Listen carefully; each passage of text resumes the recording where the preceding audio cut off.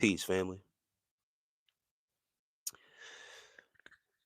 Back with the live, and if you catching this on playback, been a couple days off of these lives, been dropping more recent content. If you're catching this on playback, as always, my appreciation. You guys coming to check out these lives, supporting the content, supporting the channel. Overall, as always, my gratitude, my appreciation. And I thank you guys who have donated to the channel, show constant support of the channel and the content. Once again, if you're catching this on playback, as you can see, more recent semen retention videos have been dropping. Continue to show your support. Keep this content flowing through your algorithms. Like, comment, subscribing. And overall, man, just supporting your boy.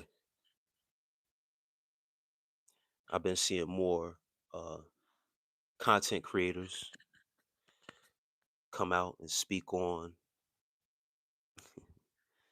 the way they are feeling about certain platforms. OG Kicks, man, peace to you, brother.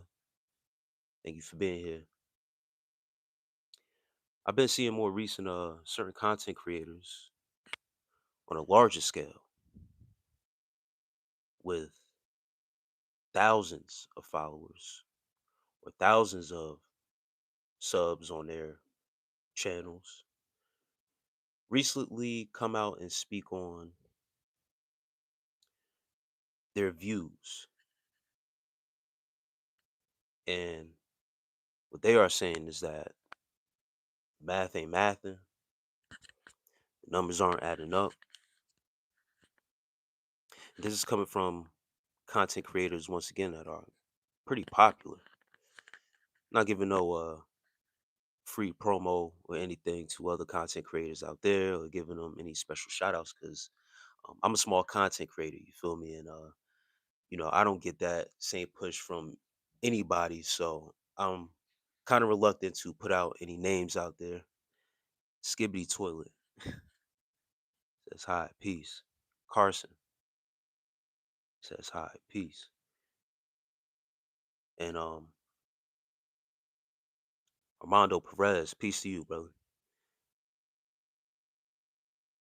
Curse Goddess says hi, peace, peace. Everybody rolling into this chat, into this live. I appreciate you.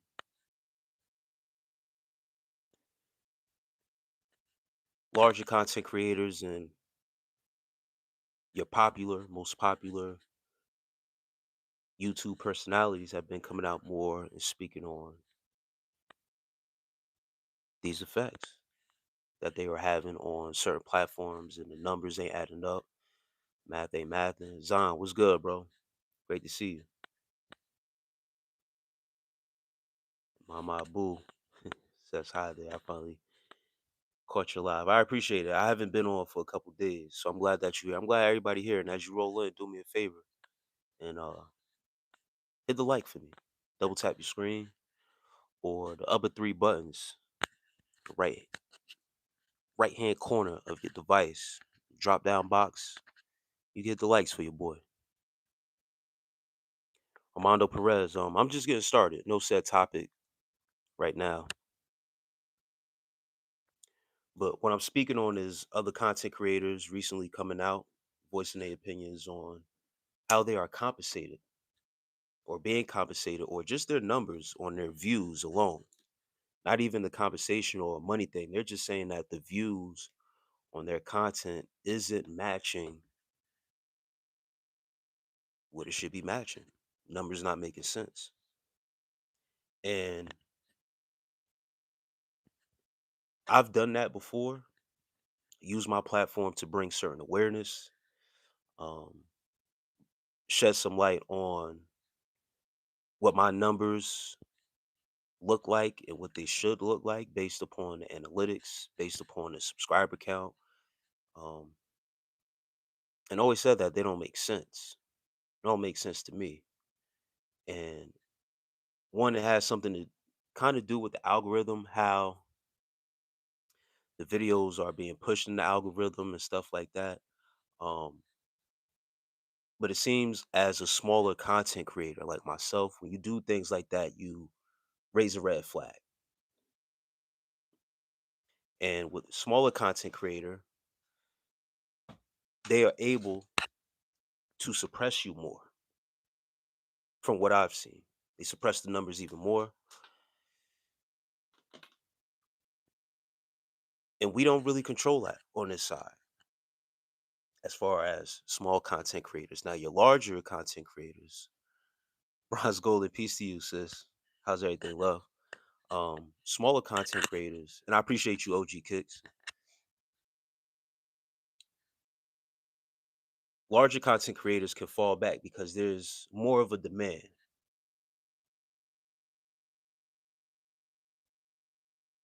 Some people on here buy their subscriptions and views. It's crazy, my boo says. Yeah, and that's another thing too. Some people buying their views and subscribers. What that does is though is it forces their content to be pushed in the algorithm. And it's basically like a pay for play, if you will. Now, when you have that to your advantage, it suppresses smaller content creators, right? So it's not an organic thing. You feel what I'm saying? For smaller content creators who are up and coming or just starting out, it makes it harder for those content creators to really have their videos or audios pushed.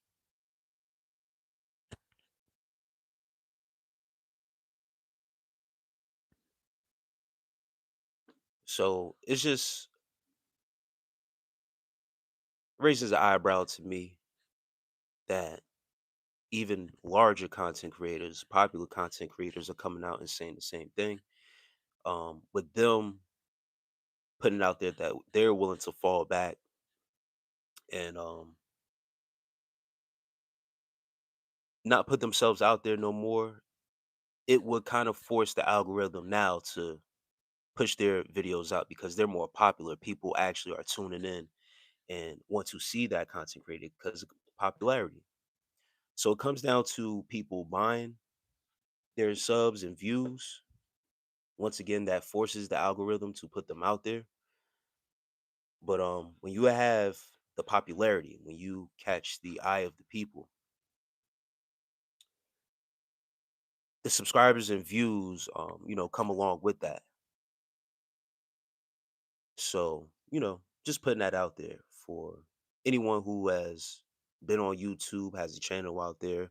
Um, I know certain people that have come along um, that say they want to start a YouTube, not to discourage you or to veer you off, but it's tricky out here, especially for popular content creators.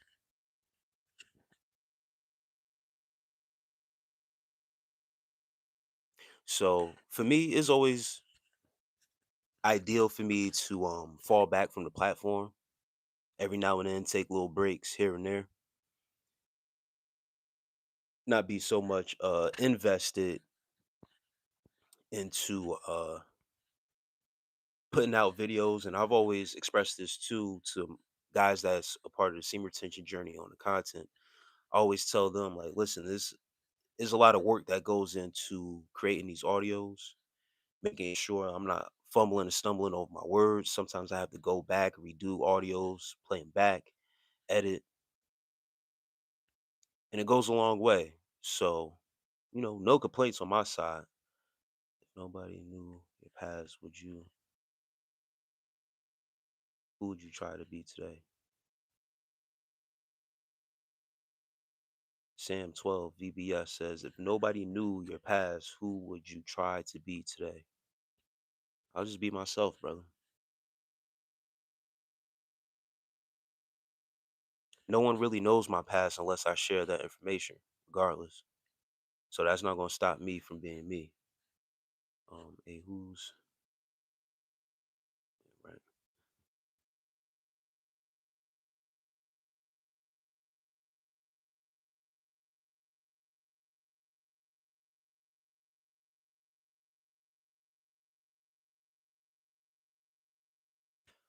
Zahn says when the numbers and following isn't genuine, it's never going to work.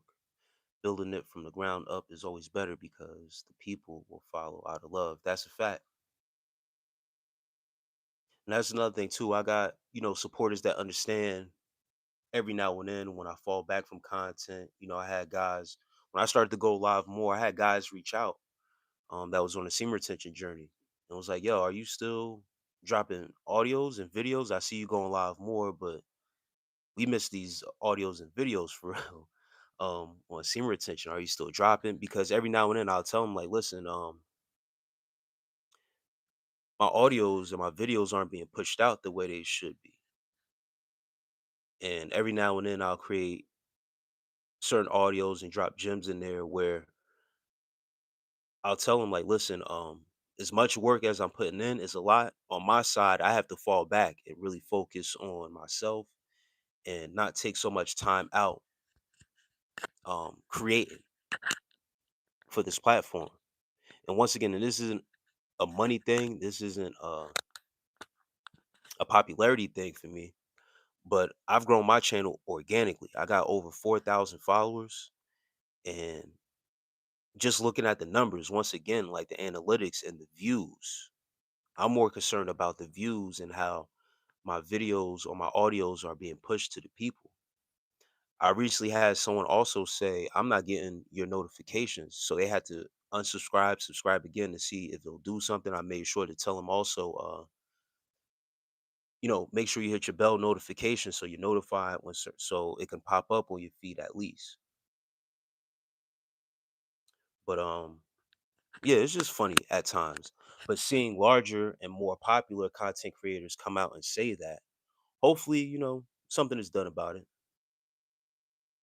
Small content creators can complain till they face turn blue, but small content creators can't have much of effect unless the bigger and more popular ones start to come out more and speak on it. And they are, which is a good thing. So, the views need to make sense. That's all I'm saying.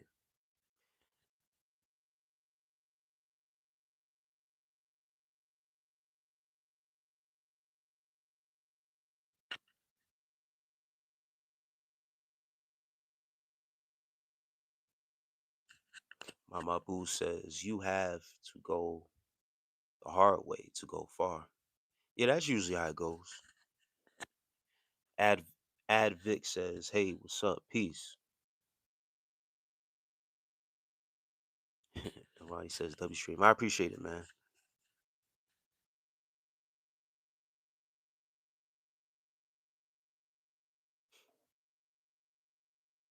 Zahn says, "I've been real sick this week, so I haven't been on the internet or YouTube. I definitely have to catch up on the latest vids you dropped.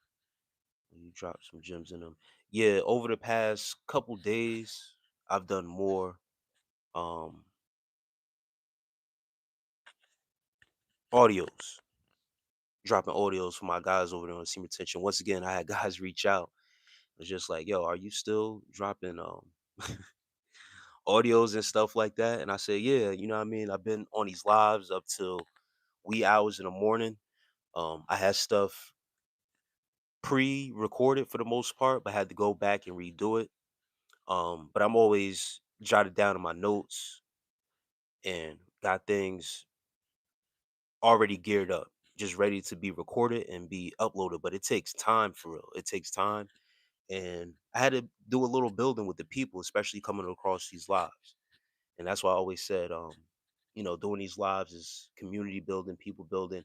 Then it's also getting the attention of the women also who I feel like need to be privy to this information also because they come across guys, they can encourage semen retention also or a life of celibacy on how to, move as far as men.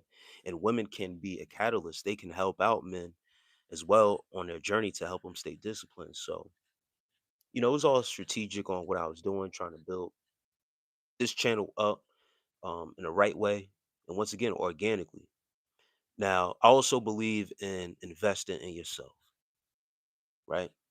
So it's not a bad thing when people go out and pay for play, if you will, or pay for views or pay for subscribers, right? It's not a bad thing. I see that also as investing in yourself, investing into your channel. Um, it's things out there that help you with that, Google ads and stuff like that, which is cool. But once again, it puts those at a disadvantage who are starting out, um, who don't have the resource to invest like that, and they're just starting from the ground up and trying to get on. Now, I'm monetized and everything. So once again, I don't have no complaints about uh, being compensated or anything like that. I get people who donate time and time again. So I appreciate that. Once again, I'm just more concerned about how my content is being pushed in the algorithm. It's the views. And that's what a lot of guys are starting to talk about more. And I'm happy about that. Um, I'll talk ab- I'll put it out there and say this. If anyone knows who I Show Speed is, right? He's top three. Top three, I would say, in streaming, whether it be on YouTube or Twitch or whatever the case may be. And he's been traveling the world, streaming live and all this other stuff. He's recently come out and said the views and how things are going for him in the algorithm aren't making sense.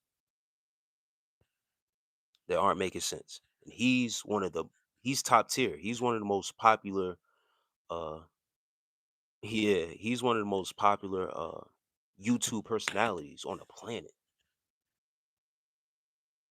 And he's spoken out about the views not adding up. So he's saying that he's about to fall back. Now, once again, he can afford to fall back. You feel what I'm saying? Because he's paid. But once again, when you have someone like that talking about how things are perceived in the algorithm and it's not making sense, um, it's something to be said about that. So, bro doesn't need much promotion from me or a name drop of him won't do him any disservice. I'm pretty sure people know who he is, but I put him out there just to show a reference to one of the most popular on the planet that's doing this streaming stuff on the internet. He's saying it's tricky. It's tricky on the algorithm and with the numbers.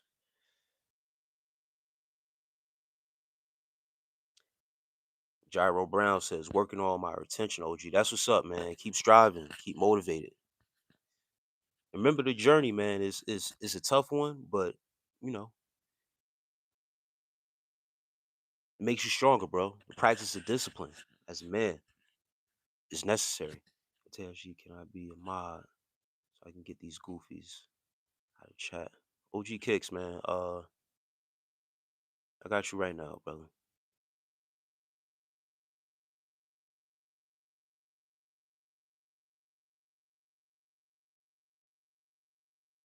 OG Kicks, I appreciate you, man. Let me catch up to the chat. Um, Gyro Brown says YouTube Hollywood. Yeah, man.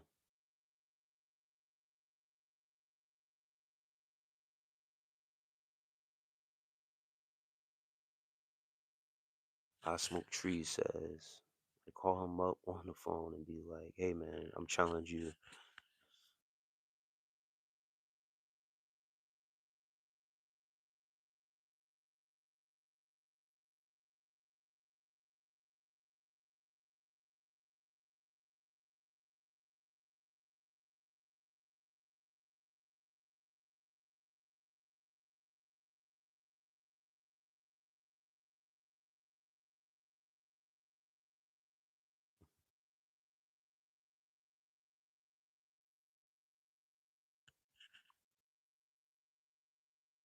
I appreciate you, OG Kicks.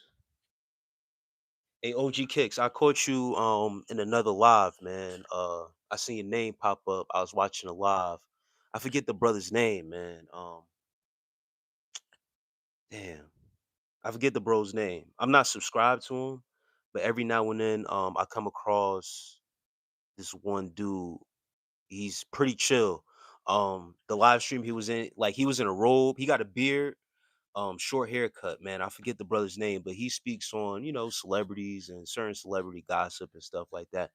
But he's pretty cool, man. He seems dope. He don't go too crazy. GMB TV 757. I'm not too sure if that's him, but I think grown man business. I think that's him. Yes, yes. Um, yeah, man.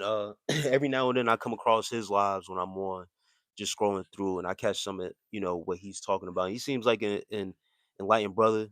He seems cool. He talks, mostly about celebrity gossip, which is okay. Guys do what they got to do on his YouTube streets, but once again, he don't go too crazy of doing anything extreme or talking about anything about these celebrities too brash. He just speaks on the news, gives his opinions on how he feels or whatever. Um, and yeah, that's it. But I see your name pop up through his lives. I was like, yo, this OG Kicks really be on these live streets for real, man, giving brothers support. So I appreciate you, bro. It's your girl, JC says, hey, peace. Peace to you, JC. Dead man gone. Someone asked this question before. I don't know if it was you. But Clover Max, I see commented right below. Fried hot dogs is the only way. Yes. If it's not fried or grilled, I don't really mess with it. But Dead Man Gone, definitely not microwave, bro. If I had the choice between boiled hot dogs or microwave hot dogs, I'm messing with a boiled one over no microwave glizzy, bro. That's crazy. Um, but I personally enjoy fried or grilled. I like the burn marks on my joints. The real Nika, peace to you. Glad to see you in here. Yeah, Clover Max says or grilled. Yeah, I like the burn marks. It's good to see you too, Onika. Everything's straight. Everything's good. Took a couple days off of these lives, getting some personal things done. As always, always gotta pay attention to your personal life away from this internet. Don't fry them and put no onions and green peppers on them. You hurt yourself.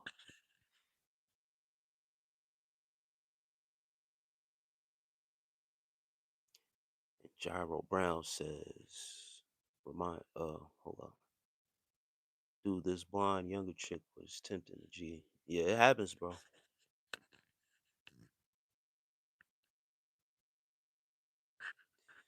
Reminds me of my dad and he like them grill. Yeah, yeah, Gyro Brown. That's honestly the best way to have them, if you ask me. That's my opinion.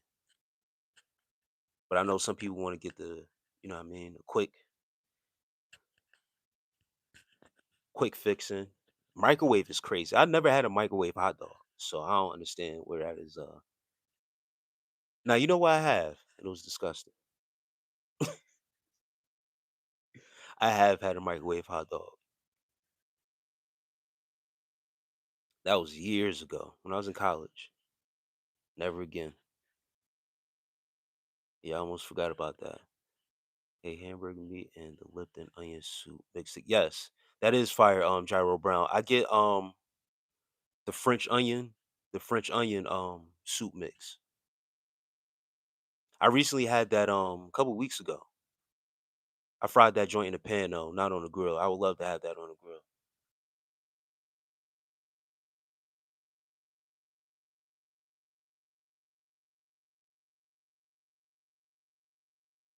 Yeah, it's not the same. It's not the same. I remember having that in college. I was in my homeboys. Yeah, the French onion soup is the one. Being in my homeboys dorm. When you're in college, however you get the meal in, whether it be ramen or whatever the case may be, wasn't he didn't really have is no stove like that. So yeah, that microwave. Put water in a container, put them hot dogs in there, microwave that joint, and that joint was disgusting. Still ate it, but yeah, it wasn't it.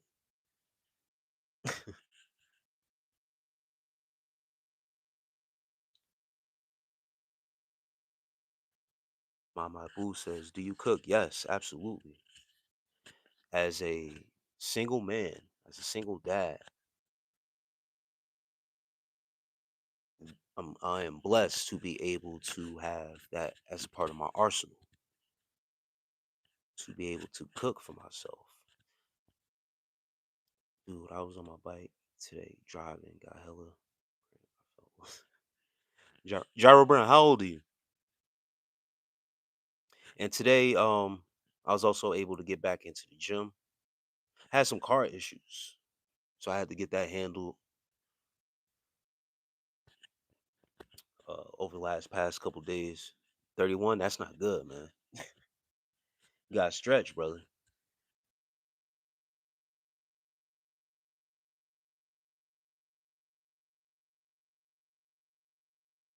Craft dinner doesn't count. Nah, man. I actually come from a African background, so I cook African dishes. So anything else is a piece of cake. No pun intended. But I have in my background, um, my mother being in that kitchen and me watching my mother being put onto certain stuff, uh, knowing how to cook.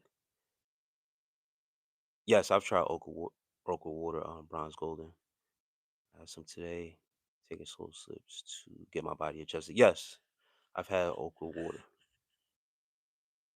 Sorry, it was a dumb joke. No, it wasn't a dumb joke, bro. Work out every day, car wrecks and shit. Feel me? African food, I bet, there's plenty of flavor and love. Yes, man. Yeah, being able to be put on to certain stuff like that. So cooking African cuisine is something that is part of my arsenal and what I enjoy cooking the most nowadays because Mom Dukes ain't around no more. So having that in the memory bank and having that as a part of my arsenal is very important. So cooking anything else for real is easy. Easy to me. Difficulty in cooking African cuisine with its authenticity is a process. It's a process and it takes time. So cooking certain meals, I don't want to shoot down any American food or a Western diet. But to me, all that other stuff is easy for real. And I love grilling too. In fact, glad I can cook. Oh man, that's over 30. That can't cook eggs. Yes, that's important, man. Especially as a single dude, bro. Yes, so real Onika is the greatest.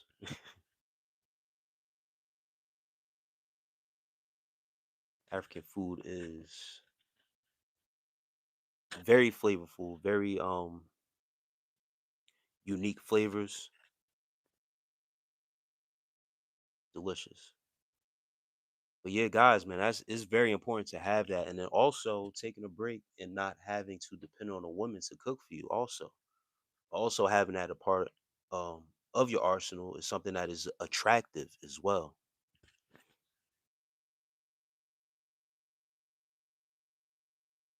What's your favorite thing to cook? Mine's is simple beef stew. Reminds me of my dad, Joe Skizmo. African cuisine, bro.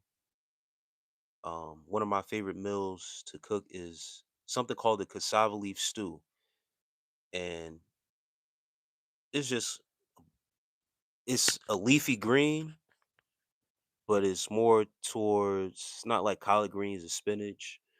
Um, it comes out more pasty in the stew, but you can add whatever you want to it. far as like chicken, beef, shrimp, crab, stuff like that.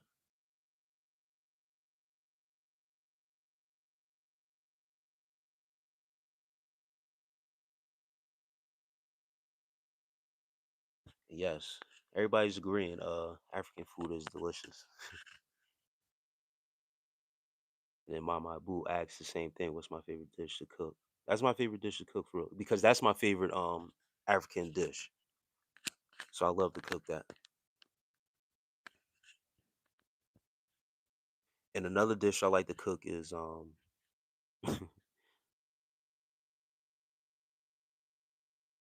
a red panda. That's where my people come from, Liberia. So Liberian food is actually what I specialize in. Um, but I love Italian food too. So like spaghetti, chicken Alfredo is something that I enjoy cooking also. And the real Nika says I make the best breakfast food with the right ingredients. Yeah, same here. I love breakfast food as well. Gyro Brown says, dude, I love rice so much. Being older makes rice cool because you can switch it up, season with and vegify. Yeah, rice is a staple. It's a staple in many cultures, though. Many cultures hold rice to a high regard, but Africans love rice too. I'm sorry for your loss. My condolences. My mom taught me how to cook at 8. We learned how to survive at a young age. Yeah, same here. The real Onika. Once when she put me on to how to cook for myself young, there was no turning back. But I appreciate that. I appreciate that. The real Onika. Appreciate the condolences. For real, for real. Prince, cash you out, man. Great to see you tonight. Peace, bro. Oh, my grandma fried chicken and pork chops getting burnt by grease. Yeah, it's, when you in there, especially young, it's definitely a learning process. I definitely got some welts and burn marks for sure, for sure. You mess with cumin, yes. Jabba Brown says I cook more than my old lady. Yeah, and I actually love cooking. It's a hobby for me. It's therapeutic. It's soothing. Um, so I don't mind taking that role or taking that off when I do have a partner. I don't mind taking that off of my partner's hands for real. And women, like I said, women find that attractive, especially when you can make that something both of y'all can do at the same time. They say the new modern woman's go-to dish is chicken Alfredo. Um, I don't believe that's all though. Yeah, that's funny, Zon. Once again, I don't want to make it seem like it's basic, but some people really don't know how to cook for real, for real. You know what I'm saying? Like, I know that it's certain people got their go-to dish because it's easy. Like I said, it's easy to it doesn't require too much ingredients. Mac and cheese is another one that's like a go-to for the modern woman, but some don't really have that skill to really put it down and make it their own way or their own version. You feel what I'm saying? It's very basic sometimes. So cooking is a life skill every human should learn regardless of gender. Yeah, proud by Bengali. I agree. But some people are lazy, you know what I mean? And they don't really necessarily have to learn that skill, but it's a great skill to have. And you're right, regardless of gender. But some people are codependent. A lot of Not a lot of people, but some people are codependent, so they would either pay instead of cook because it takes time, it takes effort for real. You got to watch what you're doing. And then some people are codependent, so they rely on someone else to cook for them, or a partner, or a mama, grandma.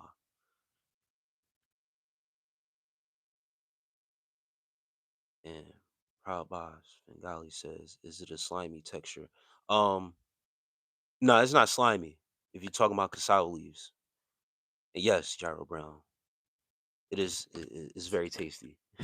Like I said, it's my favorite African dish all time, number one to me. Um, no, it's not slimy though. It's more. It's leafy.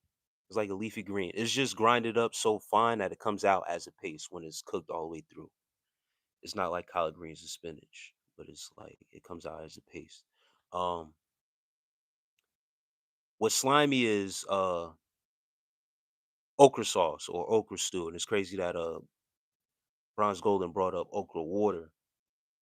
Many benefits in okra water, but okra stew and okra sauce that comes out slimy because the texture of how okra is, which is another dish that is one of my favorites. Paprika rice is a must. I never had paprika rice. Coconut rice, something I like a lot. Yep, sure is. What monstrosity is this under that? There's no monstrosity actually. The only thing is that I haven't got a shape up in a couple weeks. I was instructed to grow my hair out, so I did my nighttime routine. I always take care of myself before I come on these lives because I'm up to wee hours in the morning. So shower, wash my face, wash this beard, put some products in my hair. I'll have it confined in this satin cap, hold the moisture in. My hair gets dry fast, so it's important that I keep the moisture locked in. I ruined cumin for myself. I mistake cumin for cinnamon. I did that once too, Bronze Gold, and that's crazy. Poured cumin all in my French toast batter. Damn, baked it, ate it. Yeah, yeah, that sounds traumatizing. Yeah, I did the same thing one time. I confused the cumin for cinnamon, and I did it in reverse though. I actually was making something that I wanted to use cumin in, and I put cinnamon. Yeah, I did the reverse. I put cinnamon in the dish, and yeah,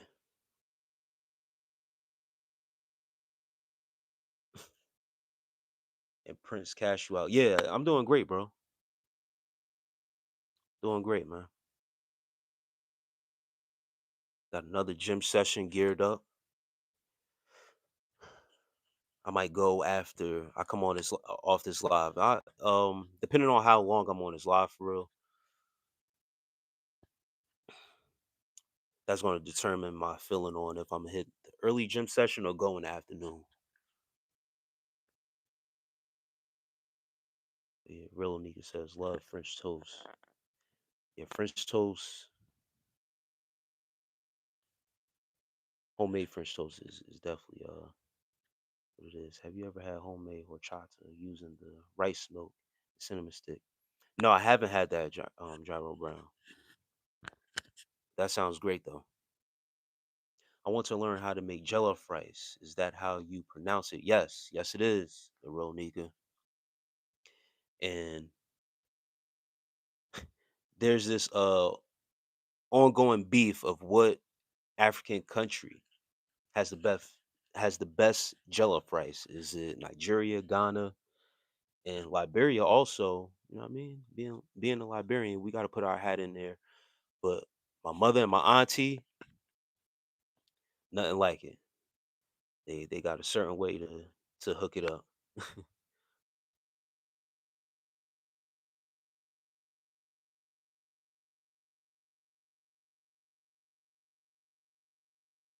This one's you. Going for sources.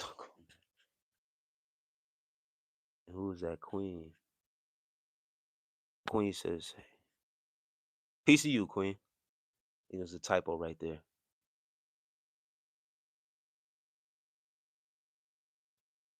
I have friends that I seek out anymore or people in general I like to talk with, but you good people. OG. I appreciate that, Gyro Brown. Yeah, man. Once again, man, I bring a certain vibe. And this is just how I am, and this is in real time. This is in real life. You know what I mean? When I come across certain people that I meet, very respectful, man, and people ask me a question, try to answer the best to my knowledge. And it's nothing but respect because that's how I would like to be treated with respect. So I give that away to people for free until that line is crossed. So, that's just my personality, man. Cool. I keep to myself for the most part. I'm an introvert. But until I'm confronted or something comes my way, that's when you get to see me put in some work, put in some action for real. Prince Cashew out says modern women pull up to McDonald's. A lot of women, some women like to eat out a lot because they're trying to hide that they can't cook for real. Positivity cuts through to the other side. Good with you. Gooey McDougal, man. Peace to you. Yeah, fried okra goes hard. Yep. Yeah, that comes out more slimy because of the texture and how okra is. Delicious. Oh, my girlfriends think I'm cheating on them. Andre Brown, funny. Okra being slimy is a safety mechanism, I believe. I mess with okra in all shapes and colors. Yes.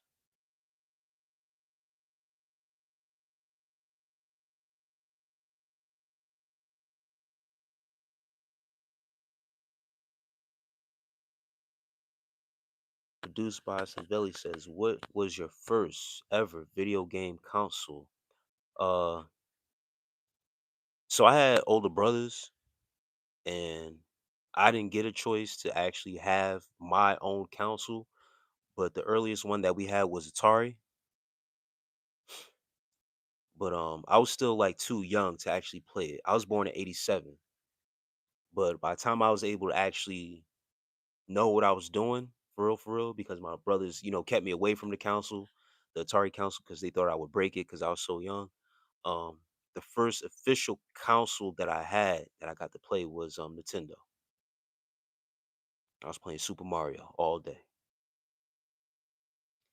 Then the next console that we had simultaneously was Sega Genesis. That was the one that my parents got for me.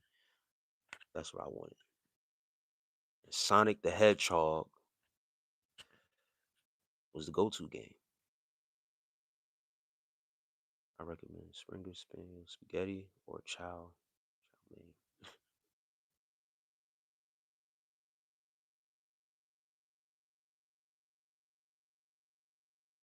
Andre Brown, bro. Since you like Italian dishes, OG, you should try that Dan O's seasoning. Cheese seasoning goes great on Italian. Okay. Yeah, I'll look into that.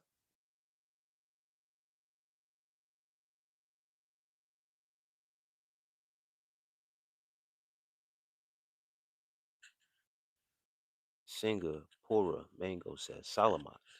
Evening. Peace to you.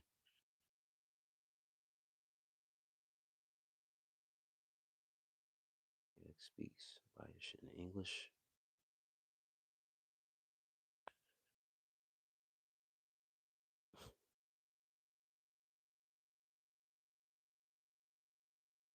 Kamu said Bahasa Indonesia. What is this guy talking about?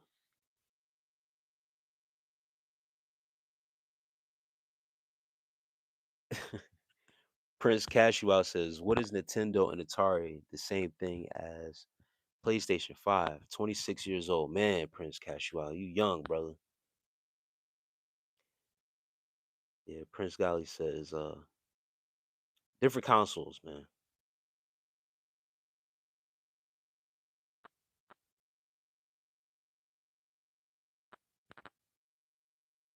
I remember the day I was born.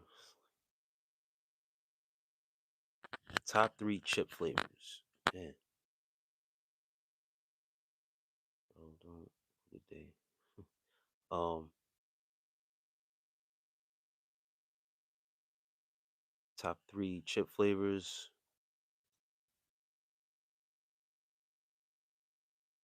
I like hot popcorn. like spicy stuff, but I don't like the new hot Cheetos and all that stuff. Yoshi fan says hi, peace. I appreciate that, Charlie. This is Jordan. This is Jordan hoodie, blue and white. There's some red on the back. It's a Nike slash Jordan hoodie. Sour cream and onion is a go to for me, and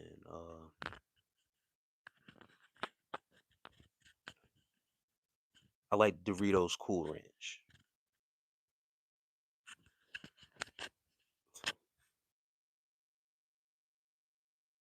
What sports car does a cat drive? Gyro Brown. I don't know, man. And Ian says, "Stay lucky, man." I appreciate that. Stay on the right side of the vibration to attract whatever's coming my way, brother. Riley says, "What's up?" Peace to you, Riley. I've been great, man. Once again, had to take a couple days off lives, take a couple days off of coming to this internet, but also dealing with some, personal stuff. Had to put my car in the shop. And now I have a way to get around again. It's always good when you get your car at the shop, man. It's a great feeling because you're able to move around like you want to, not have to worry.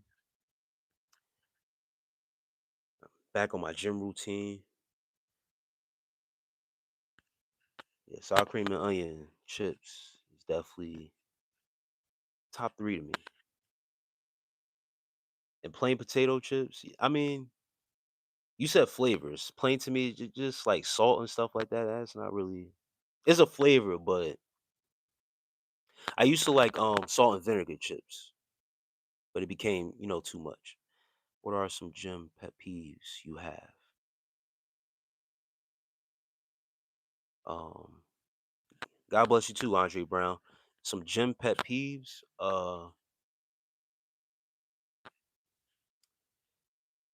I haven't dealt with this or don't deal with this. Have a great night, Andre Brown. Yeah, feeling unstuck. That's for sure. I don't deal with this too much, but I don't like when people leave their weights around. The gym I go to, no one does that. No one does that. But I remember back a couple years ago, being at certain gyms, people would leave their weights on the ground and stuff like that. Not re-rack their weights. Or when people leave their weights on a machine or something like that. I don't like that. Because you don't know who's coming next to use that. You got all these weights on here. That's not cool. And I appreciate that, Riley. Josh says hi. Peace. Martin Hazard says, "Do you know Doritos have MSG?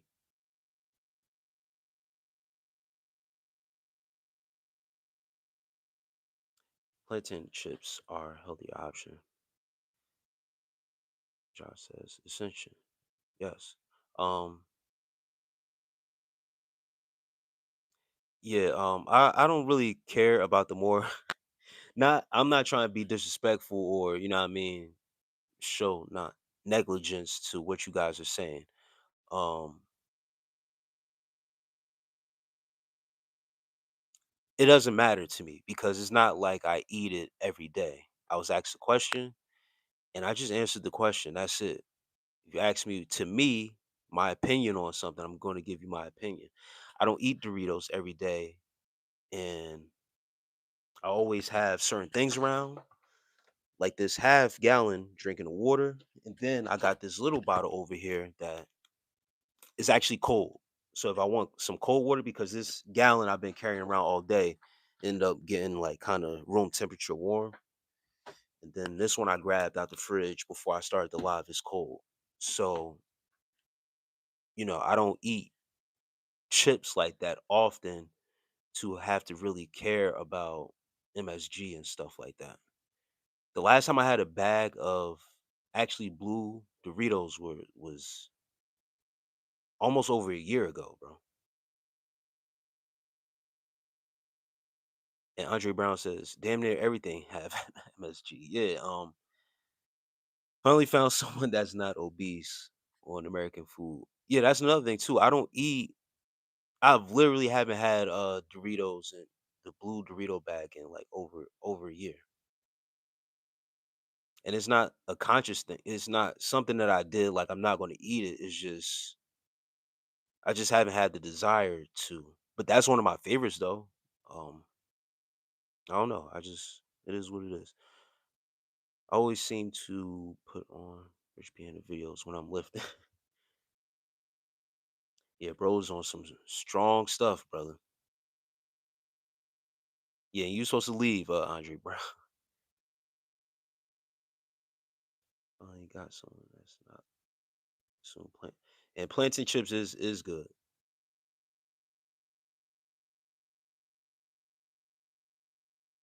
What, bro? You drink more water than anything, dude. I'm partial to club soda and sugar-free Coke. Yeah, and then actually the next time I go to the grocery store, I want to get some mineral water. Carbonation is my pleasure. Yeah. Um, yeah, I wanted to get some mineral water. And someone else mentioned something about some like I need some electrolytes to go along with my water too. So, the regular Powerade, Gatorade and stuff like that. I drink coconut water a lot too. Hydration is key for me. Um, where you from, my boy? Right now I'm currently in Pennsylvania. I'm located in PA. I mean, salt and vinegar lays right now. Yeah, I haven't had those in a minute. Um, Too much of anything is bad for you. That's a fact, Martin Hazard.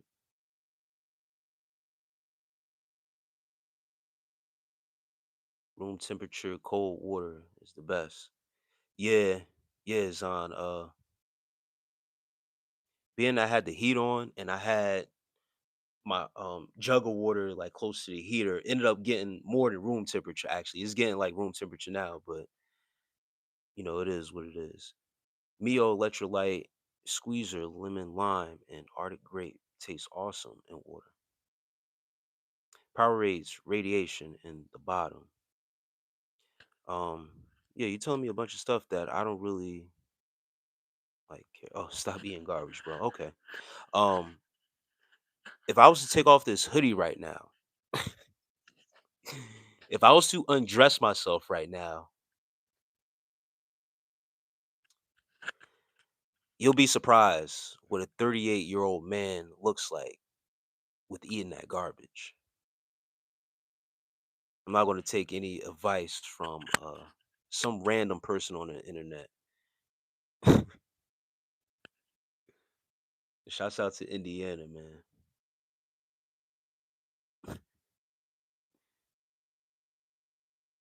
Oh, bro.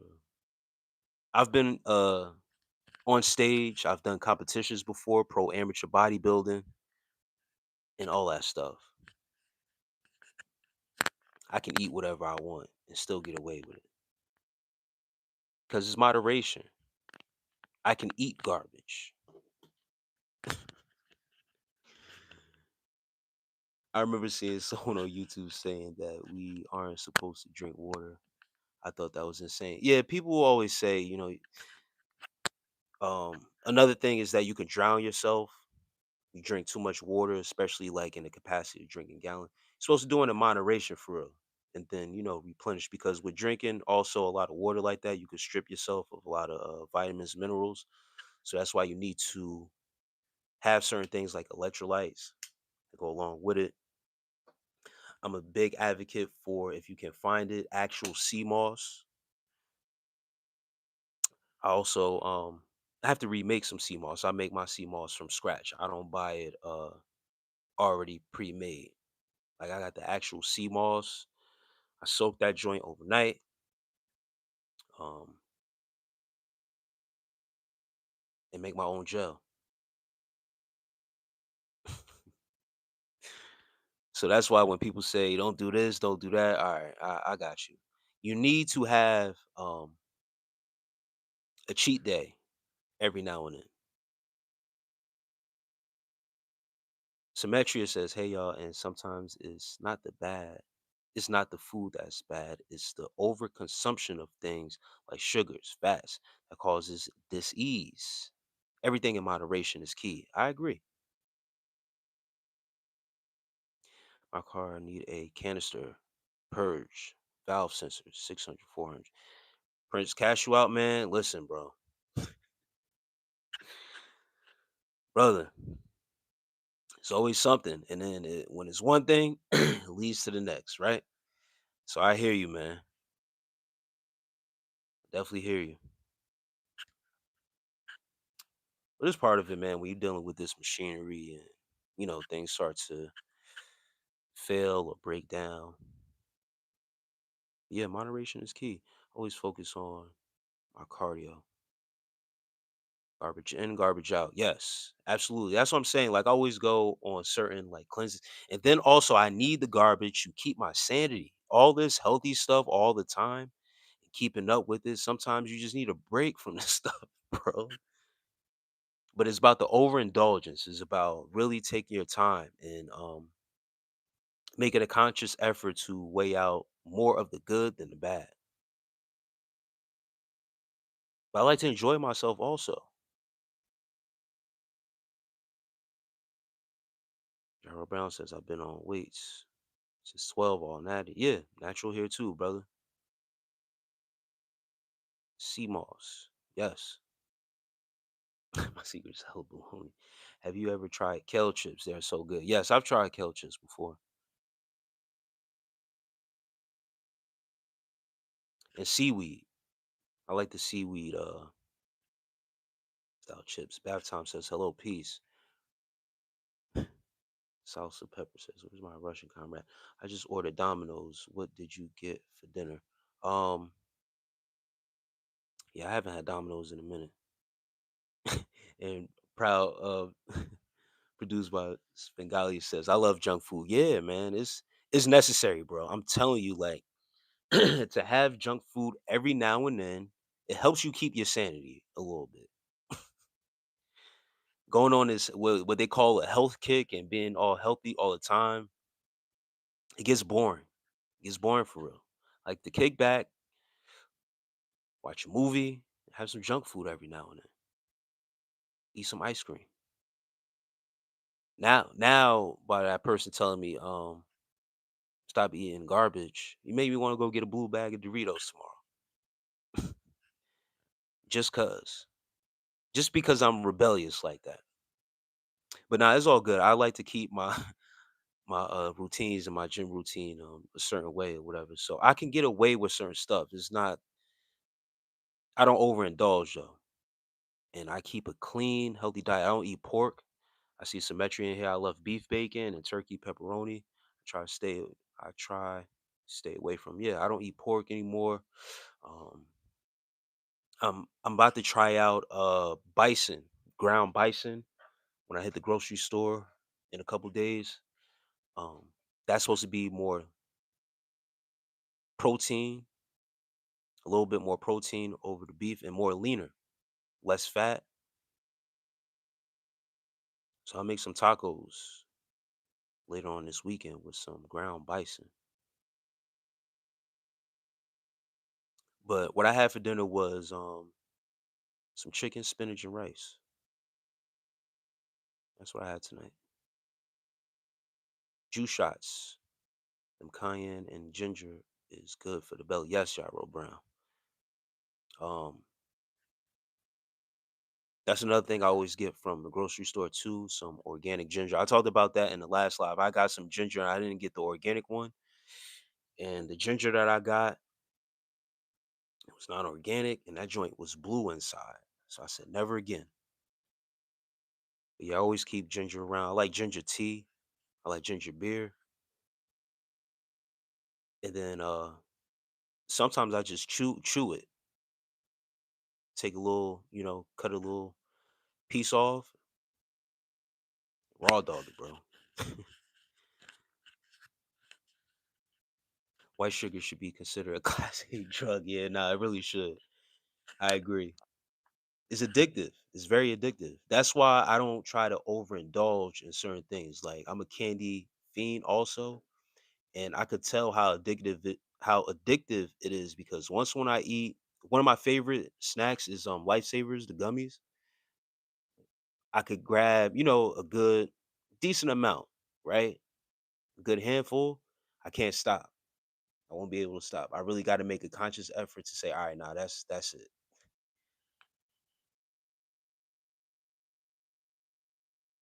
And yes, Golden Brown. Me and my son especially, we love sushi. Every time, anytime he gets a chance, he always asks when we out and about. What's up, this guy? How's your day, night, evening going? Floors, floor, peace. And my day and night is going great. Back off a couple days of these live streams. Been dropping content though. More consistent with the content guys been asking, are you still dropping semen retention content?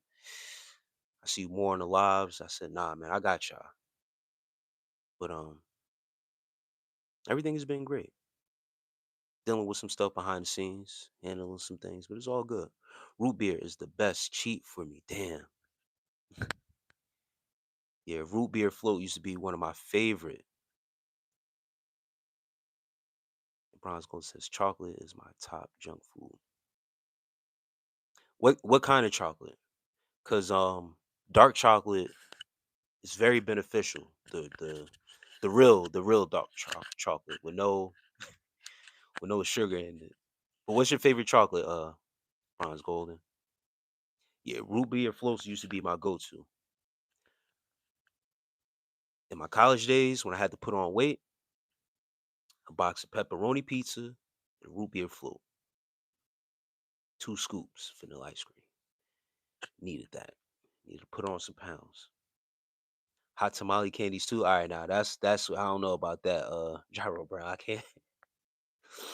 I couldn't do that. And L Lebo says, "The hell is that?" I don't know what you're speaking on. Gino Dash says, "What do you think about Trump's post about Michelle and Barack Obama as apes?" Um, Gino Dash, to be honest with you, when I first heard about it, then I seen it, I didn't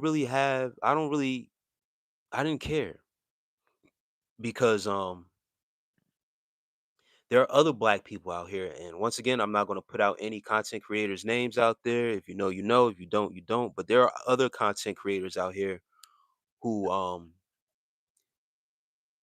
have also put out, and they're black.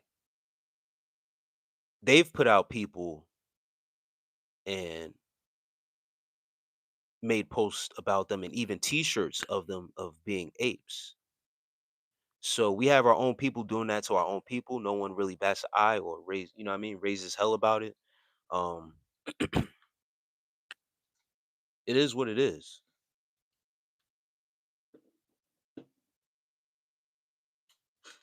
If you're offended, that's on you. You shouldn't be offended by what someone else's actions are or how they think of someone. Um, I really have no care for it. I have no feeling for it. Bison is good mixed in burger. No,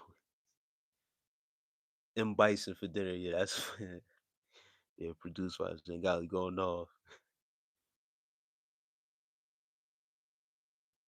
Yeah, no ham in my pan. You have chicken, spinach, rice. I had chicken, spinach, and tortellini. Yes, that's what's up, Bronze Golden. Carbonated water with those sugar-free packets are clutch. Tastes like real soda, 0 calories. Yes, yeah. I wanted to get some. I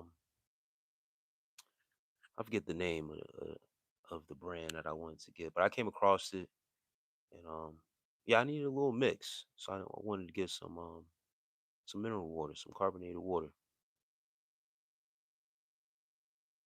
Dan's Migo says hi. Dan's Migo, peace. Saltwater flush? No, I haven't done that. And Tanner says, "Hey, how are you guys? Doing great, man. I appreciate you, Tanner, for being up in here. One of the chillest guys on YouTube. I appreciate that, Dan Migo. The ginger yogi teas for digestions are pretty cool. The mantras written. Yes, those are good on them. Great guys for the day. Yes. Yeah, 2 bags per cup. That's how I do them too when I get the tea bags. But I like to brew my own stuff. And especially, stuff like, ginger. Because I already buy ginger already, so it only makes sense that I do it myself. And then I can make it as strong as I want. What's everybody drinking? I have an orange soda. Yeah, Svengali, he's on some other stuff. My legs is hard to walk on. Trinity night. Was it leg day for you in the gym? I'm gonna hit legs later on in the week because I know they're going to be sore after taking a little break from the gym. Uh I still got things to do during the week, so I don't want to be out here walking gingerly. So I plan to do it at the end of the week so that way I could take the weekend off, get some rest. Chocolate hazelnut is my favorite. I love all chocolate though. Okay. Nora, RB. Yeah, I get that a lot, Nora. And Equinox. That's what's up, on peace. No, I don't have an OnlyFans. Gyro Brown, red carbonate wine, just big glass nightcap. That sounds great. That with some chocolate, Gyro Brown is sounds like a night, brother. Hey, Soul Try, my brother from another mother.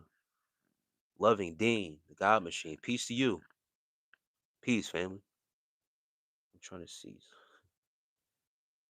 thoughts on modern day youth in America. Eve says thoughts on modern day youth in America. Um, and Kaz Washington. Peace to you. Are you talking about the YNs or are you just talking about the youth in general? Do spice Bengali? Do you eat raw eggs? Nah, not no more. I used to do that in college though. Once again, in college, I was playing college football, and I had to put on some weight. Coming out of high school, I was about 160, 165, and then going into D3, Division 3 college, playing college ball. They said I had to put on at least 20 pounds. At least. I said, damn. But fast metabolism at 17, 18 years old, but basically being put onto a diet where I could eat whatever I want. It was beautiful at that time. So yeah, I was doing all that stuff, bro. T Naz says much love, peace. T Naz, how you? What are the benefits of raw ginger? I mean, just the overall benefits of ginger helps with digestive aid. Um, also boosts your testosterone naturally. Is a natural testosterone booster. Gives you that great raw energy. So the more stuff that you take actually in like raw doses instead of like just brewing it in tea, because when you put heat to certain things also it takes away a little bit of the benefits for real, for real. So like the ginger shots is beneficial. um Once again, I like to every now and then just chew on actual root, because ginger is a root. So I actually take the ginger root and chew on it and really get the real juice from it, not having to brew it or um grate it, anything like that. But there's many benefits to ginger, but the more raw you can take it, the better. That's Amigo. You swole, bro. Yeah, man. What sports did you used to play? Basketball, football, play baseball.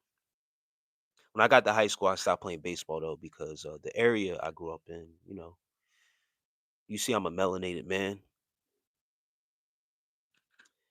and I love baseball, bro. I love baseball, but moving to a certain area and being around, predominantly, well, not predominantly, but it had its Caucasian folks, you know, so they would favoritize,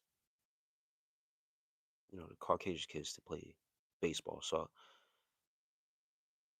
it is what it is. But I played all sports, bro.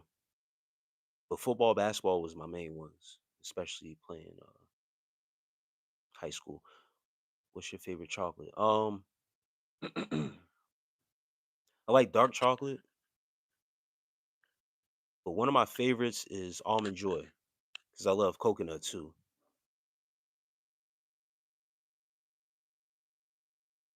Almond joy is one of my favorites. What's up, man? What are you on about tonight? My Andy podcast. Right now we just talking about uh different foods, some of our health choices, some of our favorite junk foods and stuff like that. We vibing right now. Ginger helps with inflammation also. Yes. Ginger is God food. Yes, absolutely. Like TRT from my testosterone booster. For sure, for sure. Yes, like with raw honey, it's better to have it raw, unheated. Yes, that's another thing too. Raw honey. I gotta go re up on some more of that as well. Hey, dude. Hope you're having a wonderful day. Do you like waffles or pancakes better? Car venture. We was just talking about and eat sweet potato. Yes, I like. They say a little lamb. I'm gonna get to what you just said about sweet potato. Uh, Car venture says waffles or pancakes. We was just talking about breakfast foods earlier, and someone brought up French toast, and I actually enjoy. Man, it all depends, bro. I love French toast, especially homemade when it's done right. Um, that's like number one for me. And then man, going you gonna ask us boil hot dogs or microwave hot dogs again? Stop it, bro. Um, but Belgian waffles though, and I had Belgian waffle at this one spot called Compton's, and it's out here in PA. It's a exclusive breakfast spot. Um, their waffles are so good, bro. It was amazing. And then there's another diner out in my area. It's called Pioneer Diner. They make their French toast out of a different bread is different, bro. So it brings a different. It's more fluffier. It's crazy. But I like French toast over waffles and pancakes, though. Made right. But I love breakfast food as well. Waffles, pancakes, eggs. And little lamb, a little lamb, sweet potato and broccoli is good. Um, I recently came up on some information that like actual yams is actually what we should be eating, not sweet potato. Sweet potato, as well as broccoli, is more of a hybrid. Even though sweet potato is more healthier, yams is actually what we should be eating because that's more natural. And sweet potato and broccoli is more hybrid. But I love sweet potato pie, one of my favorites. What protein do you like with your Monster Energy drink? Oh no, I don't do no Monster Energy, bro. But whatever protein I could get, but I don't do no Monster Energy drink. Makes me feel. One time I drank Monsters, I don't like that feeling, bro. I feel weird drinking Monster Energy drinks, bro. And no, I don't smoke anymore. I've been off the za for a little minute now. 3 months. Why can't you have French toast, a little lamb? Damn, that makes me sad. Somebody says that. What are you allergic to that you can't have it? Pan fried, all beef hot dogs all day. Yeah, the dead man going ask that already early in the chat. I don't know why he's asking that. Sweet potatoes cut into fries, fried in oil, covered in cornstarch makes them super crispy. Gyro brown, yes. And the little lamb says, Gyro, that's actually that's unhealthy. I actually like sweet potato fries though. Yeah, I'm in Pennsylvania. Loving Dean. The little lamb says, I never had yam. It's the same. It's the same as Sweet Alex says the Aki way. Broccoli hybrid. Yes. Yes, a little lamb. It's like a hybrid vegetable. And yams is same as sweet potato, same, color, but it is actually the more healthier. Maurice Brodus says, can I ask you a question? Absolutely. Go ahead, shoot. Yeah, I had a feeling you was allergic to the ingredients. Man, that sucks. I have to eat whole foods only. Sweet potatoes. Man, that's unfortunate. Cause homemade, for real, homemade French toast is amazing.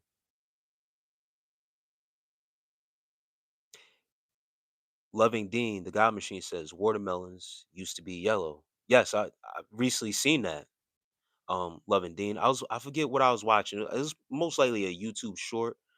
Um, or it might have been a video. But they were showing how certain uh I don't know if it was just fruits and vegetables, but certain I remember a lot of fruits, how they yeah, it was fruits and vegetables because they were showing like carrots, how skinny they actually are, corn, um, how they actually should be. Watermelon came up, bananas came up. Bananas actually supposed to have seeds in them, like a lot of seeds.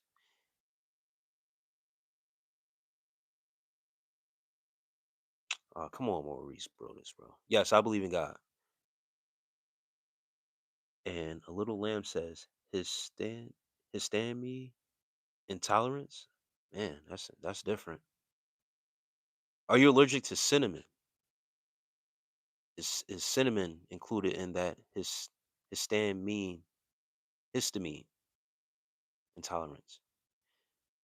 Majority of our vegetables nowadays look nothing like what they used to look like thousands of years ago. Yeah, I believe that. I make a really good French toast casserole. Damn, that sounds good, Bronze Golden. I ain't never I ain't never heard that. I'm gonna make that for me, my son's birthday next week. That's what's up. Shouts out to your son. Happy birthday to him.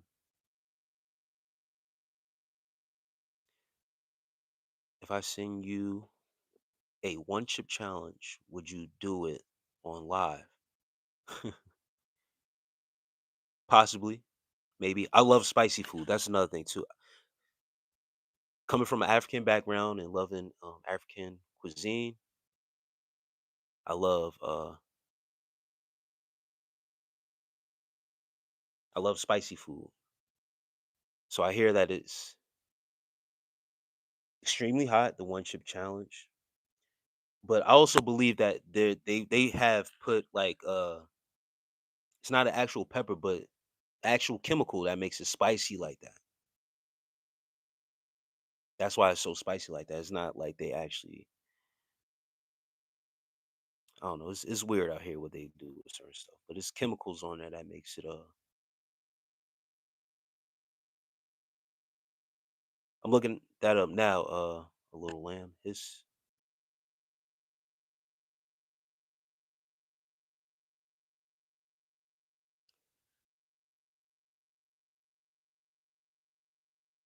a possibility I might do that.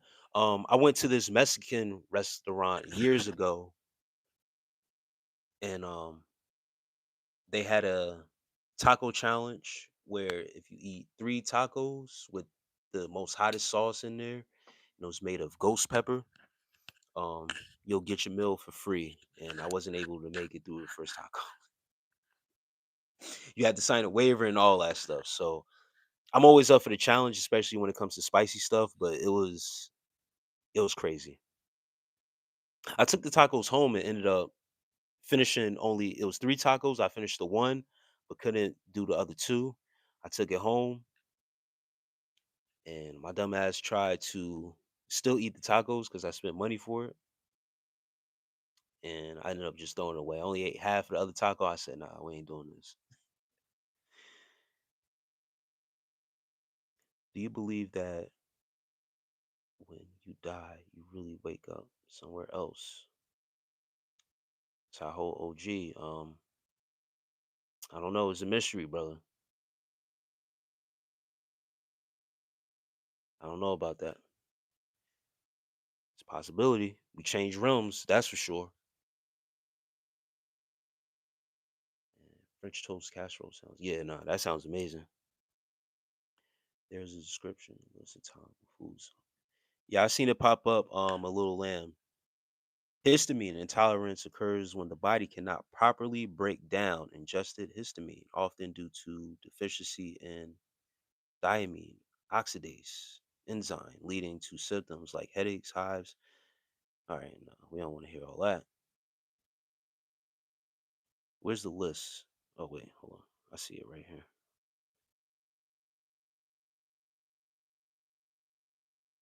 No, that's not the list.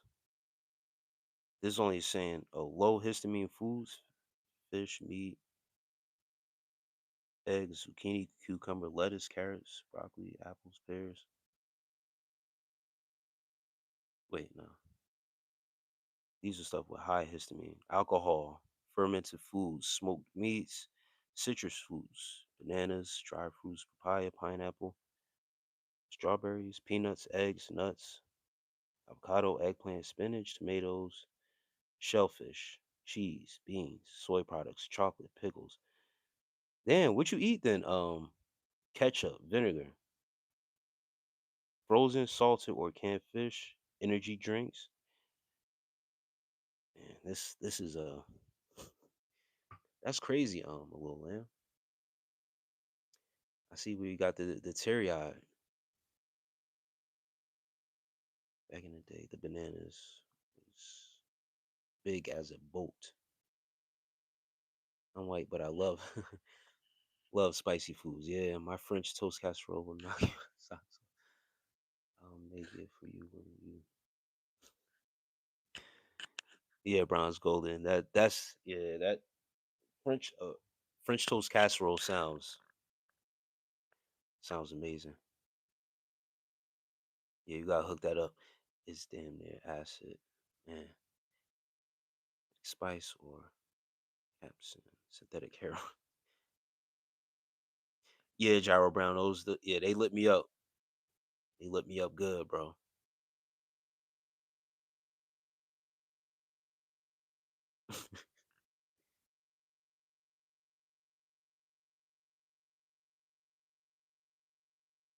Yeah, it was yeah.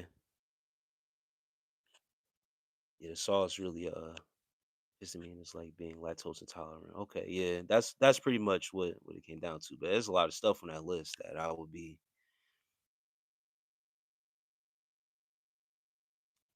That's crazy.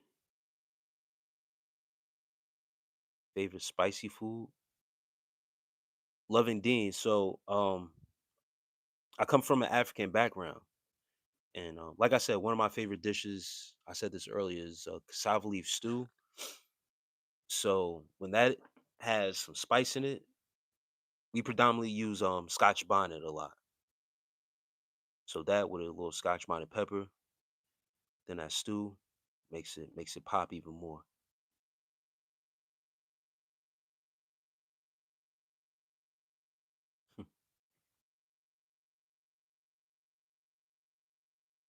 Yeah, I see the reactions to it too. A little lamb.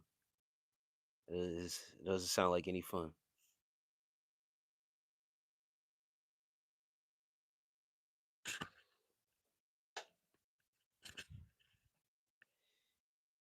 to dox yourself.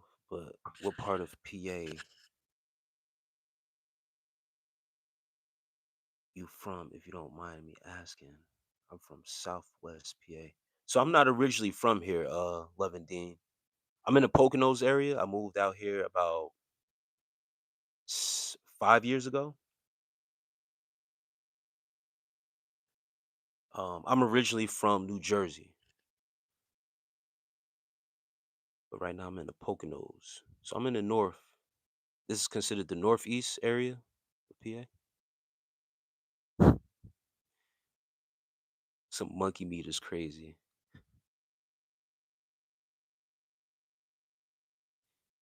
Neither am I. I was born in Michigan, but pretty much grew up here.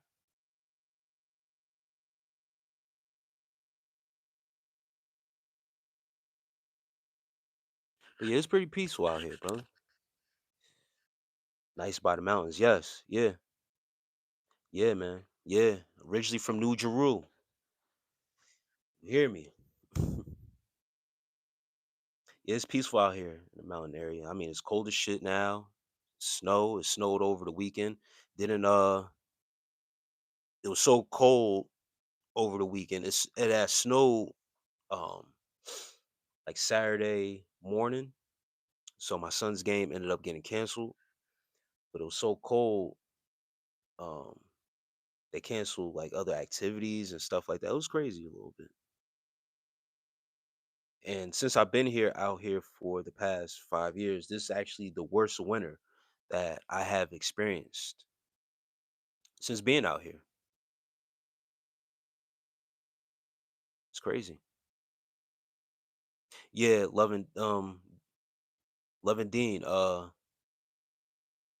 took my son fishing this over the past summer for the first time out this way. It's a great place. A lot of places you can go fishing at around this area as well. Very peaceful out here. There's a lake. Well, there's a couple lakes in my area. But there's like a pond where we went to where they had bass and stuff like that where I took them to. But there's places literally minutes I can get to where we go fishing at. So it's great out here, man. Ain't there a lot of aliens from New Jersey? So they say. I know as of recent it was some stuff going on in Jersey where something came up from the waters and then disappeared. I don't know. Yeah, Bronze Golden. That's what I was just saying. A lot of stuff we got canceled out from his game this weekend. So we just chill. We chilled in the house. It was -4 degrees. It had snowed the night prior to his game, so they canceled his practice and his game because of the weather conditions. It was hazardous weather conditions, and then uh, there were wind gusts up to like 24 miles per hour. So we was in like it was like a winter weather advisory the whole weekend. Crazy winds, chilling cold. It was brutal. We wasn't outside, but it was rough. It was a rough weekend to be out there. I was outside for a little bit just to shovel and start my car to make sure it warmed up. And once again, I had to put my car in the shop, so I had to make sure everything was straight. Uh, Fishing saved me from a dark place in life. I've been fishing my whole life, but I live like 5 minutes away from the Monongahela River. Okay, that's what's up. Loving Dean. Yeah, man. Fishing is very peaceful, very settling, man. I was telling my son also, bro, you gotta have patience when you're fishing out here. Not as soon as you throw out your line, um, the fish automatically gonna get to you. You gotta have some patience. So it's good to really sit there, wait, and like you said, I could tell, you really take advantage of your fishing in that time because when you gotta sit there and really, go through the process, it's almost like you get into a meditative state. So I love that, man. And that was something we wanted to do more. We wanted to do more of that this summer, but co-parenting and his mother having stuff planned for him, and then he was into football and stuff like that over the summer. I told him now that hopefully we get an earlier start with the spring coming up. We plan to go more in the summer as well. He really enjoyed it for his first time. Lemon Dean says, yeah, snow squalls for us too. Yeah, it was crazy this weekend. It's like affect snow from Lake Erie. Yeah. Okay, yeah, yeah. You in those parts. I like snowy days when I'm in the house. Glad winter is almost over. Yeah, it's not too bad when it's snowy like that. Just get to chill in the house. Fishing will teach you so much life lessons too. Facts. Sometimes you will throw out and catch, but not always. It's called fishing, not catching. Yeah. Yes, when I'm fishing straight flow state, nothing matters besides that moment in fishing. Yep, that's true. We finally got nice weather, 15 degrees to 70s overnights. That's how Atlanta is. That's crazy, Martin Hazard. Shouts out to the ATL. Been really contemplating joining a Boilermaker union headed in Jersey. The president of the union had a meeting at my school a couple years back and told me I want to join, give him a call. Boilermakers Union? What is that exactly, Driver Brown?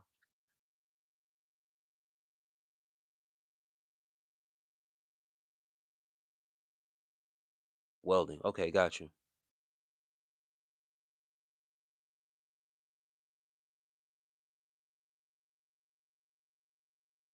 Where are you from, Structural Steve? Yeah, nah, that sounds steel. Yeah, nah. I was gonna say that sounds like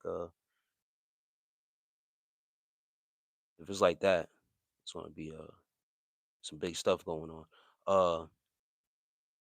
What I was gonna say. Where are you located, Gyro Brown? Yeah, we watched a little bit of the Super Bowl. We ain't really have no I didn't have no big interest in the game because I'm an Eagles fan, so it wasn't really too interesting for us. We didn't have a mutual interest in it, so we watched a little bit of it. The game was going, slow for us or whatever. So, we spent our time chilling, playing video games, doing our own thing. Uh, Little Oak Ridge Atomic Energy Land. Okay, and then in Tennessee. Shouts out to Tennessee. This PA winter got me having cabin fever though. Itching to get out like and fish just connect to land without freezing my ass off. Yeah, that's another thing too, man. Not being able to really get out and touch grass. I love getting out into nature, man. Steelers fans here, but Go Birds still don't discriminate. Yeah, I don't discriminate either. I like Steelers is all right in my book.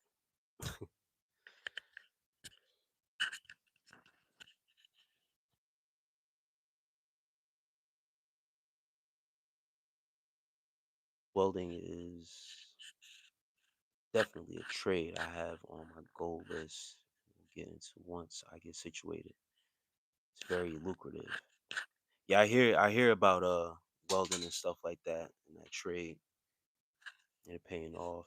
Also HVAC. Yes, bronze golden. We've actually did that before. It came out pretty good. Yeah, ours it was alright. It was alright.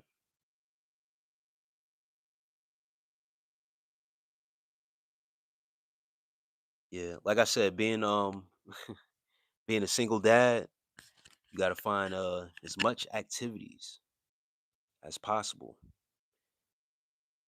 When you got that time, sharing that time with them. and that stuff done. I'll do it again though. That's for sure. We definitely had a good time doing it, sharing that bond, getting some bonding time. He likes to cook as well. He don't like to help me too much nowadays though.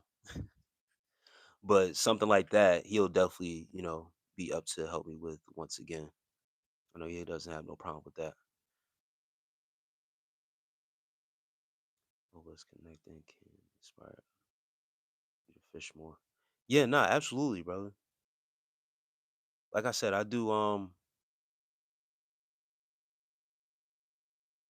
was doing that more on my own per se, but having like Bronze Golden is saying, like doing certain activities with my son, like I don't want him to miss out um on those opportunities for us to go bond and stuff like that. So I rather go fishing when I have him around and have, him go with me than just to go on my own. And I'm not opposed to going out on my own when I have my own time and stuff like that. Like I said, it's very peaceful, very calming. And like I said, I'm pretty sure it puts you in that meditative state because even me being out there with my son at that time, it was just peaceful, being by the waters, connecting to nature ultimately. So yeah, no, it's definitely inspiring to make it a priority for real. Make that top things on the list to get out there and actually fish more. Especially for me. It's really good. Yeah, man. Nah, agree. Agree for sure, for sure. No, I appreciate that. Just reassurance is what you're giving me, for real.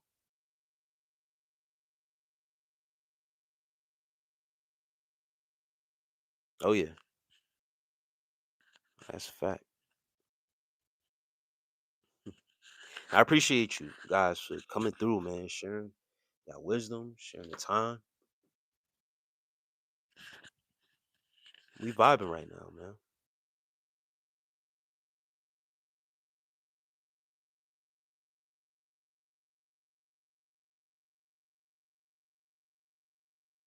Good survival skill also. Yeah, we ended up catching some bass the last time we went, and we ended up catching three of them. And I stored we had cooked two and I stored the other one. I stored the other one for a good amount of time. I recently just made we went fishing over the summer. It was maybe August, I believe it was, sometime in August. And I didn't cook that last bass until we're in February now. I think last month in January. So I kept it on ice. Kept that last bass on ice for a good minute. What's right with me? Man, right now, feeling a little sore. Just a little bit. But getting right back into my gym routine. Once again, I got plans to go back in a couple hours, so that's what's right with me. Getting right back into that mood, taking care of my body, physical fitness. I'm looking forward to that.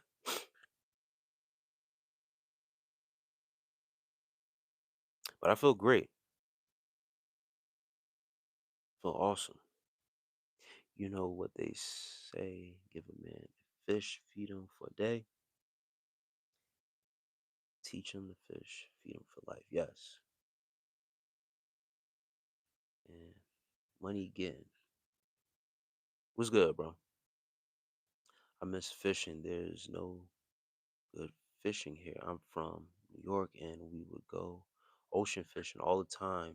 But because of pollution, the fish went deep out in the ocean. Yes. Martin Hazard, once again, I'm originally from Jersey and we would go to the Jersey Shore to go fishing. That was always a good spot. So I would suggest if you out there in New York, go to the shore, go to the Jersey Shore, or come out this way to PA if you can. But I know out there, why man? crazy, bro.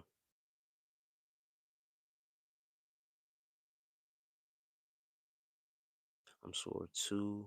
Been working 10 nights in a row. Got 2 more nights left. Bronze Golden, you say you a nurse, right? Overnight? God bless you, sis. In the state, not really the Big Apple, but New York State has awesome fishing. Yes. Angel G, peace. Peace to you. Yeah, yeah, Bronze Golden. I can only imagine. Ain't gonna lie. Chief, you look like someone I could trust.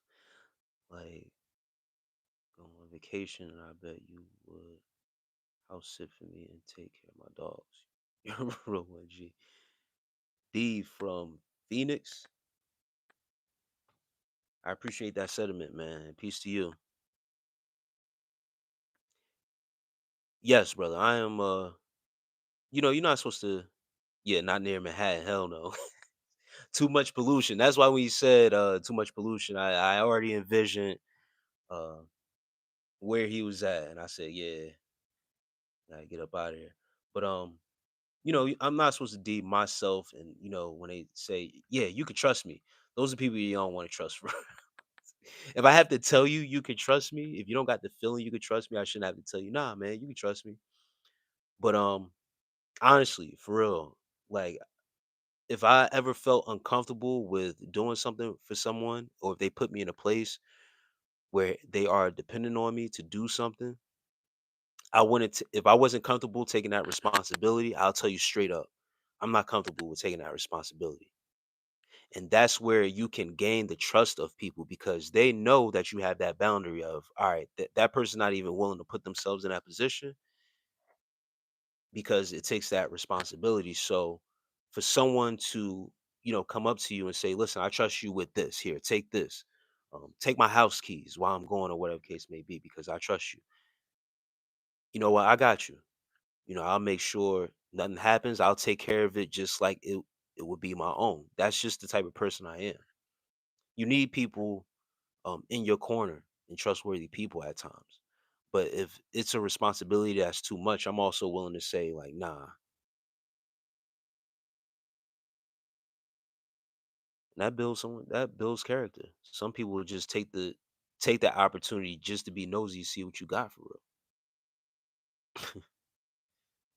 Dude, I'm waiting for you in Chicago. Hey, Bender, you say you waiting for me in the shower, man? I'll be out there soon. Don't worry about it. Yeah, NY mountains have native brook trout, a gym, and fishing. Yeah, and that seems upstate New York. If someone has to tell me they are something, then I probably wanna be skeptical because if you about it, you just yeah, yep. And Osama says, I'm from 83rd Street. Trust don't fly easy over.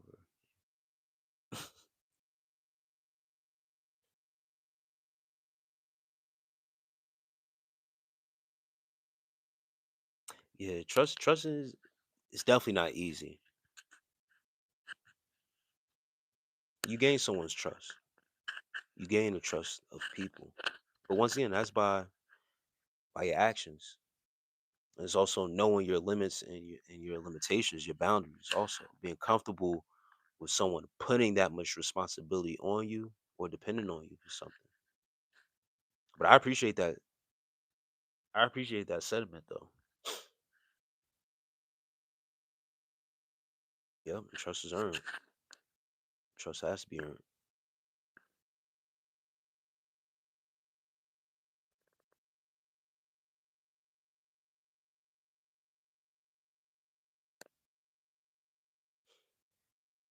Yeah, some people say they waiting for me in Chicago.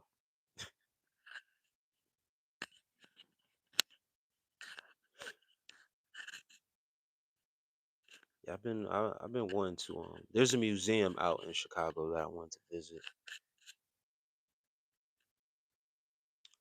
and I kind of missed out on it when I was out there. Um, I wish I would have knew about it at the time, but I was in Chicago only for a day and a half at that time. I was on a road trip, so I didn't really do a. And it was a spontaneous thing too to go out there also. So I'm not really mad about it, but once when I found out that this museum was out there, I was like, damn it, I could have went to that. Was looking for something to do out there. I ended up getting a tattoo. Um, and then there's also, I believe, the Al Capone tour, where you can see the underground city of Chicago. I don't know if that's what it's actually called, but there's a tour that takes you underground. It's underground city of Chicago, where the mobsters would commit their crimes above ground, but then to hide out and get away, they would go underground. And Al Capone, who was a prominent mob figure at the time, and who's to believed to have as actually started the mob scene in Chicago. When he would get arrested, that's where they would break him out of jail and he would just go underground. So I wanted to go back to Chicago and experience those things. I already know we tapped in because I know what I'm saying about yeah. Saying if you go to Chicago, you gotta flip flip the bean. Is that the city that has the big shiny sculpture? Looks like a bean. I'm not too sure. I ain't never hear that. But that sounds like some freaky stuff. Love and Dean. Bronze gold. I have mm, I went to about 20 tattoos.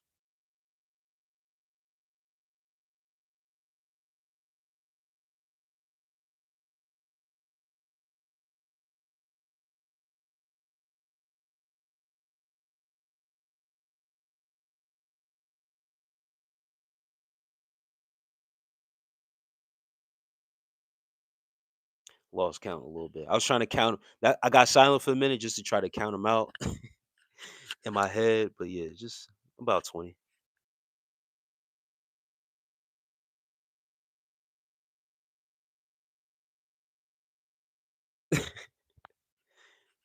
Yeah, nah, flick the bean is crazy. I'm not trying to gaslight you, but it just sounds like something else. I didn't hear that. I've never heard that term though, referring to Chicago though.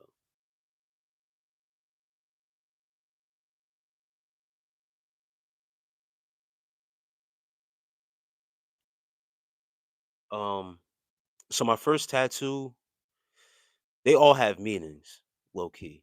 Um, but my first tattoo was my mother's name. That's on my right arm. Uh, then I have, oh boy, then I have my initials on my other arm.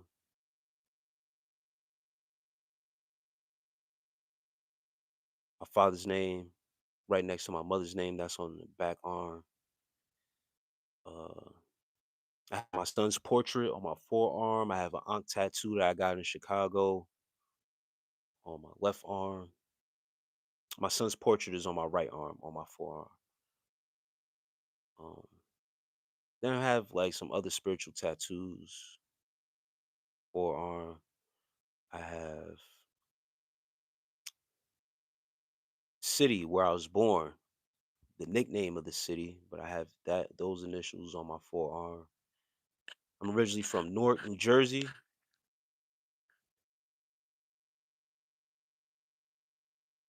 and that's what's up. Um,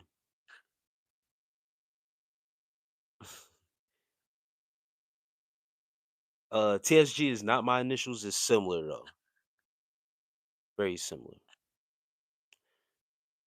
It's certain letters in there. That is for sure a part of my initials. Um, Norma Norma Jaquez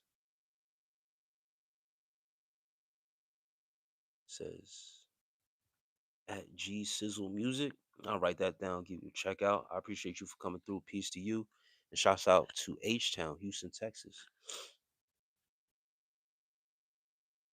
It's a sculpture in Chicago, famously called the Bean. I never heard of that.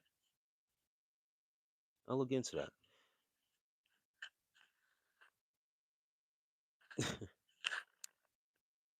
Nah, bronze golden. My first tattoo I got at 17. It's Tree of Life, Loving Dean. Yeah, I have Africa on my back here, chest tattoo.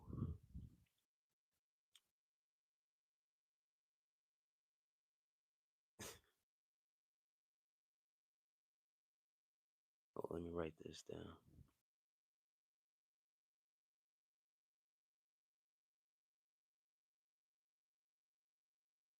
G or J. I'm sorry.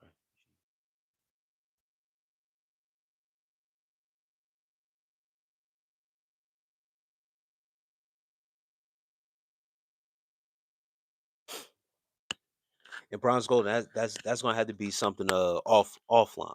My initials.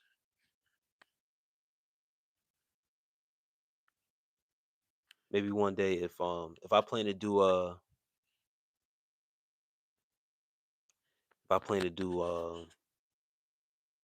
some workout videos, I have some short sleeves or cut off sleeve, I should say. Maybe those who watch will be able to catch it. Doesn't it get heavy carrying around the whole African continent on your back all the time? It's not the whole continent though. It's just the letters. It's across the top of my back. I was gonna get my whole back done with the continent, but at the time I didn't have too much time to have that done, so I just let it be. And I wanted to have that space for real, just in case if I wanted to get more tattoos, put some more on my back, or just leave that space. You're like a book. Each chapter of you is very interesting. No more. I appreciate that, Bron Golden.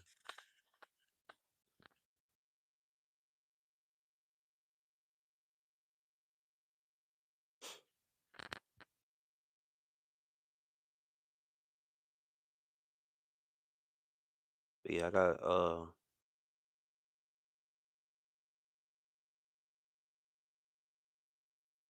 wanted to get some more tats. Hayden says hello, peace. And OG Kicks, man, I see you in here, bro. Putting in work as a moderator. I appreciate you, brother. Thank you. Just a couple more, not too much. Just filling some empty spots. And Hayden says, "Can I be straightforward?" Go ahead. I'm from Utah and we don't see black people very often. And I get nervous, but I don't know why. Any advice? Um,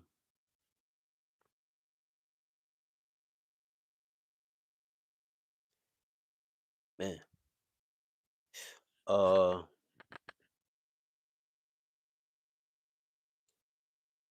Being that you're in an environment where there aren't many, yeah, and that's what I'm saying. I was just gonna say, just raised different. Um, Being that you're in an environment that you were raised in and that you are in,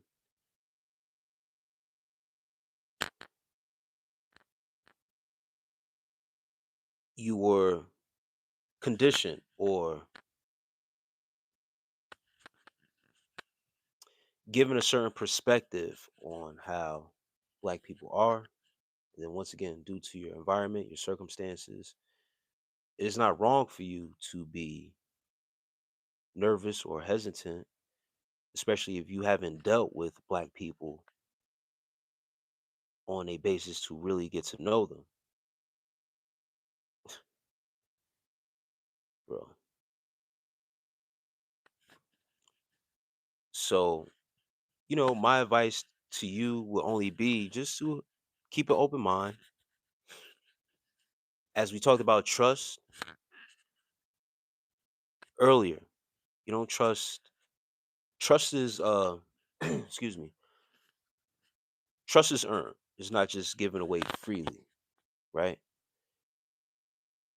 So that's with anyone. It doesn't really come down to just a certain race, because I know black people also with the same sentiment. Black people who grew up in an environment where they weren't around white people or haven't dealt with white people in a capacity to actually get to know them, understand them, hear them out. We get the same way too around white people. We get the same way, if not more, because of certain traumas. So, with all that said, man, you treat those people the same way you would want to be treated. White, black, black, white. Um, but once again, with certain things that have been introduced, how people interact, that trust is earned. Nothing is just given away freely. So, just have an open mind. Have an open mind. Um, guard your heart. Hold on to your trust, and you know, just be you. Seems like you're a genuine person, so that those things shouldn't change your personality and who you are as a person. And it already sounds like you have an open mind if you come across content like this. But when you're outside in the open world, it's a little bit different. So, yeah, man, just stay true to who you are, and just have that open mind. Well, number one, you have to keep in mind we are human as well, and we have some of the same fears that you have. Black people are the most part kind people when being treated fairly. When I try interacting, I get overly nice and it comes across weird. Yeah, Hayden, you could overcompensate because of guilt. It's coming from a place of feeling guilty because what you were taught, what your perception, someone else gave you their perception or something, and now you feel it might be a little bit of guilt there. So now you kind of want to make up for someone else's perception. Just relax, be you, and don't and don't overthink it. And I appreciate that, Hayden. Appreciate you for subbing, man. I appreciate that. It's love, bro. Luke Reese flipping. And no, I was not in the military. I have no military background. Um, Luke Reese flipping is asking me,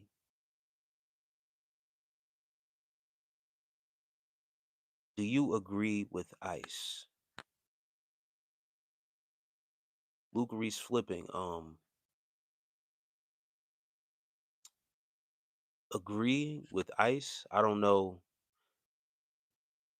what that exactly. Nah, no offense. No offense at all.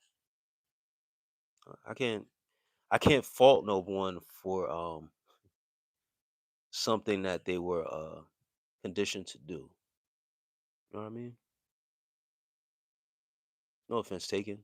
We deal with a lot of harsh truths out here. One of the truths is that on one side, people will tell you racism doesn't exist anymore. That's just to keep you docile and not aware. And it's not necessarily racism. It's just certain perspectives, certain stereotypes that are put out there. That's all it is.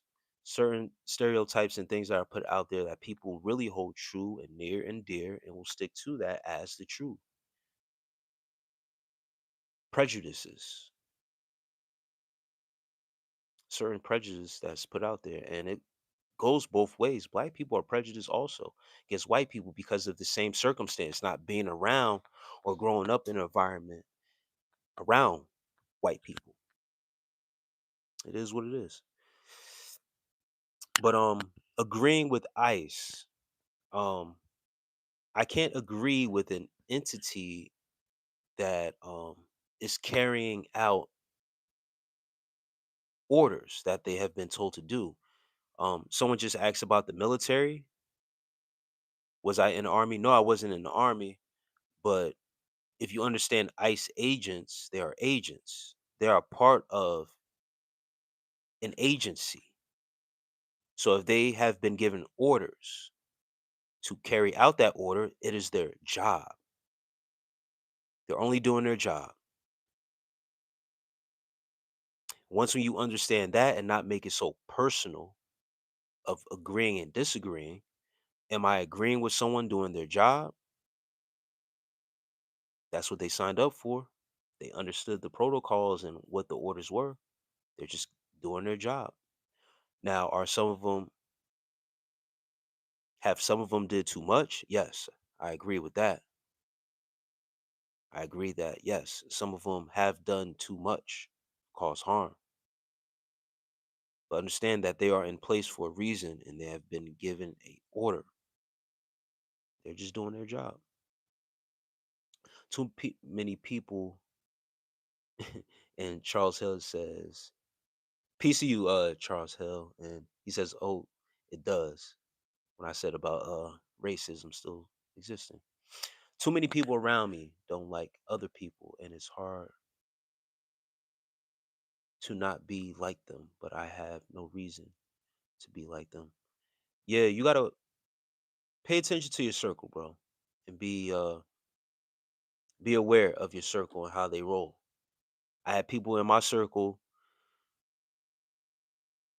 same exact way, in the group chat.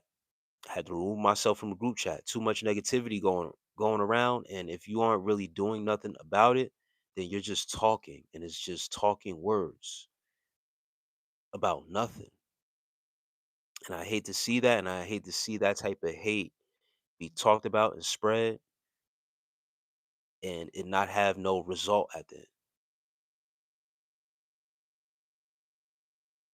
So me myself, I remove myself from that stuff. I cut people off like that.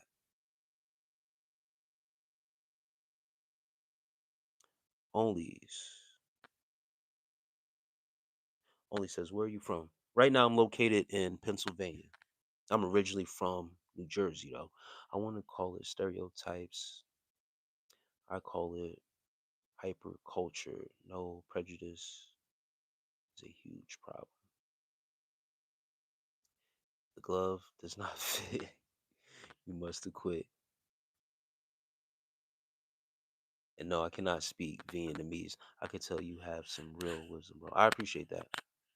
I didn't cross. No, that's BS. You don't abandon morals and self interpretation because effing orders. Bro, when you understand the military, Chris Hell, you could, feel how you want to feel about it, but these ICE agents, you have to compare them to the military.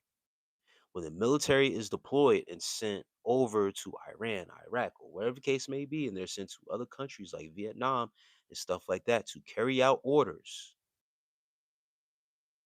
on people who haven't really done anything per se to you, me, as living American people. Those people have abandoned morals and self-interpretation in the name of the country and will carry out the order to have to do what? Kill. You see, now that it has turned back on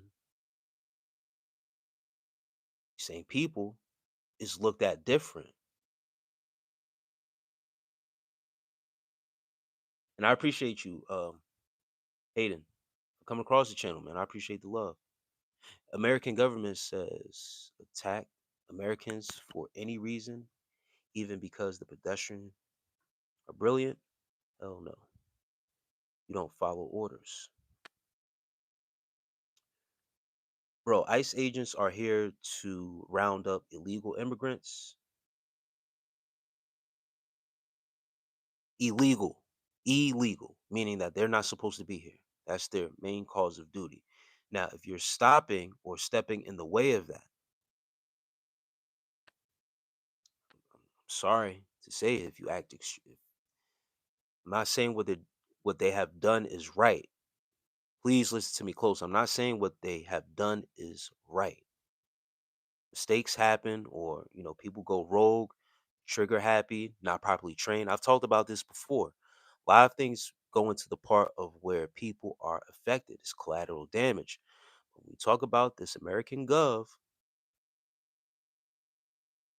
they have done a lot where collateral damage they are willing to just go with it, bro. It's part of the game, bro. I've seen this play out many times before. They will sacrifice their own to get their point across. It is what it is, bro.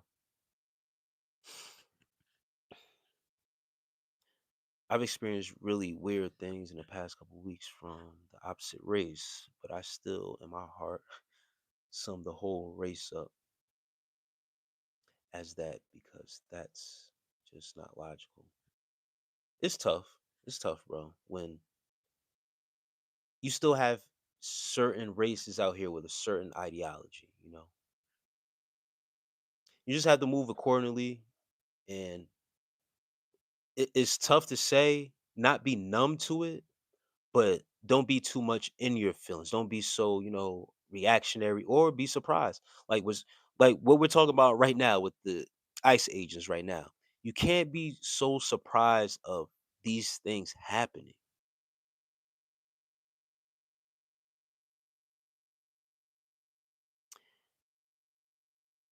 Chris Hales, I keep on calling you Chris. My bad, Charles. Charles Hale says you protect the people and the antics of the public. Don't manufacture a effing task force to subdue and control. Period. It's not a period though, Charles Hale.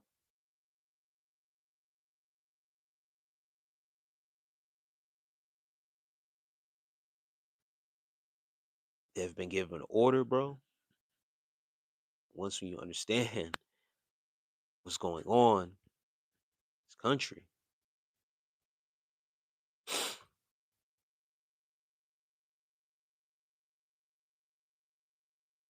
it is what it is. But do I, the person that asks, do I agree with ICE? They aren't calling their own shots. They have been deployed amongst the people. They are the ones that are deployed. A different question to ask me is, do I agree with the administration deploying these ICE agents on these streets to take care of what they are supposed to be taking care of, and that's the illegal immigrants? Now, if they have disguised that just to put them out here for surveillance tactics, then we can have a whole different conversation, right? But I'm just a common American man living just like you. And from what I see, there is an issue with illegal immigrants being in this country illegally because they are taking up resources, they are taking up space. They haven't done things in the legal right. They snuck in. I'm just trying to clean up. Once again, when you understand the American GOV, you understand there will be casualties of war.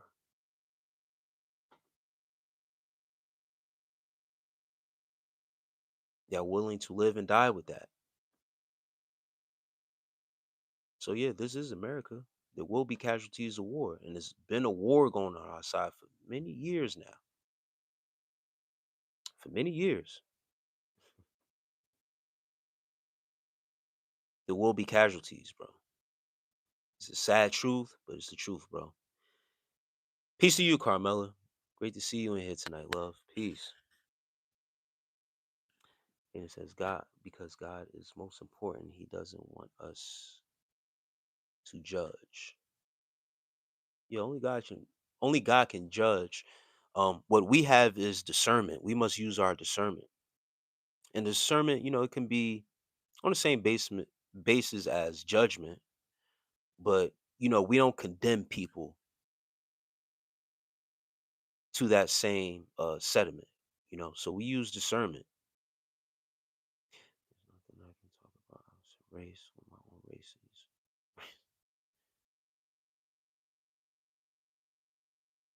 There's nothing I can talk about opposite race with my own races. I mean, you could talk about it. You're your own individual. I was talked out of going to the Milo, and looking back on it, I'm glad that conversation happened. External warfare. Some head says, I love the followers. One time this guy, uh,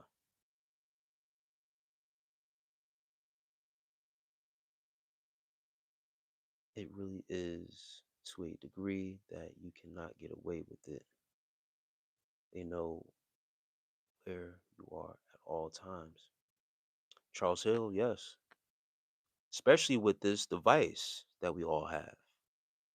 I don't know what device you have. I have an Apple iPhone. If you have an Android, it don't even whatever device you got on you. Listen, if you are out here a part of any groups, listen closely.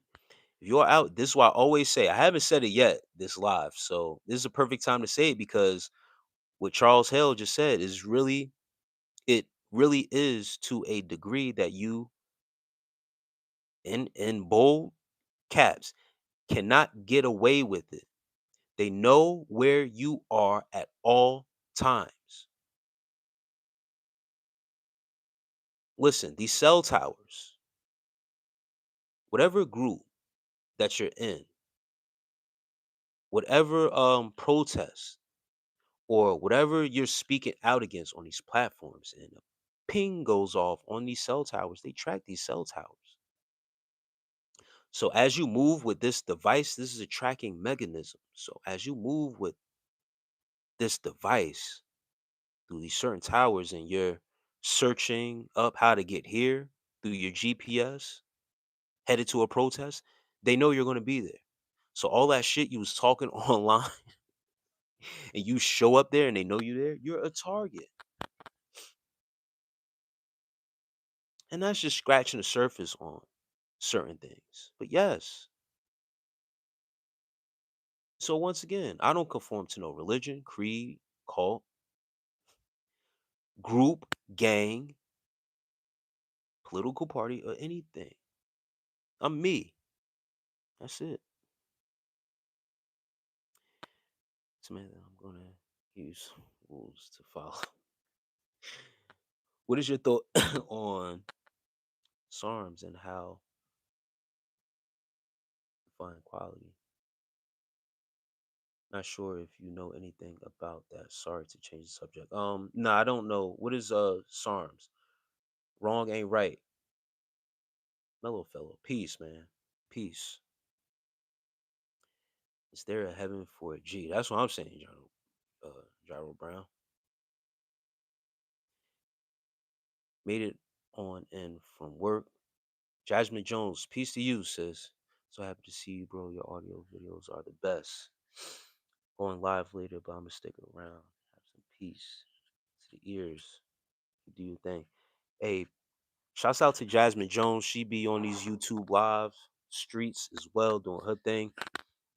Every now and then I try to catch her. She be up late as well. Sometimes I just be getting up in the morning, getting my day started, or I be trying to get some rest before I get my day started when I catch it, so I can't catch it all the time. I appreciate you, Jazz, for always coming through and supporting the channel, supporting the content. Peace and love, sis. Yeah, Shakur beat that boy. He took him to school. Yeah, all jab work, man. Very technical boxer. Discipline is key. Yeah, man. From my hometown, home state, North New Jersey, man. What exactly are you trying to get away with? Who you asking? You asking me personally, start small, or you asking protests are a waste of time. Stay home, play video games. Um, Someone else was saying you can't get away with anything, and they're watching you at all times. Um, I'm just in agreement with that, and trust and believe. I don't do none of that protesting shit because I'm not part of any group, not part of any creed. I'm not part of any denomination, not part of any religion, or nothing like that. You dig what I'm saying? That's that makes you a target. It already makes you a target when you don't conform, but when you go against the grain, and especially when you go against you going against the American Gov, you going against the hidden hand. Oh, you asking for trouble. You asking for it.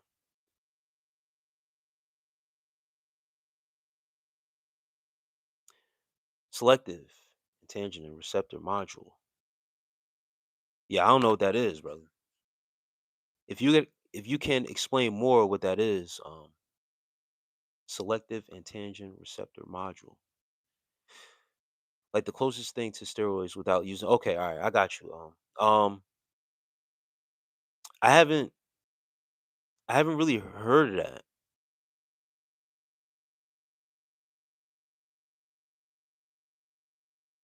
I would have to do my research on something like that before one I even would take that.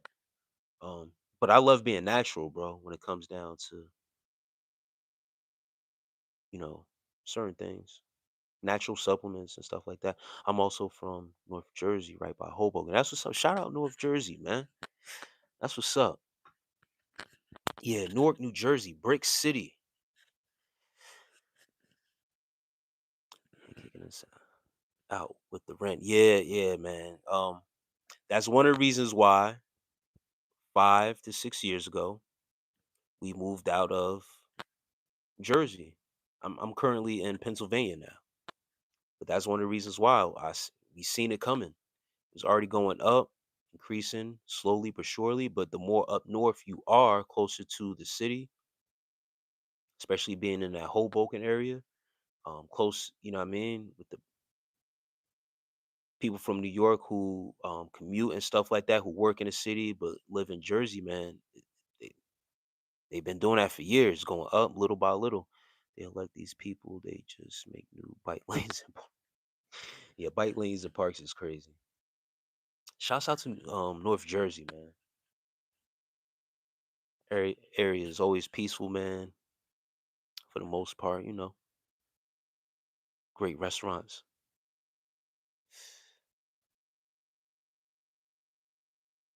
Brother, they ain't gonna find my hacking computer that spoof. For sure, I've used them once and they were amazing, but debating using them again. Why are you because of okay, yeah, I was just about to ask why. What risk comes with that if they are the closest thing to steroids but not steroids? Damn, you from Newark? That's the Kia boy capital, man. I had a friend visit his uncle and got stuck up for his car right then and there. Yeah, man. Yeah, I was just talking to some. I was just talking a couple lives ago. If anyone ever seen the movie New Jersey Drive, because they will even till this day, still they're still stealing cars. They stole my cousin's car a while ago, and they never found it. They never found his car for months. They never found it, so they was giving him a hard time with their insurance because they wasn't able to locate the vehicle. But I was telling them as a kid, I was growing up at the time where it was at the height of heights when it came down to car theft in Newark, and yeah, man, it was crazy. Couldn't really be outside like that as a kid because there was so much crime and activity going on. Uh, Hayden says, "Bro, visit Utah. Think you'll love it. Anywhere I go is a vibe, bro. I bring the vibe with me, to be honest. So I wouldn't mind visiting Utah for real, for real. I wouldn't mind that. The way they interact with your body steroids completely replaces your testosterone while this boosts your natural receptors, but still comes with risks like liver toxicity and other few things. Yeah, I'm good."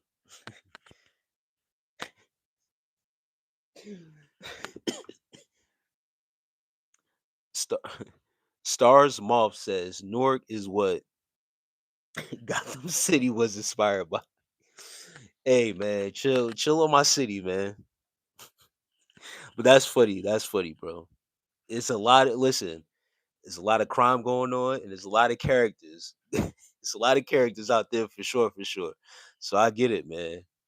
You ain't lying. Yeah, man. Newark, and especially in the '90s, early '90s, it was crazy, man. It was crazy out there. But even so, now it's definitely it is shaped up to be a little bit better, but it's still shit going on. It's still, you know what I mean? Like I said, certain parts of the city is always going to be that just because if you know about ley lines and you understand about energy and how certain cities hold a certain energy, um, it's just always going to be like that in certain places. But yeah, man.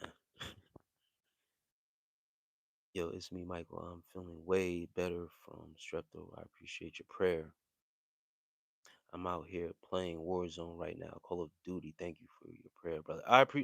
Hey, Michael Berry. Once again, man, pray for your healing. Pray for that time that you took to yourself and was able to get better, man. I'm happy that you better. That's actually a fact. Though the creator said that he was inspired by Newark, New Jersey. Yeah, that's crazy. That's why the Joker was filmed in Jersey. Yeah, I heard that. I did hear that, man. And Newark is actually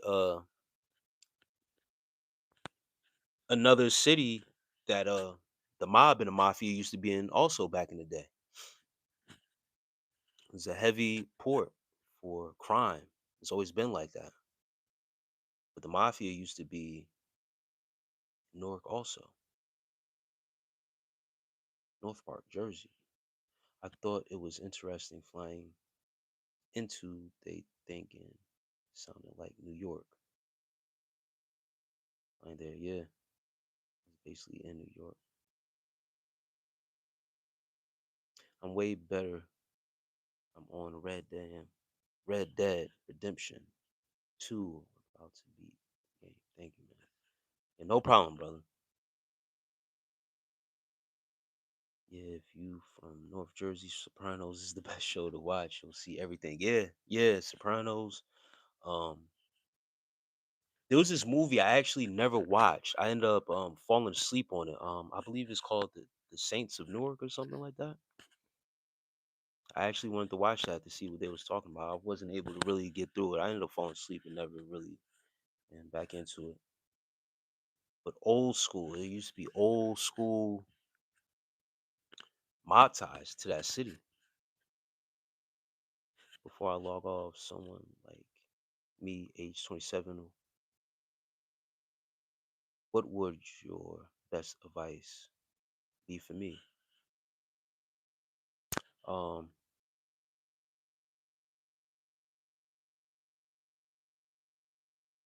and random fact, Napoleon Dynamite. That's one of my favorite movies too. Funny as hell. Was filmed 20 minutes from me in a small town, Preston, Idaho. Okay, yeah, Idaho's right next to Utah. Um, 27-year-old. Hey man, same thing tell my guys, man. That's in their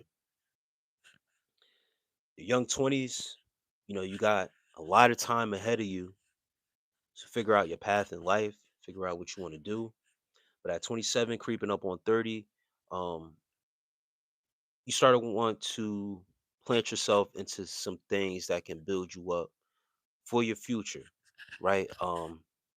Having a 5-year plan of what you want to do if you don't have that solidified yet, whether it be career, finance, or whatever case may be. But continue to just focus on yourself is what I give everybody the advice on is focus on yourself, focus on your goals, but really be now at that age, creeping closer up to 30, being in your 30s, start to really buckle down though and focus. Leave the women alone. If you got a girlfriend now, cool. But now needs to be a time for you to build up your into your future. If you're single though, my advice, let the women beef right now and really hone down on your skills, buckle down and focus on yourself, brother. Establish yourself. So that way when you're looking 5 years ahead, you'll be 32. When you're looking at 35, at least, you'll be good. You'll be well off.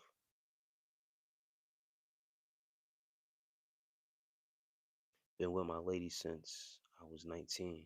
That's what's up, yeah. And if you got a good standing relationship with your lady and it's like that, man, enjoy the ride, brother. You know, she's a part of your future. You make those future plans with her. But yeah, right now is the time to really be serious about what you guys are doing. Yeah, 5-year plan, brother. What you want for yourself first, though. What you want for yourself, where you see yourself in 5 years. And then if you have somebody in your corner, you got a lady in your corner already who's been down with you, um, who's bringing something to the table that's a benefit for real. Um, include her in that. Build a community, build a family, but have those things that you want to do for you. Mob's still around. One of them had a hit on them in Staten Island about a year ago, right on his driveway. Yes, yeah, nah, the mob never dies, brother. Point of the mob is not to be heard or seen for real. Real gangsters move in silence.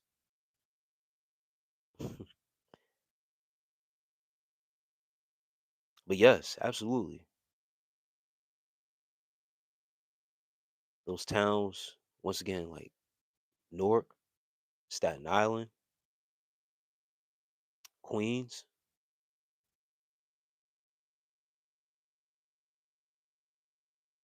it get tricky. But also the northern parts of like you saying in New Jersey too, that Hoboken area.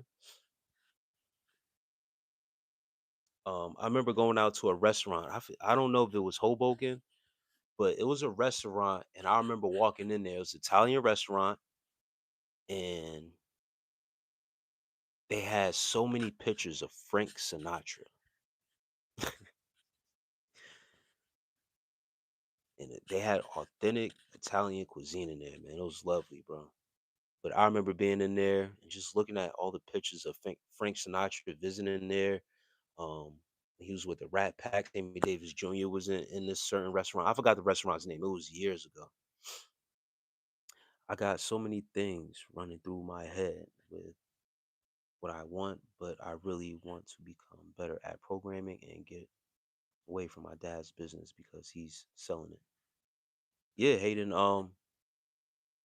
with those things running down, running through your head, listen, um, you got to write them down.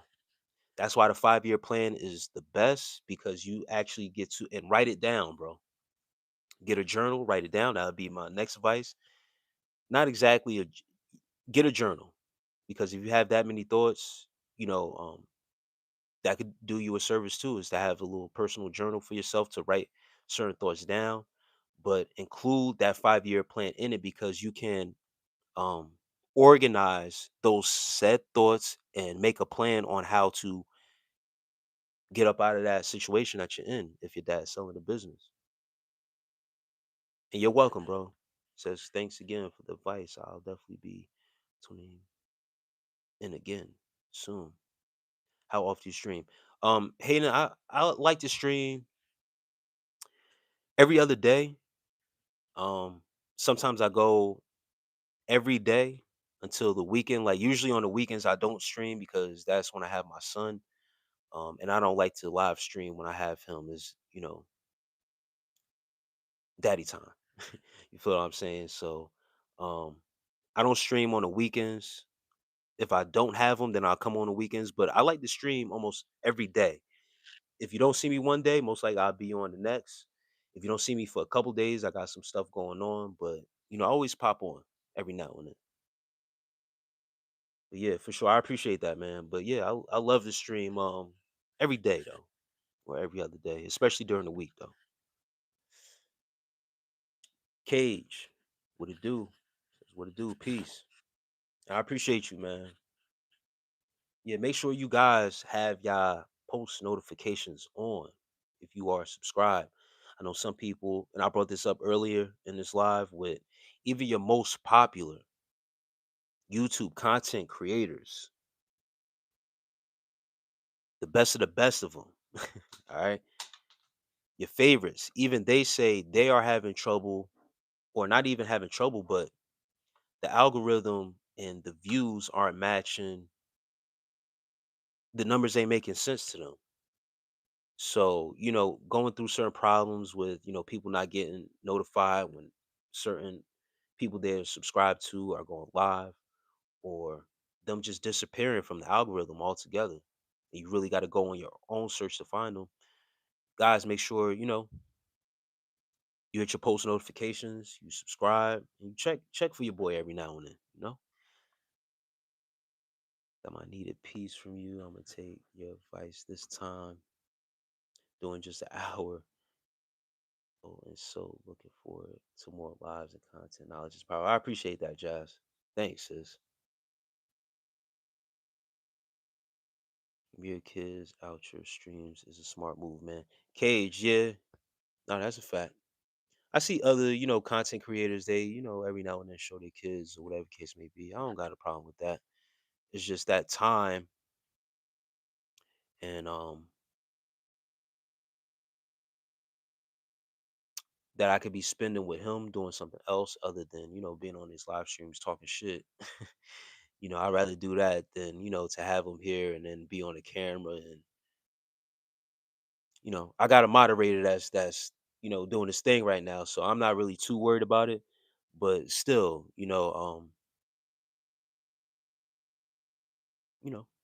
kids shouldn't be a part of these live streams like that. Loved one is most important. Yeah, that's a fact. I appreciate that. Yeah, you have a good night too, Hayden, man. Hope to see you soon, brother.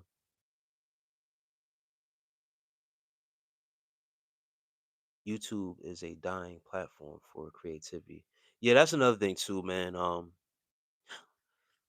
Once again, I brought it up earlier with some of the top guys on here that have the subscriber count, is getting certain views when they do certain things. They're complaining that their numbers are being suppressed, and it's not necessarily a money thing or a monetized thing, or a monetized thing. A little bit of it is because when you think about the views and how us content creators are compensated is by the ads and the revenue and stuff like that. Um, if the algorithm isn't pushing you out to enough people to see you, right? Then you got to think about it that there's not enough ad revenue going to that content. So it does make sense when it comes down to, the ad revenue and the numbers, or audios or videos aren't being presented to the people in the fashion that it should be, it is what it is. I've made certain audios where I spoke out against that, but as a small content creator, all they will do is suppress you more. And that's what I talked about. But now that you have other platforms and bigger platforms taking the same approach of saying, you know what, I'm gonna fall back off of this platform for a little bit because something ain't right, or the algorithm is acting funny with my content. So, which when you have popular and more prominent content creators taking that approach, it's going to start to affect some things. So I'm happy that I'm not happy about it, but I'm happy that the bigger content creators who are making real bucks off of this internet is saying something. They are saying something that the numbers look funny to them. And it's not just a small content creator just making it seem like he's just trying to get the views or trying to make the bigger content creators who are actually getting paid for real, big bucks. Um, they're saying something and they're taking the same approach that I've always been taking. You know what? I'm not going to kill myself or overwork myself of doing content in the namesake of just putting out content, creating, create, and then eventually, boom, it's going to take off. Nah, I've been putting enough work. It should have been took off. The subscribe. I always like to say on certain my subscriber count is going up, but for some reason my views is staying the same. That doesn't make sense. But it is what it is. I'm just happy that the awareness is being pushed by your favorite's favorite. But yeah, the platform is it's dying off a little bit. And Tommy, the cat says, "Hi, peace. I've been making videos for 8 to 9 years now, and it's always gotten worse and worse each year." Man, Cage, that sounds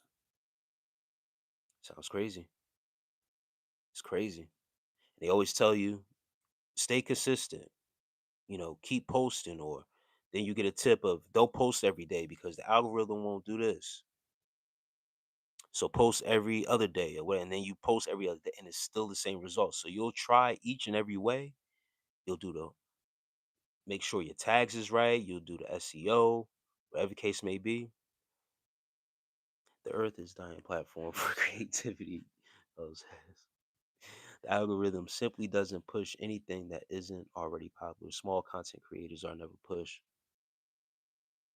And yeah, Charles, that's facts. Free Eagle says Bad Bunny or Trump. Oh man, y'all funny as hell. Charles Hill says the best thing to do in 2026 is to learn to breathe without air and learn to fly without wings. Good luck, everybody. Neither Free Eagle. I dislike that I get the same exact video recommendations to me over and over. Google doesn't work as a search engine either. It's all kind of just garbage. Yeah, and I talked about that also too, Cage, is paying for play basically. Like basically paying to have your videos pushed out there. That's where it seems like they want you to actually do is to buy into the, you know, Google platform, the Google ads to have your videos pushed in front of the people instead of actually building it off of your actual work from the ground up. And once again, this isn't something that I'm against because I see it also as investing into yourself, um, which is not an issue, but everybody's not doing that. And it's like you said, if you're not popular already, then it's kind of like you got to pay to play to have your videos pushed. If you're not popular, then it is what it is. My name is Earl Joyner. Peace to you, Earl. But yeah, if you aren't popular already, I totally agree with that. If you aren't popular already or don't have anything viral, then it doesn't. The algorithm is not going to reward you for having good content, for having consistent content. You gotta have something go viral or have something else out of the ordinary happen to really get a push, and then it seems like the algorithm will reward you. Cage, literally, according to YouTube, is only 8 people on live in the world at all times. Same damn videos. If I tell the algorithm don't recommend, I'll immediately see exactly what I said to stop. Same here, Charles Hill. I deal with I deal with that also on my own feed. Not being recommended certain content. Sure, here comes the content that I said not to recommend me. Every once in a while, pop back up out of nowhere. And I'm pretty sure now that we're talking about it is going to start to happen again because that's usually how it goes. We start talking about things like that. So it is what it is. It just shows you that you're not really in control as much as you think you are and that they are listening. Dude, what you're saying is exactly what I've experienced constantly. You genuinely get it. Yeah. We listen, it's endless cycle of don't recommend. All of a sudden, he's what the fuck is wrong? Yeah, Eden. So says hi, peace. Yeah, Cage, I got a moderator in here, man. He's on top of things, man. Shouts out to OG Kicks. The algorithm is intended to stimulate frustration and anxiety. Matter of fact, you can look it up.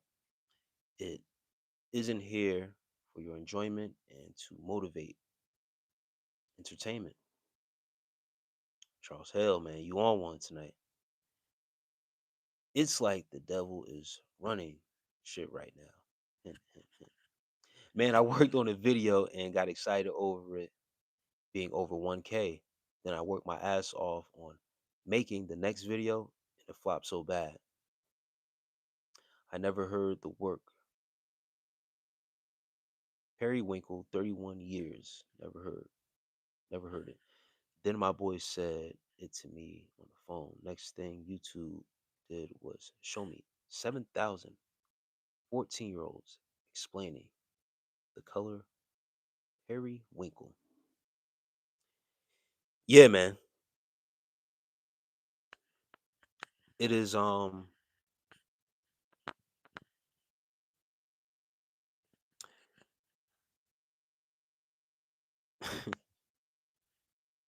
it's just funny how certain things work. I'm on this giant Hershey chocolate milk almond bar because of all the chocolate talk earlier. That's funny, Gyro Bro. Yes. Once when uh Bronze Golden, she had asked me what's my favorite chocolate. And once again, one of my favorite things to eat is coconut. Like I love coconut water. I like it with the pulp and stuff like that. Like I love coconut. So Almond Joy, they have they dark chocolate. I love dark chocolate and I love almond joy. I kept thinking about it. I'm like, damn, really wish I had one right now. So it was motivating me to get one tomorrow. But that's funny. You said all that chocolate talk. I was thinking about that. I'm like, man, I haven't had an almond joy in a minute. And when bro said stop eating garbage, I'm like, man, listen, now you make me want to go eat it even more. Do you have a family? I mean, are you married? No, I'm divorced, Patrick Morrison. I have extended family. I live on my own. I'm a single dad, man. So YouTube has access to my phone calls. Yes, good on. Hey, Charles Hill, man. If you go to your settings and a little lamb says coconut is good. Yeah, I love coconut. You have no ops, bro. You ain't in the trenches for real. You a buddy. Um, you making it seem like that's a bad thing or a negative thing to not be in the trenches. That's pretty positive, ain't it? I'd rather be in a positive environment than to be in the trenches. The trenches isn't a trenches is not good, bro. Thank you. Um, If you, hey Charles Hill, if you go to your settings and you go to your YouTube, they have access to your microphone on your phone. Like not just like this, but yes, like that is if it's currently on, because even I had went to my settings earlier, I came across certain came across certain content to turn something off on Google. And I was just curious to see what if I did it with YouTube and I went to YouTube and I turned the microphone off. And when I came to do this live, I had to go back and turn it back on. So at certain times, yes, YouTube is listening to you if you have your microphone on. It has access to what you're talking about, and then poof, it'll pop up on your algorithm. You think it just you don't know where from, but if your microphone is on, it's recording. Know that. And that's just through your general settings and not just for content creators. I'm talking about the actual settings on your phone. You have your microphone on. You think it's just microphone just to speak? No, it's the microphone to actually listen into what the hell is you talking about. I'm enjoying is adult. Dude, I've had some banger coconut frozen thing. Yeah, I'm enjoys are amazing. Ace chocolate covered strawberries. Yeah, that's good too. Is these fruit bars that bang and the coconut is amazing. Thank you, Warrior Princess. I appreciate that. Well, I know that doesn't work. Okay, you might think. I was going to say every other dude I passed it was bugging. There's this old school coconut candy I used to love. It was a chocolate, strawberry, and vanilla coconut. I forgot his name. Oh, you can turn it off. Doesn't matter. Never matter. Yeah, Charles Hill. I'm not saying that like it did matter or it doesn't matter or whatever the case may be. I just wanted to see what would happen. Regardless, our phones are tracking devices, straight like that. So having the option is nice for the aesthetic of things. You dig what I'm saying, Charles Hill? Just to let them know, like, hey, listen, I want this off. You get what I'm saying? I told someone not um upset with trolls because every live streamer gets them, and he called me a dumbass who's upset. Cage, yeah, yeah, the trolls come. I appreciate them for the most part, but OG Kicks, man, OG Kicks in here doing his thing. Certain people, when they come on, do their moderating thing and get them up out of here. It's a beautiful thing, man. It's good to have moderators. I've been on other live streams where they have had moderators and haven't had to deal with the trolls. So I've had the experience of having a moderator too before and deal with the trolls and have it go the way it's going now. And then OG Kicks tonight coming through and holding it down. Everything on my phone is just this time. But that doesn't matter. No, I don't. Have you have to use this rosary? Not where.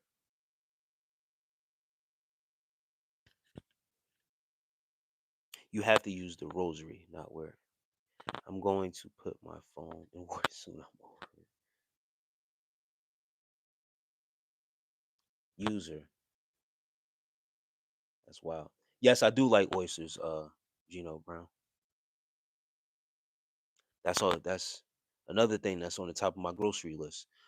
I am altogether opting out of tech and interconnectivity. I'm done.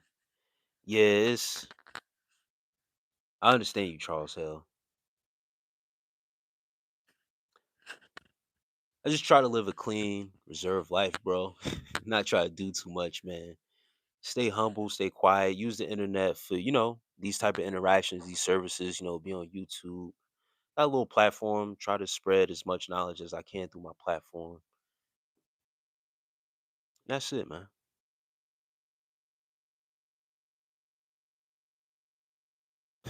Warrior Princess, I appreciate you.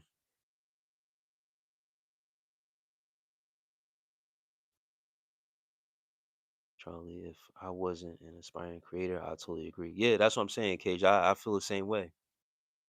Just creating and just letting you guys know you're not the only one out here that are noticing these things, and you're not crazy.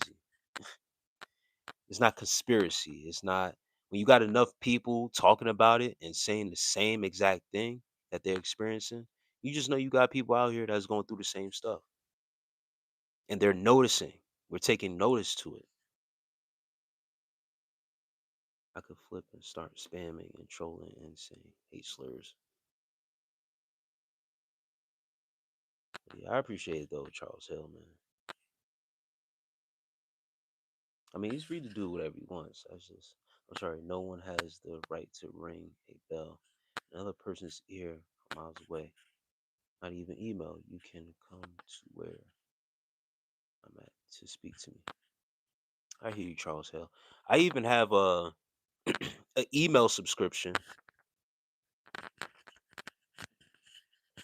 about 30 days away.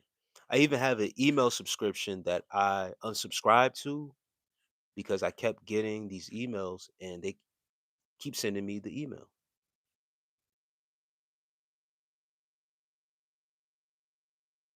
So, and it's crazy that I just seen it when you brought up email, and then I thought about, another aspect of all this that we're talking about. I subscribed, and I did it twice actually. I subscribed from this certain email list twice, and still receiving the emails. It's annoying. I agree, but like it's convenient. I don't have my phone make sound, but I don't mind getting notifications. Everything requires a password, an account, and website. I will not participate in the business, then period. I'm over it. I will find a tree to sit under when it rains. And that's another thing too, Charles Hell, is everything requiring a cell phone number as well with this two-step authentic authentication.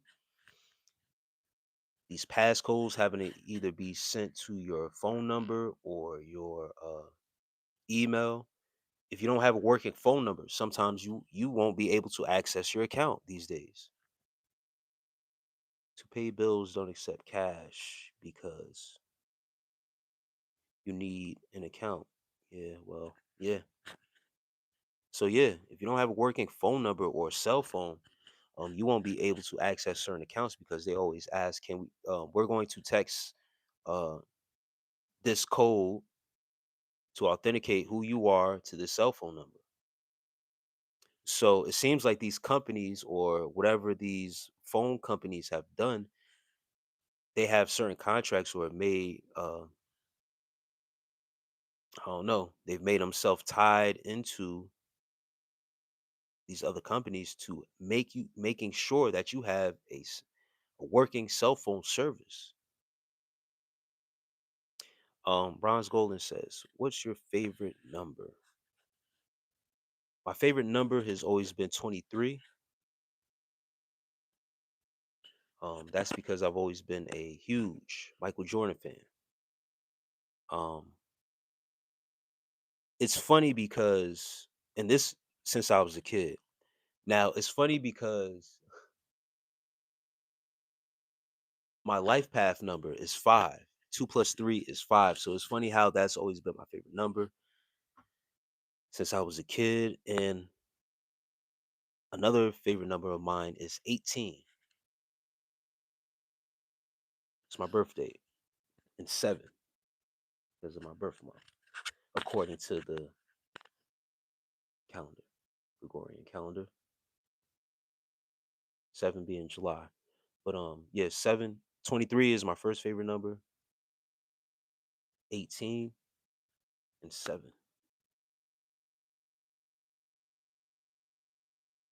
Hey, how do you think someone like me could find motivation to keep pushing after so many years of creative output without traction? I'm not even concerned with making paper off it. I just want to share. Cage, man, once again, it can make you lose motivation when, the fruits of your labor aren't being produced the way that you envision it. And once again, I'm with you. It's not so much of the paper, it's just you would think after a while, that you'll just be pushed out there more, just more views. That's what that's where the complaints is coming at. It's not more so the money aspect, it's the views. Where the views at, right? Um it's hard to keep the motivation because you feel like you're only affecting that set amount of people.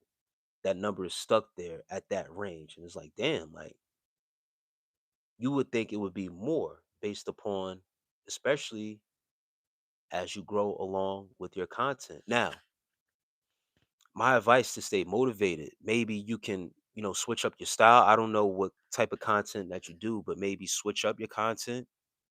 Um, Step outside the box a little bit more. Um, just try to create something new and be a little bit more adventurous. Take a risk. Switch up your content. Once again, I don't know what your content is, but making a change a little bit to your content can always be beneficial as well. That's like change. Maybe it's, what I mean? They always say maybe it's some, they always say that it's you that needs to change, right? But there's some truth to that. Maybe the content you're doing, you can change it up a little bit. No, no number won't open. Yeah, Prince cash you out. Yeah, this is way more extra than we were writing letters and shit. This era is going backwards in a way of convenient. Yeah, it's not convenient, bro. It's an inconvenience. We don't even know what the word means. It's very inconvenient when things are like that. They keep saying easy, faster, no, taxing and shit. I'm a bit younger than you. I'm 24. I hope you don't lose complete faith in the people who come next. When the swipe card machine came out, that was peak. Now, all this scan, pay tap, pay, PayPal, Cash App, authentication, 24 day wait, all this shit. It's backwards as hell in 2026. Yeah, it is not convenient, some of this stuff. It's an inconvenience for real. One of the things that is pretty convenient to me is having a wallet on your phone.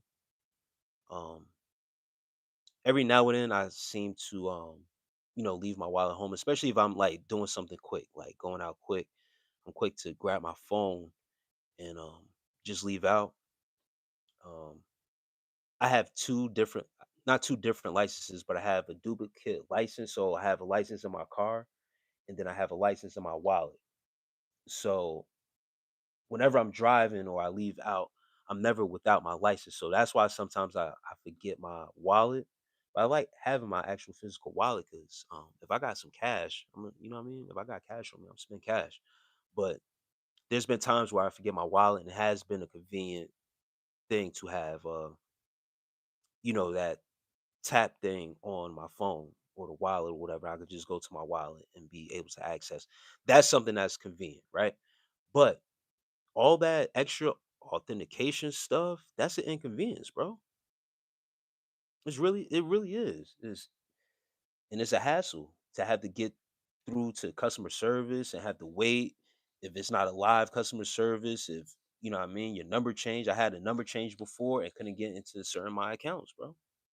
My phone was off at one point and I could not sign into certain accounts. because they're trying to send me the text and my phone was off. Like, what the hell is going on? 718 is a part of my phone number. I can't never forget your B day. Yeah, that's crazy. Tap to pay is in your card though. It's nothing new. Never been in debt, never broke a financial promise till literally this year. I had the money, but because of this authentically freeze, wait till tomorrow to call customer service and talk to six robots. Yeah. Yeah, and then that's another thing too, bro. Talking to damn bots until you could actually talk to a live person, because the bots will try to prompt you, and then just talking about it is stressful. You dig what I'm saying? Like when you're going through the process, you already pissed off. I do all sorts of content, kind of pride myself on doing new stuff. I make vlogs, skits, gameplay, make music. I'm even now working on a game, of all things. Man, that's what's up. Uh, Cage, Cage Termia. Maybe I like to is your channel the same as your profile name? You want to come check your page out, man? Show some support. Prince Cashew out says, and time consuming. Yeah, you spending at least 30 minutes with that damn customer service. Gas station lines have never been slower. Old ladies count pennies were out of the way quicker before cars existed. Rule number one: never leave your house without credentials. Rule number one. Yeah, yeah, Charles Hill. I don't leave my house without my credentials. Just my wallet. Even though I got my license in my wallet, but I have my spare one always in my vehicle at all times.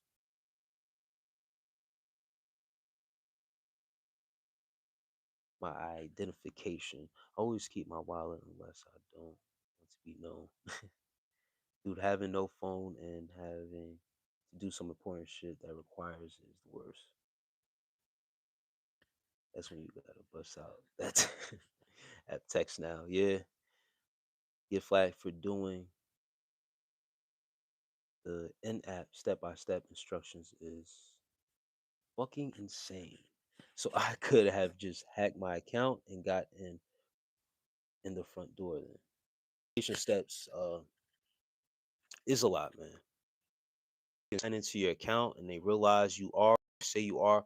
Why do you have to keep on doing the same method and keep on getting? It's annoying.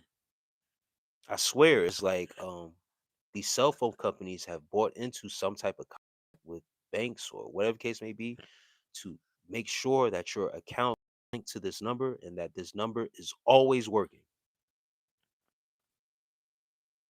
because it doesn't make any damn sense. It doesn't make any sense at all for me to have to keep on going through the same process. You know it's me. You guys are already tracking my phone. You know where this is coming from. It's no sense to even having a password at this point. Just send a passcode to my phone right away.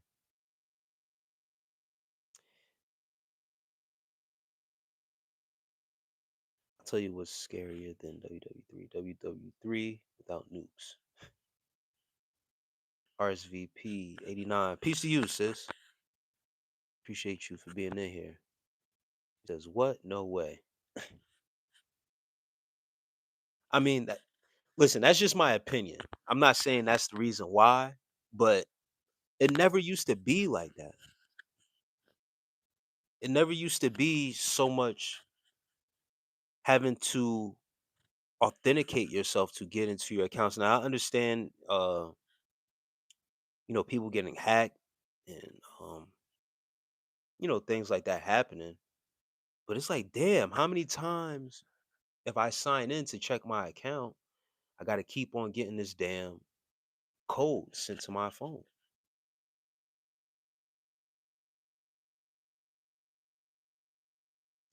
Yeah, my channel is the one I'm watching. Stream. Okay, yeah, man, I'm gonna take a look for sure when I get off the stream. Yeah, it's too many steps. I mean, I know it's only two steps, but at this point, it's become unnecessary to have to do all that.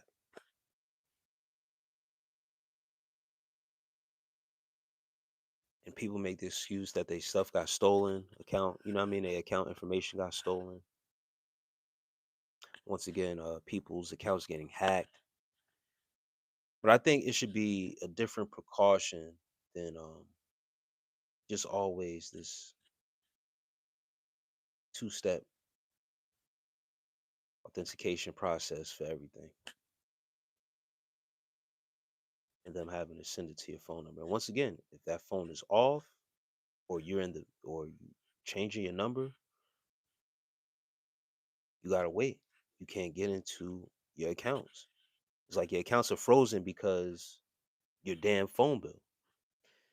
It's annoying. I just call toll free number if I can. Even that's a pain. And as yeah, that's what we just talk about RSVP. When you got to call it the toll free number to talk to someone, and if it's not a 24-hour uh number that you're calling where you could talk to someone live, you got to talk to the bots first. And if the bots can't help you right away, and mostly the bots is just trying to collect payment. If you're not really calling for real, making a payment, the bot's really there just to, walk you through the steps to truly make a payment or just answer basic questions. If it's actual person you gotta talk to, you can forget about it. You be on hold for a little minute, and then you still gotta authenticate yourself.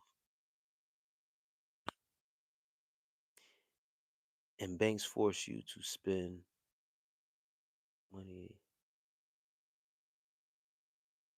or they close the account. Yeah.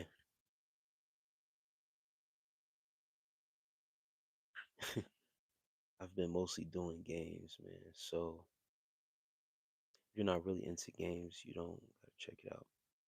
I appreciate you. No, I'm gonna still check it out, man. Still look into it.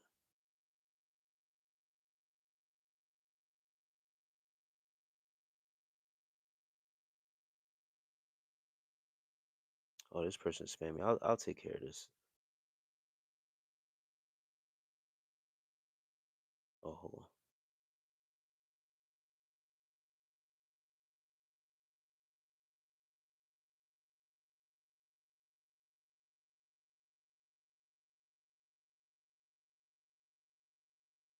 Let me see. Charles Hill says outsourcing to India. What the fuck am I in the U.S. speaking broken South? Trying to talk to Indian, that's 100% impossible. Damn, Chris. Chris Hell, you going off tonight, brother. Yeah, man, I don't want to be this guy, bro, but Chris Hell, he's going off tonight, and he's talking about the customer service when you call, and it's the thick, very thick Indian accent sometimes that you may catch that is very hard to decipher things that is going on. And yeah, it can be tough too. And then when they call with the spam calls too, I don't get as much spam calls as I used to, but that used to be annoying too. Every time I get bots, I say some BS. So it gives me a human right away because it doesn't understand what I want. Yeah, most of the time they don't understand. They just there really if you to take a payment for real. That's the only type of language they really understand. Make a payment. The one's been the way since before.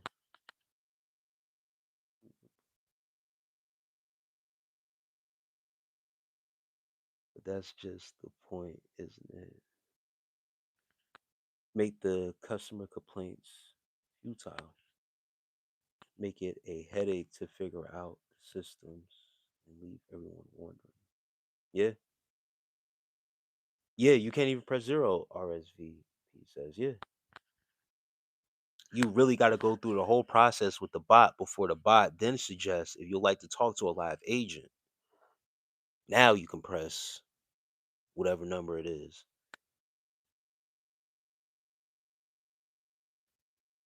And I have a very thick Southern American accent.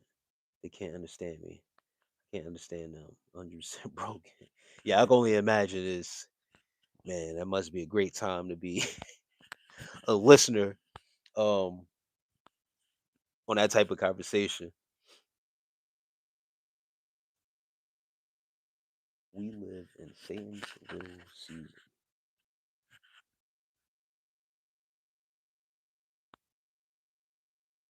No, you're right. There's no speak to representative option no more. It is weird, man. Yeah, y'all crazy, man.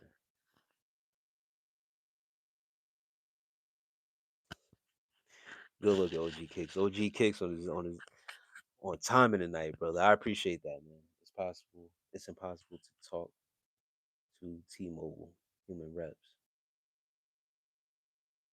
Like genuinely, you just can't. Damn, I got AT&T. It's a little. It's tough, and I think I made. Did I make a switch from T-Mobile? I think that's where I made the switch from when I was switching over phone services, and there was a period of time where I was trying to get into accounts and I couldn't, bro. And I think it's because of that. I don't know. If it's because of that reason. I don't know. It's just always a hard time. Talking to live representatives when dealing with certain accounts, bro. I agree with you guys. It's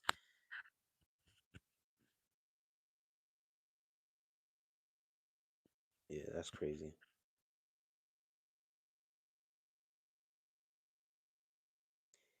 But yeah, man. Yeah, James is we said that, I was like, man,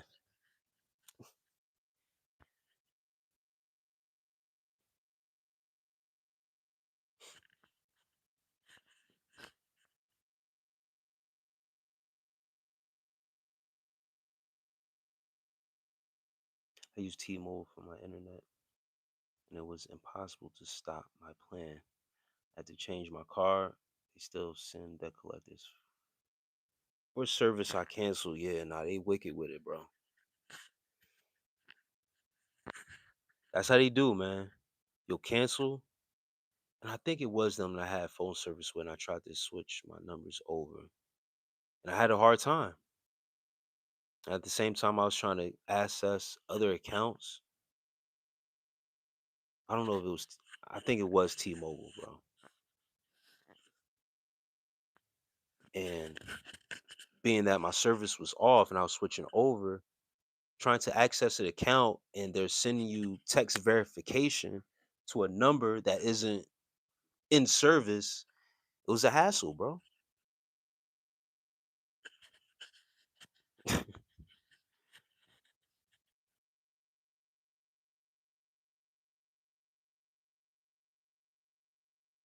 They done passed that around too. Originally $700 debt, and it's been sold and resold so often. It's down to 250.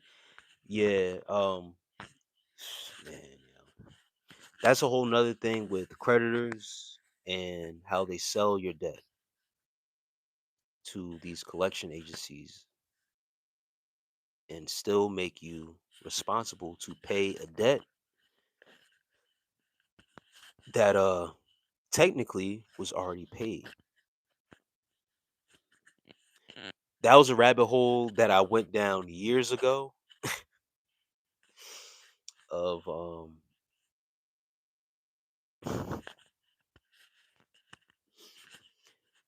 certain things in this Ooh. Excuse me, certain things in this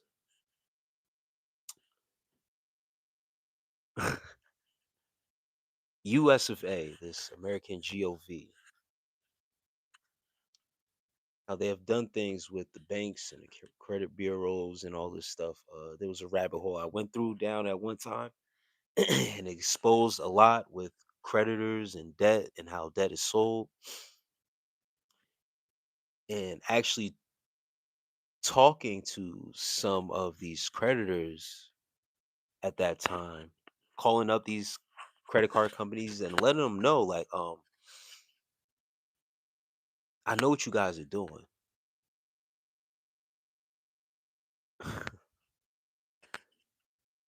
It's funny, bro. It's very funny. Yeah, I've ignored them for years, and the issue goes more and more away. It's hilarious. Yeah, I remember actually being on the phone with a certain credit collector and letting them know basically what they were doing. And I can hear the person on the phone, the customer representative, not knowing. A lot of people don't know what's going on. Even the people that work for these credit card companies or these credit lenders, whatever you want to call, however you want to shape it up or call. Some of them don't even know what the hell is going on until you are really up on the knowledge. I remember calling this one creditor, letting them know what the deal was, what was happening, what I was doing, and how they weren't going to get their money. And they had no idea what I was talking about because I was dropping all this knowledge on them. And I can hear their supervisor scripting them or telling them what to tell me. Would put me on hold, have me on hold, and then come back. No, you have this information wrong. You need to go back. And then finally, I can hear, well, tell them this. Tell 'em. I said, well, can I speak to the person that's telling you this information instead of actually speaking to you? Because it seems like you don't actually know what you're talking about. Some people are oblivious to how creditors and how the credit bureaus work. You actually call and talk to them and willing to go down that rabbit hole. Um, it works out pretty funny. It's funny as hell.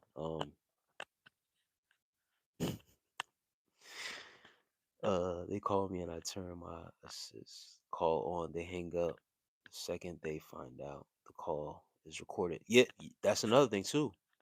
Hey, Cage, that's once when you flip it on them and let them know, listen, I'm recording this phone call on my side as well. They are reluctant to deal with you a certain type of way because they know you are working with certain information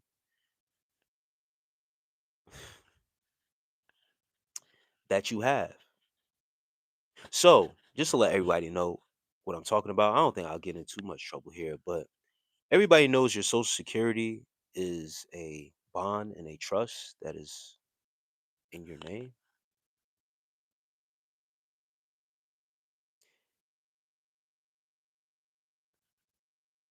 Laguna says, if you sing Too Tough, Terry by the.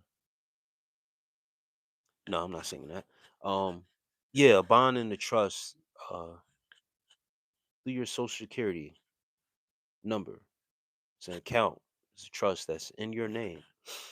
And if you go down a deep enough rabbit hole and you address your creditors and your lenders that you have borrowed from about this information and let them know about it, they'll act like they don't know what the hell you're talking about. But when you have actually done your research, done your homework,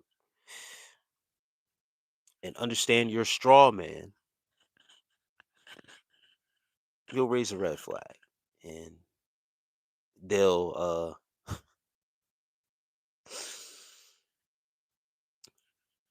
yeah,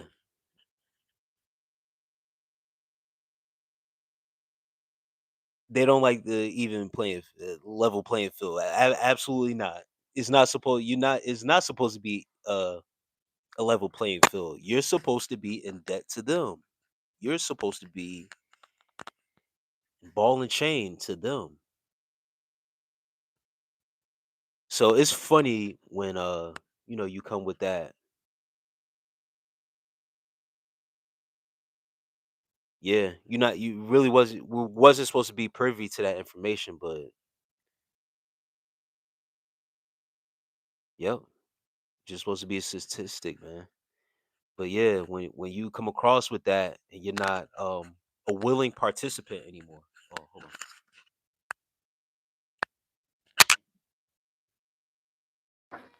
I got the mic off.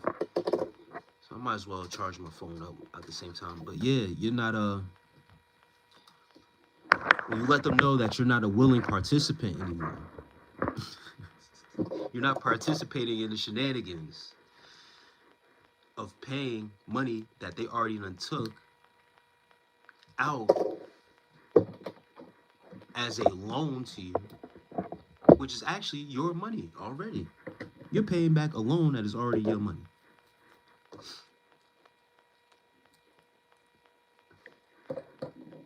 That's a long story short. So when you let them know that and you know,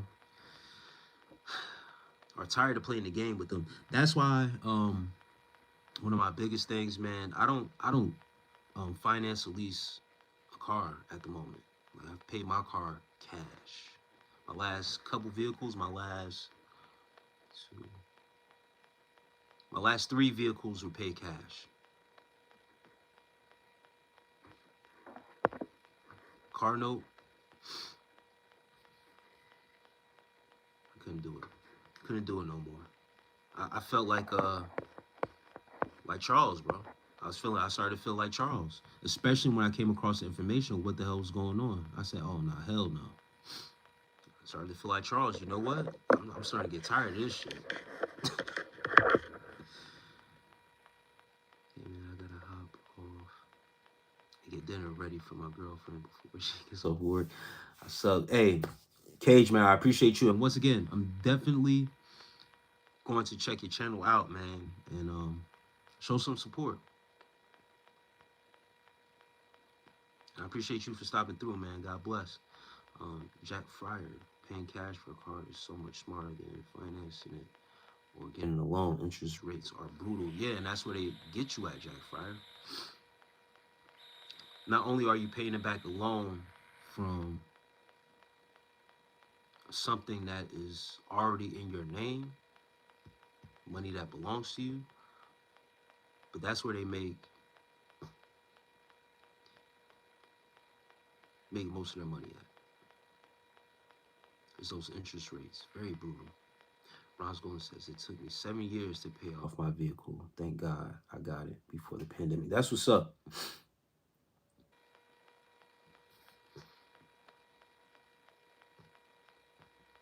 That's amazing that you was able to get that done. Some people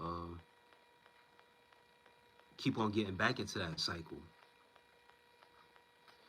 of financing or leasing, and they kind of get stuck in that cycle of renewing the lease or refinancing and stuff like that for whatever reason.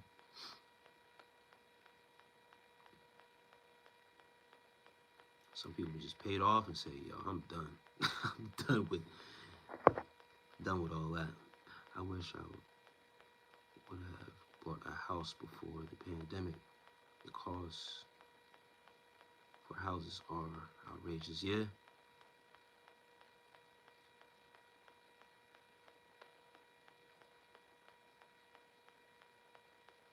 Dan's Migo says, hi, peace. Dan's Migo, you back?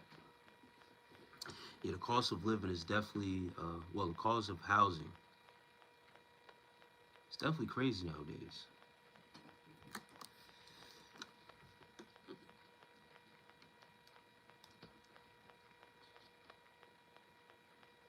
And where are you located, Browns Golden?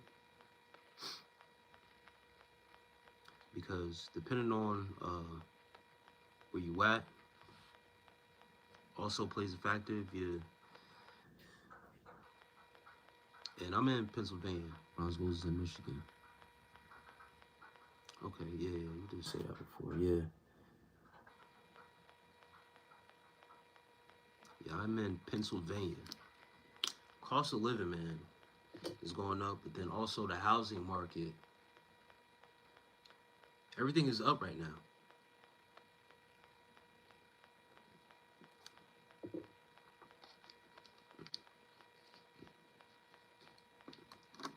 Mortgages, it's another one too.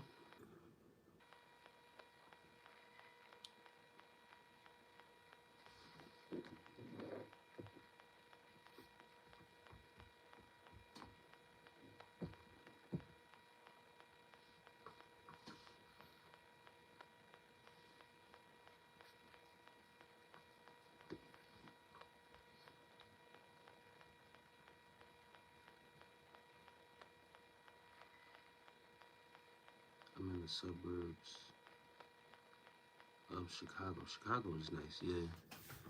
Chicago is nice. There's Migo.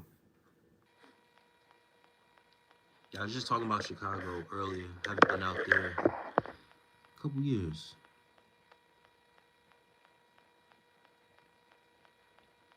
Purchased my first home just over a year ago. And Geo says, "Are you lactose intolerant?" Um, I think everybody's a little lactose intolerant for the most part, but nah, I'm alright.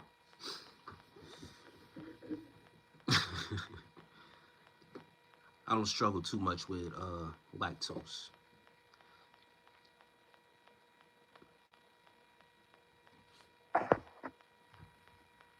One of my favorite things to eat is yogurt, Greek yogurt. I don't have no issues with that.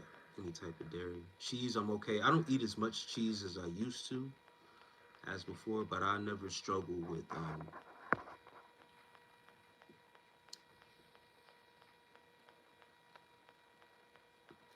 haven't struggled too much with cheese or anything dairy. I can eat ice cream pretty fine.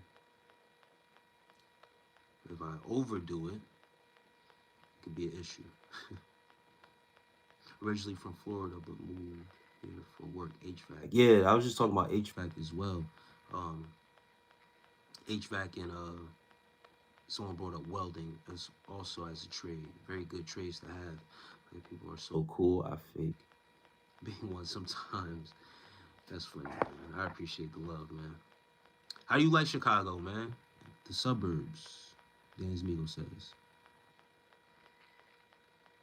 In the shower right now. How do you like it, brother?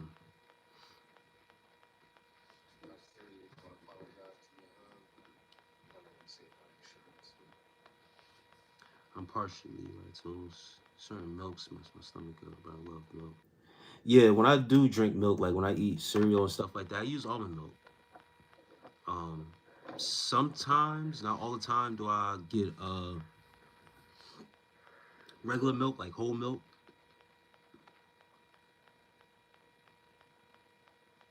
Only once in a while I do, but for the most part, I use almond milk, and then goat milk as well. I like to get goat milk. Recently, I was creating my list, my grocery list to go food shopping in a couple days, and I had goat's milk on my list, and when I went to go search for it, like I actually go on the app. There's ShopRites out here where I'm at in Pennsylvania. So I like to put certain stuff on my list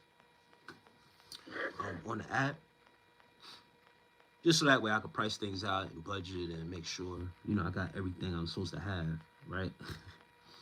And they were out of stock with goat milk. I don't know what the hell is going on.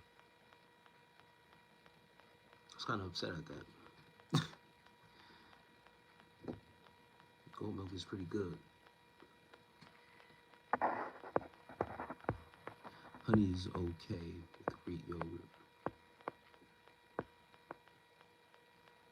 On my own crew in text. That's what's up, Dance Migo.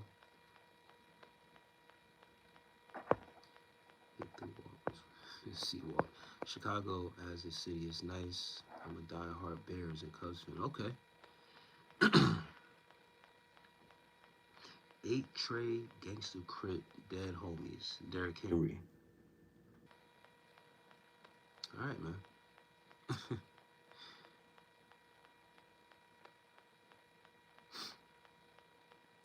Yeah, I'm actually a Bulls fan, bro. Michael Jordan. Been a Michael Jordan fan since I was a kid, so I always loved the Bulls. So, yeah, the last time I was in Chicago was a few years ago. A little bit after the pandemic, I got a tattoo out there. I was saying I was only out there for like a day and a half. It was on some spontaneous stuff. It was on a trip from Detroit. So took a little detour after my Detroit trip to go to Chicago. Says Great Lakes Tattoo is the tattoo spot that I went out to get that tattoo from. The suburbs are super chill, only about 20-minute drive to downtown Chicago with no traffic. Yeah, that's what's up, man. And I plan to go back. It's like I said, there's a museum out there. I forget the museum's name, but it's a historical museum out that way. I would have to do another search on, and then some activities, man, that I wanted to look into. Be back in Chicago. Brittany Marie Slack, peace to you. Peace, love. How you? Is it 10? She says, is it 10 of 3? I get up for work in an hour and a half. Crazy. Yeah, it's almost 3 o'clock. Gotta get some rest, Brittany.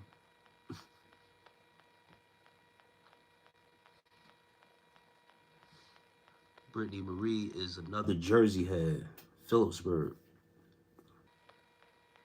I can't forget that I used to work out in that area.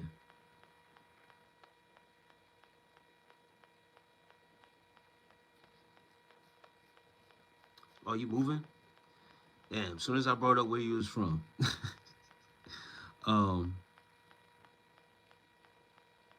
Is it Field Museum? I gotta look that up.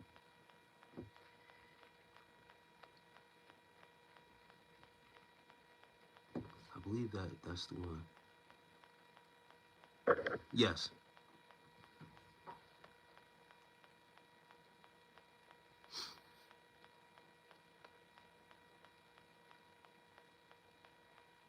The Shed Aquarium is amazing too. Okay. Yeah, you put me on to some stuff. Brittany Reese says yes.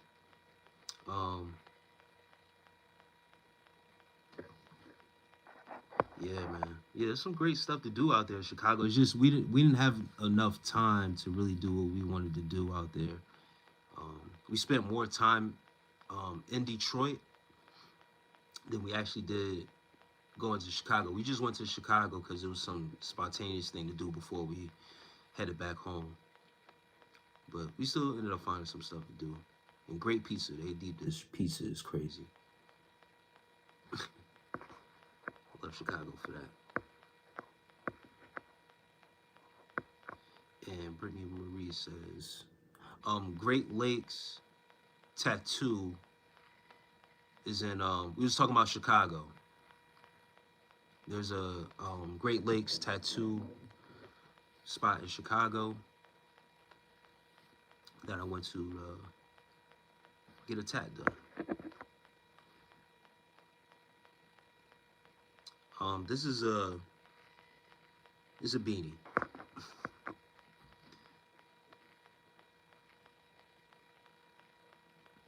Biggest fuel fossil of T-Rex in the world, yes.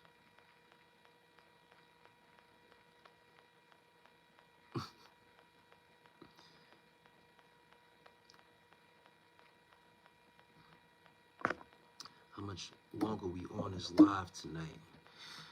It's 3. Hey, why isn't this charged? My parents moved to Lake Erie There you go. 4 years ago, along with my sister, I stayed behind for my aunt. She's almost 80. So I stayed back to be with her. Okay.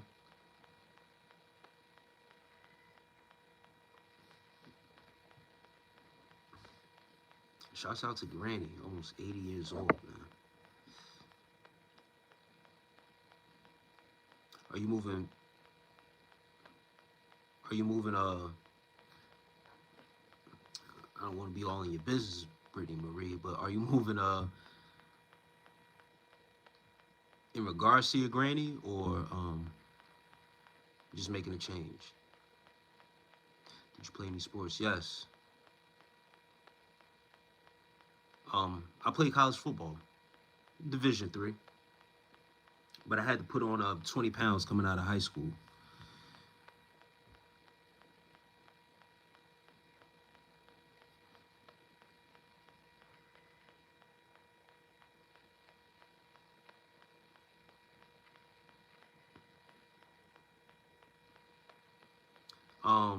I was saying, I never said my favorite ice cream.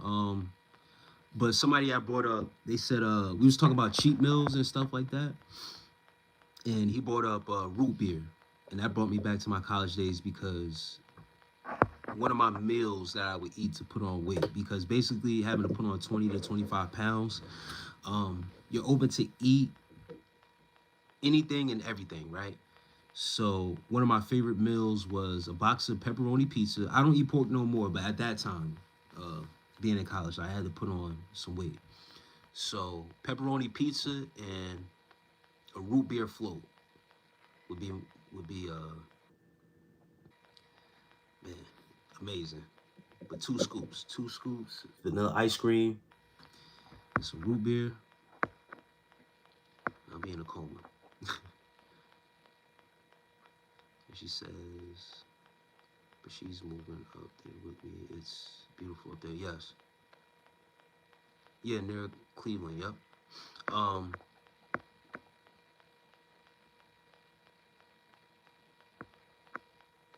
and I put that weight on fast with that type of diet too. It didn't take no time. It was very easy to do when you're doing a what they call a dirty bulk. Dirty bulk is so yeah, ice cream. Also drinking beer and stuff like that. In college, eating boxes of pizza, burgers, fast food, and stuff in the college cafeteria too. It was okay, but getting home cooking as well. It was always good. But my favorite ice cream flavor,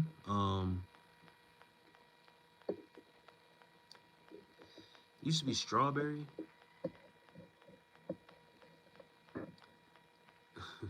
Um, I like raisins, so rum raisin is good. Kind of like an old man.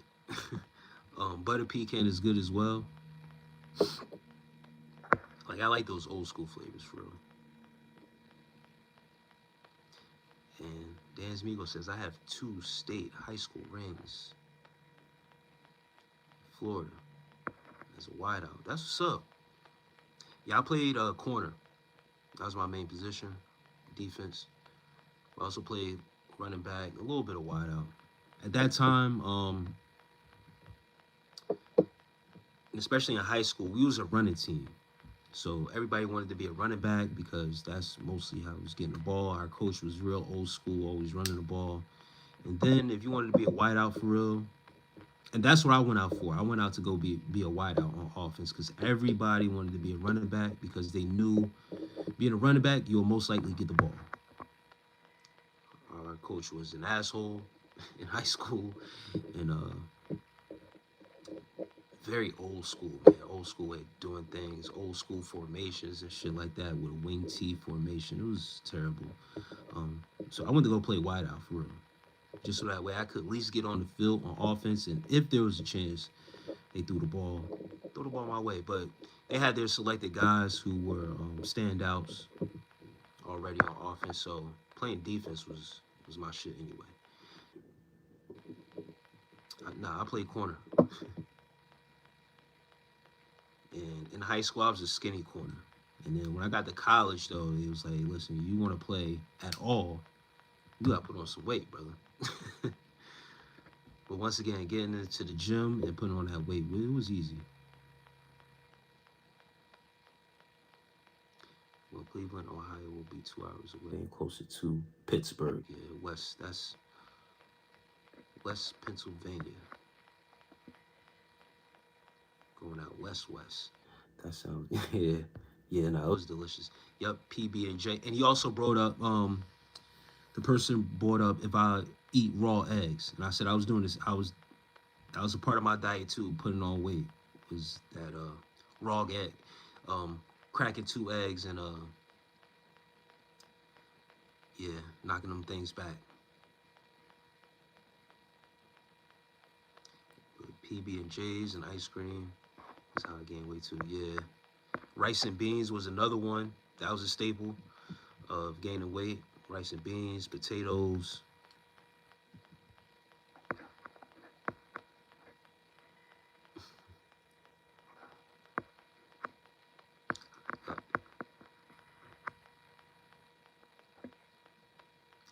Yeah, Southern butter pecan.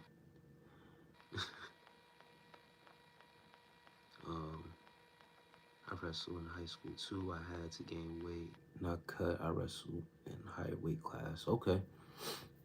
Yeah, in high school I played both football and basketball. I love all sports though.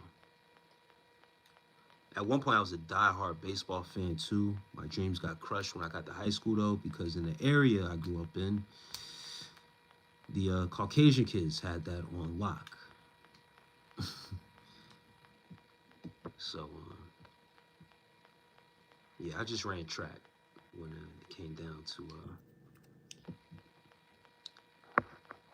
baseball season, springtime. After the basketball season was over, I just head over to track. Well, I just chilled out and didn't do nothing. I remember my freshman year, I was into everything.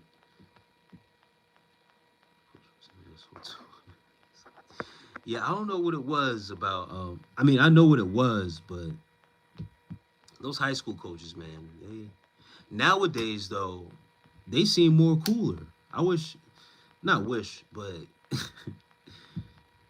it seems like they have now more of a grasp on the high school game and not running as much, bro. Like I'm 38 years old. I graduated 2005, so being in high school in the early 2000s, it was still that. Like I said, man, our main formation was wing T. We still used the fullback to actually run the ball as well. Like that shit was whack. Yeah, Phillipsburg, New Jersey. It's just not it. Yeah, there's nothing here. No fun living in this area. No point for me to stay. Yeah, it makes more sense. I get you, Brittany. Yeah, that area is a little it is weird. I remember being in that area and working, just going through that area. You're right, it wasn't really too much.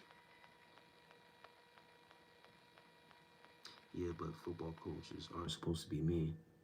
Yeah, that's the thing. Dan's Migo, it's not so much of, I don't mind that part of them being mean. You know, it does come with a certain attitude, right? But I'm talking about like the arrogance that comes with it. You feel what I'm saying? Like a wing T formation and using a fullback and then running the same plays, bro. Like it was just, it wasn't it, bro. It wasn't it in high school, bro. It was fun times though, for sure, for sure. I had more fun in college than I did playing high school football. It's just a junkie town, to be honest. Damn. Yeah, I could see it. I could believe that. And I don't want to be around it. Yeah, I can see that.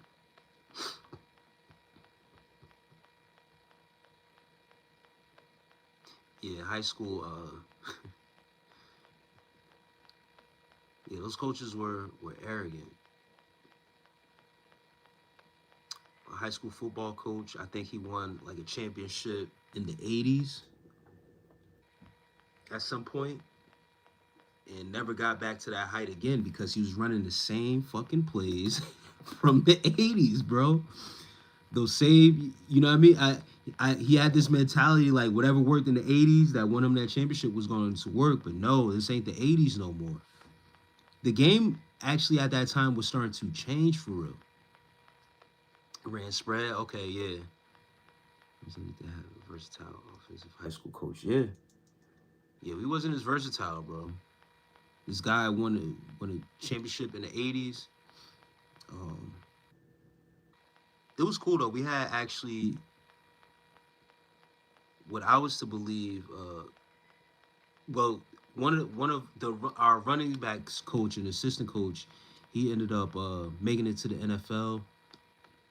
And he played for the Bengals, but then he came back to coach and stuff like that after his career was over or whatever. But he was on that championship team. But I guess being that he was a part of that championship team and he was the assistant coach and they was both on the same type of timing, it was crazy, bro. It was crazy to really be a part of something like that and to watch him try to affect the game with the same play coaching style since the 80s and we're in the 2000s, you know what I mean, playing trying to play this game.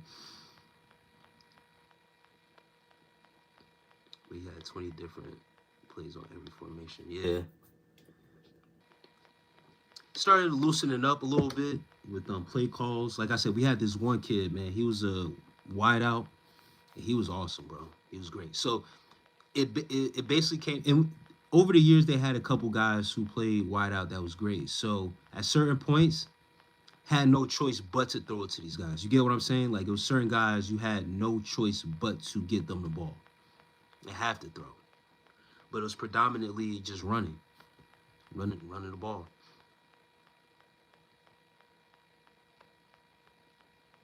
Yeah, man, since I've been away from Jersey, I haven't been up too much up on football in that city. But I know one of the guys. We had someone who was currently playing in the NFL. He's not in the NFL no more though.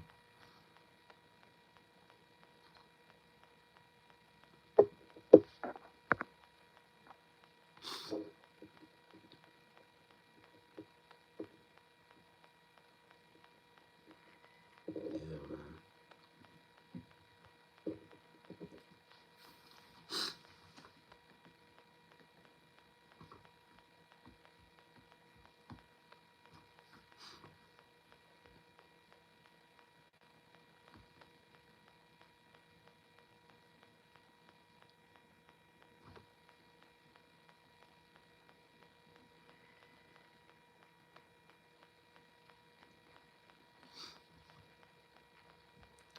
Man, I was just thinking about that, man. There's me go. In Bronze Gold, I don't have a birthmark. I don't have a birthmark. Um, just got back into it, and I try to go at least 3 days a week, 3 to 4 days a week. Hit every body part at least once. I appreciate it, man. I try to go at least once. If it's a good week, I can hit up to 5 days. If I don't got my son, I'll go every day of the week. That's including weekends. But I also like to take my rest too. Like have those rest days. But I go 3 or 4 times a week on a good week, on a legit week where I hit everything. But I like to do split movements and certain supersets and stuff like that. But I always have like a push pull routine to try to maximize everything. So I'm not doing everything, at once. So Like today when I went, I did chest and arms. I did chest and bicep to be exact. So with chest is a pushing movement, and then with biceps is a pull. So being that I started off with that, to in the next couple hours when I go to the gym, being that it's 3 in the morning, uh, I'll either do I plan to do back, which is pulling, and then I'll do tricep, which is pushing for the most part. So I like to do splits like that while I'm pushing and pulling. Then I have a leg day. Um, then I do some core on the other days, and I'll probably double back to chest again with bicep, or try to do arms all together where I do bicep and arms. So I switch it up every now and then, but I always make sure to implement a push movement and a pull movement. So that way it's just not I'm pushing the whole workout, pushing. I'm doing, a little bit of both.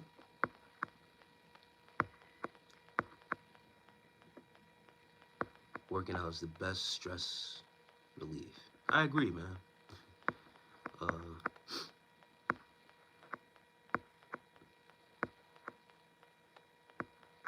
and yes, Yokin Shri, you've been asking me. Yes, I did exercise today. Thank you for asking.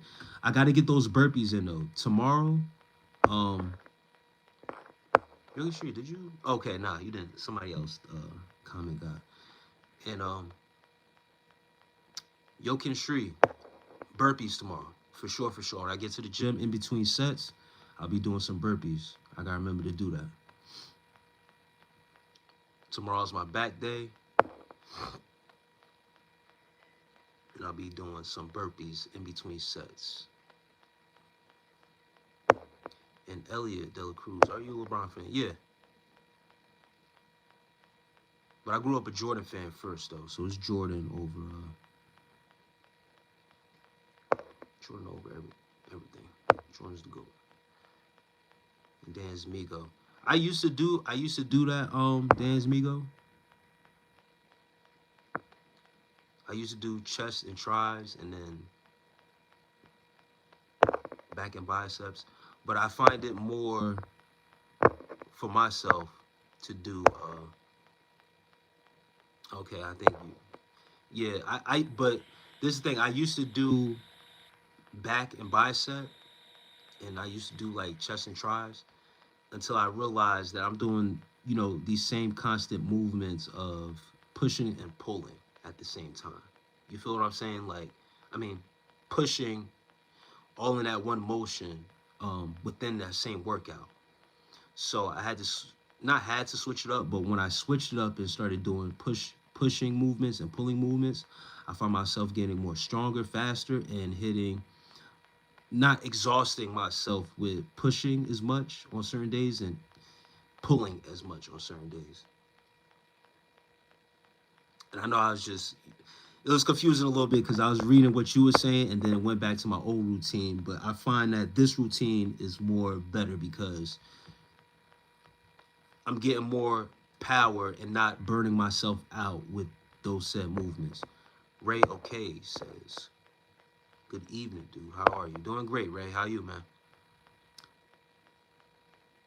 The underground OG. Greetings from Bangalore. Peace, man. Shouts out to you. My ex and I reconnected after 3 years. I told her I want her back. She left a toxic relationship, and I'm helping her financially. She says she needs time to decide. What should I do? The underground OG. Why did you and your ex leave? Or why did you disconnect from before?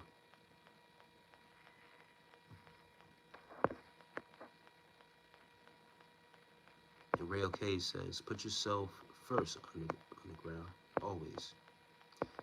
Yep, that's a start.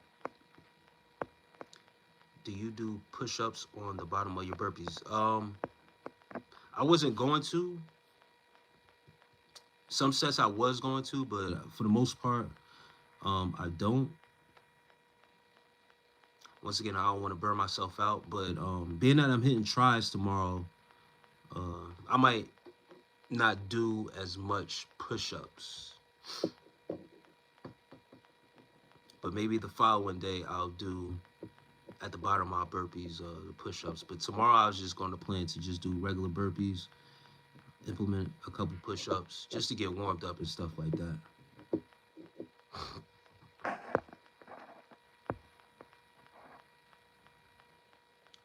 And then Milo says, yeah, I hit a plateau.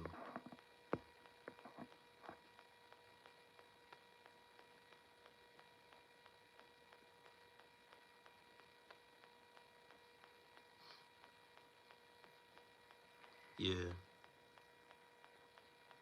Yeah, I actually, when I was doing burpees at a consistent rate, I was doing the push-ups at the bottom. Um, but once again, I don't want to burn out too much. I don't want to burn myself out. So, taking my time, coming back, um, into doing some things. And also shoulder workouts. When you put up the shoulders and traps, um, it's weird to kind of judge if shoulders, depending on the movement that you're doing for shoulders, right? Because it's always kind of tricky on days where I hit shoulders. Um, because some days I've hit shoulders on the same day as back, and it's just matched up that way. Because with certain movements with shoulders, it can be a pressing movement, so you're actually pushing. But then I also find like when you're doing like side delts or you're doing like rear delt exercises, it's kind of like pulling.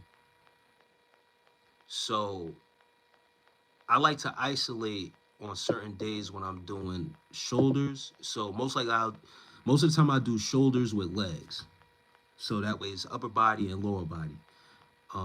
But being that if I'm pressing, it's pushing for shoulders.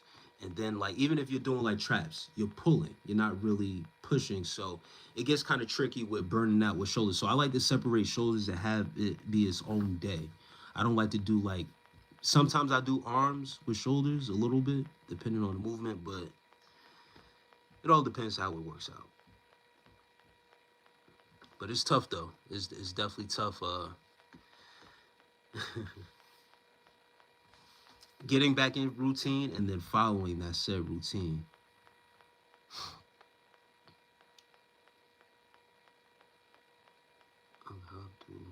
How I board is. I don't know what you're talking about, Dansky. I don't know what that means. Kept Doherty. Somebody asked about. Oh yeah, the underground OG. Ray Ray OK, I said, put yourself first, always. If you have put yourself out there to a female in this magnitude where you are taking the ownership of her and helping her financially, she's saying that she needs the time to decide. I mean, if this is something that you're doing for a partner that is coming out of a situation, but I need to know the context of why. Why did this separation happen or this breakup? And I haven't got the response yet, but bro said, focus on yourself first always. And I mean, that's a cliche, and that's the obvious. I was going to say that regardless, but I need to know what was the reason why. But I'm gonna answer Bron's golden question. What's the benefits of sauna?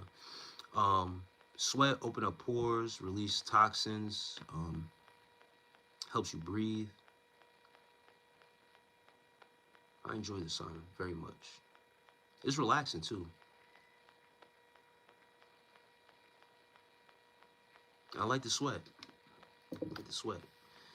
Get rid of those toxins. I was talking about myself doing the same workout every week, the same routine. I plateaued. I had to do exactly what you just said. Switch it up. Pull and push. Legs with shoulders. Yeah, man. Yeah, hit a certain point. I know exactly what you mean when you hit like a certain point where, um, like you say, you just plateau. You hit a point where I want to.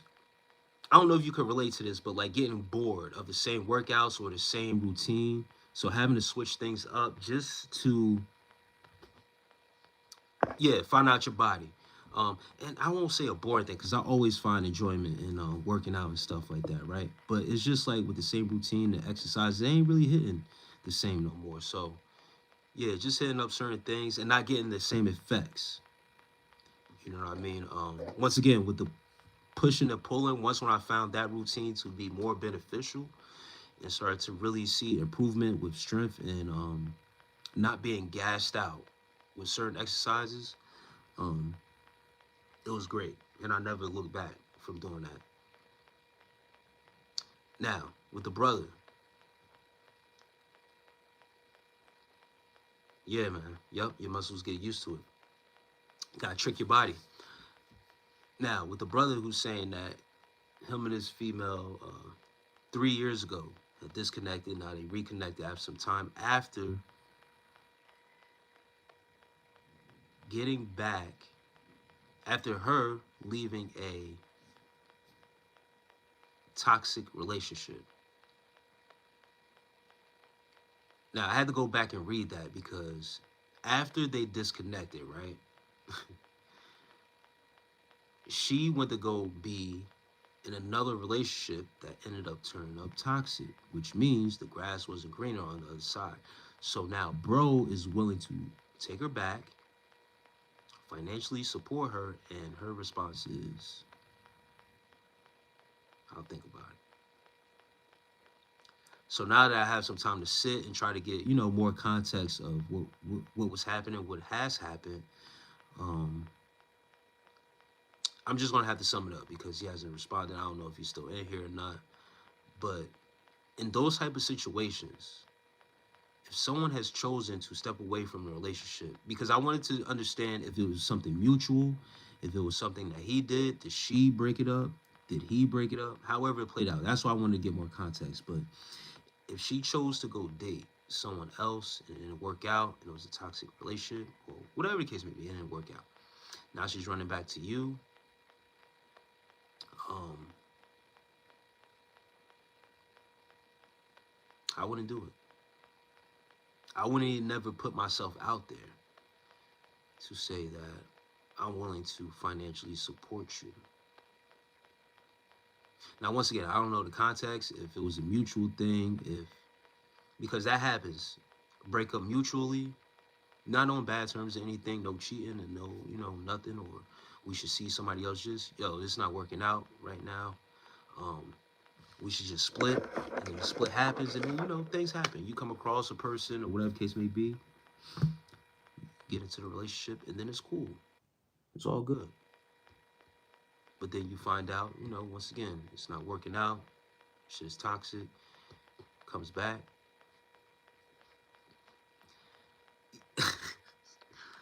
But now she's coming back, and this is the thing. He offered, right? From what he's saying. But once again, I tried to get more context. But from what he's saying, he's put himself out there. Obviously, this female holds a certain spot in his heart and his life where he's willing to step out the bounds to help his ex out, in thinking that this will win her back. That's what it seems like. I wouldn't never put myself in that position. Um, Once again, once when she made the choice to deal with someone else during our time apart, whether it was mutual or not, you with that other dude. Whatever happened on that side, happened on that side. Now you coming back to me. It's tough. It's a tough situation, sticky situation. But once again, me personally, I would never put myself out there like that. We going if she's coming back, once again, if it's a mutual breakup and she comes back, listen, things didn't work out, want to try us again or whatever the case may be. If I'm in that capacity and if I still have some feelings towards you, then yeah, we can see where it goes. But put myself out there as financially supporting somebody, Mm-mm. Especially after a breakup, and then you tell me I gotta think. You gotta think about it.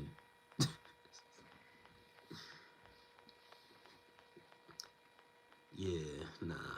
She, it sounds like she's about to play you, bro. I'm gonna be honest. I don't know if the bro is still in here or not. If you're just listening, but that's not the way, bro.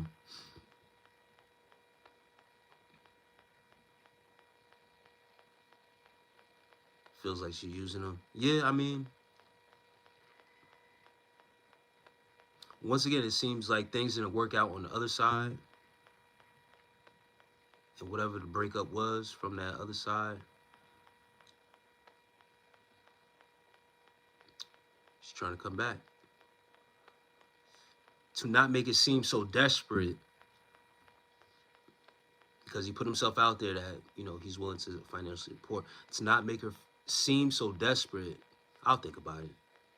You know what I mean? Like trying to put that in there, and not to laugh at, bro. Once again, I don't know if he's still in here or being that I got back to this question, he probably just gave up. I'm not too sure, but I was waiting for his response to answer me to see, get a little bit more context because I just don't want to jump to conclusion. But from outside looking in, just hearing that out, uh, yeah, I don't know, man.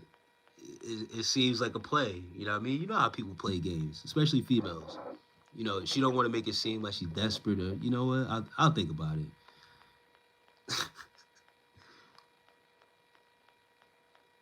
It's crazy. Um, White Boy says, "What's your channel about? Do you have any goals you are achieving this year?" Um, my content, bulk of my content is about semen retention, um,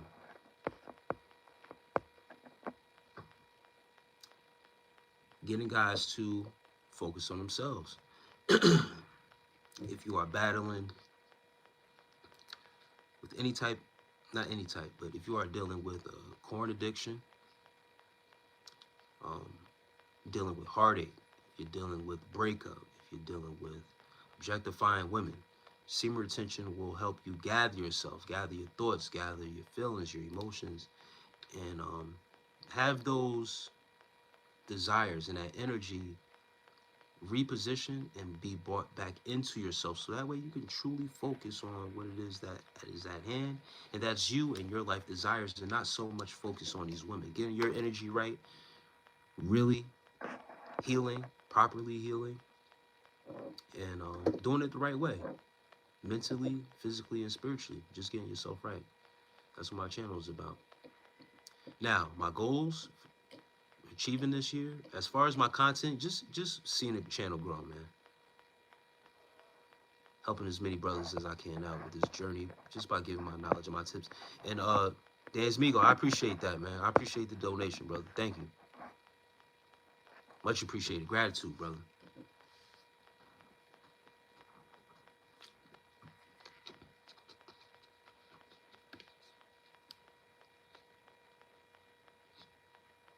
How are you feeling mentally? I would like to listen if you want to express. I like the sound of this, sir. Mentally, I feel great. I feel great, man. I got my water here, cleansing, ready for another gym workout. Yeah, man. There's always great conversation on this side, man. Um, Tonight has been kept very cool and calm. Shouts out to my boy OG Kicks, who's a moderator. He's been keeping the trolls and unnecessary comments at bay and out of the reach. So, that's always a help, man. And shouts out to him. Um, yeah, I always appreciate it. And this is what I come on for cool conversation. However it goes, it goes. But just being here for the people, man. Enjoying on this side of the internet someone that isn't doing something that's outside of themselves, outside of their body for gain or notoriety or for clout or anything like that. But White Boy, I feel great, man. Once again, ready for another gym session, get more mental clarity, really working that mental willpower. The gym just doesn't do things for the body, but is well for the mind and the soul for when you really tap in. They talk about mind muscle connection when you're doing certain exercises in the gym, or when you're doing all exercises in the gym. It really is something um, when you connect with physical exercise, your mind, your capacity, and pushing yourself to certain limits, and what wonders it does for your mind.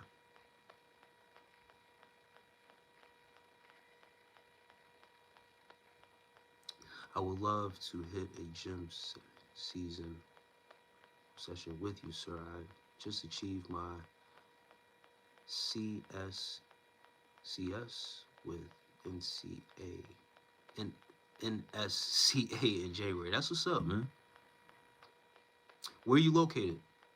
And that was always something I wanted to do, man. Was kind of move around, bounce around, uh, visit different areas, hit up their gym, have some gym workouts. If we live closer, I'd love to meet up, talk, and pump some iron. Yeah, man, that's something that was always been dope to me. On my side too, man. Linking up with people, get some workouts in, man. But this is common for me for sure to chat when it's live. Yeah, man. Dan's Migo, I appreciate that, man. I'm happy to hear that you seem very centered with yourself, quite educated and goal driven. I'm in Florida, Miami, Florida, man. Shouts out the South Beach, man. Yeah, that was something I always dreamed about doing, to be honest. For real, for real. Not just traveling, but hitting up different gyms, recording myself, and then if the people catch on to it, linking up with the people, getting these workouts in. You know what I mean? Both, it's the saying of iron sharpening iron. You feel what I'm saying? So getting around like-minded people, or just getting around cool people, just sharing um, not just gym tips, but life tips. Like when guys come on and ask about certain aspects. Hey, I'm going through this in life. I'm going through this with this girl, or this is what's going on. Talking about that stuff at the gym is not a bad thing. Mental health is just or more important than working out, and that's what I'm saying. Like getting around guys and being in a setting like that, and especially and once again, it's not take away anything from women. There are women in the gym as well who are doing their thing. But when you have men in the gym and we working out with this heavy weight, right? We got this testosterone moving, but then we're also talking about certain things that have to deal with mental health, man. It's it's it's amazing. So I've always dreamed about taking a show on the road. You feel what I'm saying? So that's one of the aspects that about my YouTube channel that I would like to expand on, and throw some weights around. Yep. That's one of the aspects of this channel that I would like to expand on too, to see grow in the future as well.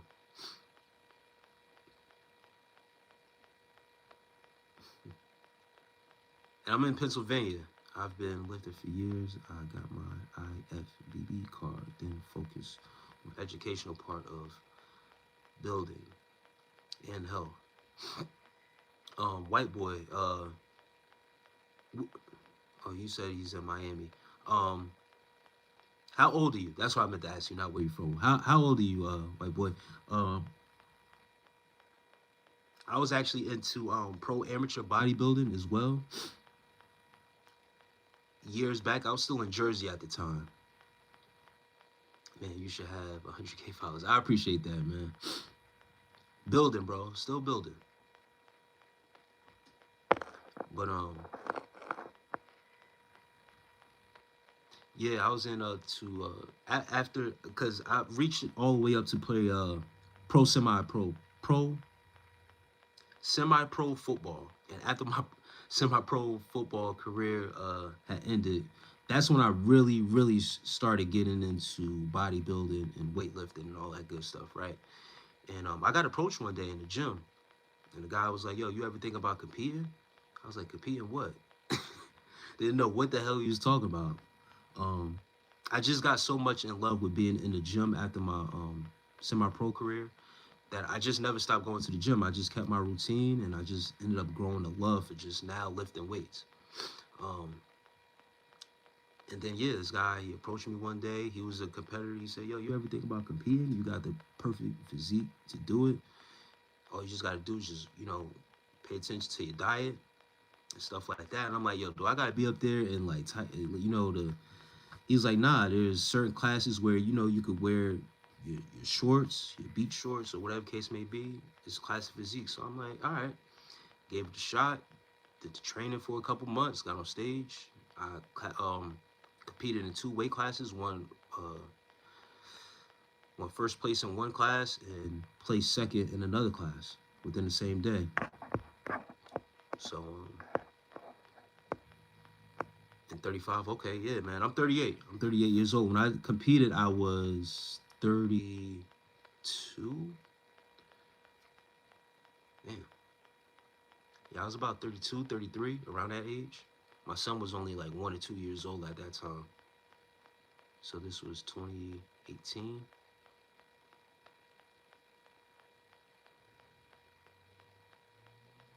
Yeah.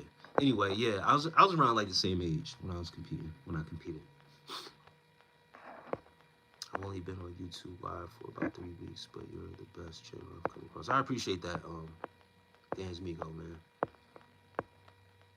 Yeah, I try to keep it always cool on this side, man. It's very informative. Sometimes it could go another way with these conversations, but I'm also here with a certain mindset of, I don't know everything, right? I'm pretty knowledgeable on certain things, and certain people come on here with their opinions and ideologies, and we could always agree to disagree. I'm always cool with that too. But also when it gets to a point of when I could tell people want to troll or be agitators and just want to argue. I'm not an argumentative person. So when people want to interact with me in an argumentative way, um, there's a certain way to handle it. I don't crash out. You will never see me crash out on here or get upset of anything of that nature. I just gracefully avoid it, ignore it, you know, mostly chill. Working out in the gym is kind of weird because men stare. So I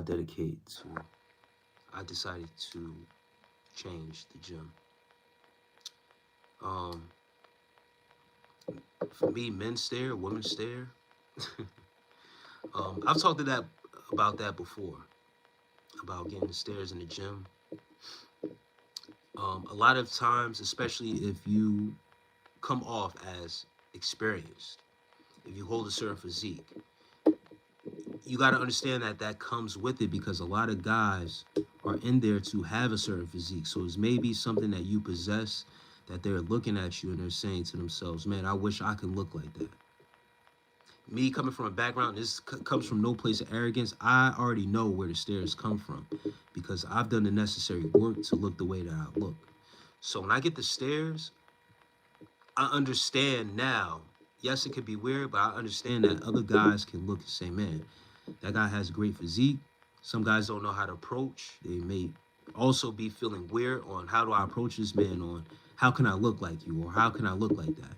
You feel what I'm saying? It takes a lot of putting pride and ego to decide to do that. So it's more common to stare and to watch that person and see what exercises they're doing and just imitate the exercises and try to get there.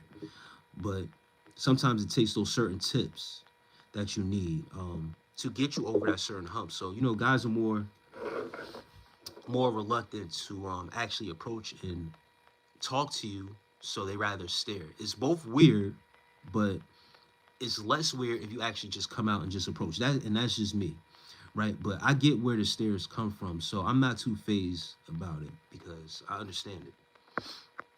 You should. Oh, White Boy says you should. It's a life-changing experience, and if you had the right person training with you, I believe you could do it. Yeah, I appreciate that, White Boy, man.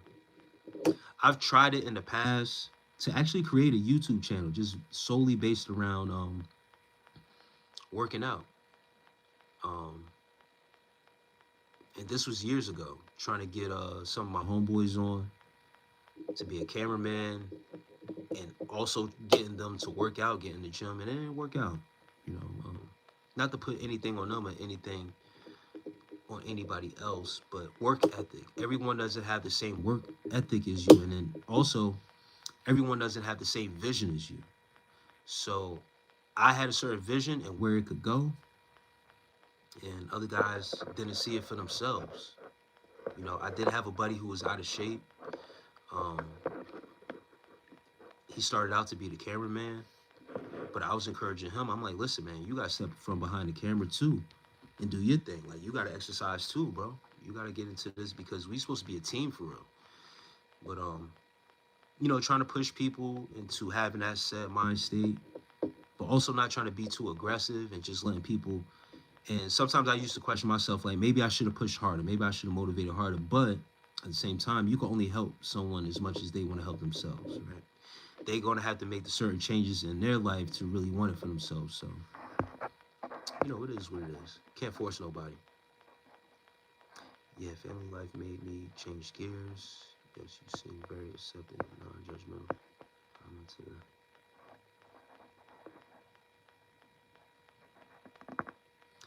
Penelope Peraza says, I went to the YMCA. Somebody said they said I took a shower with the guys in my underwear. That's as far as I go. What?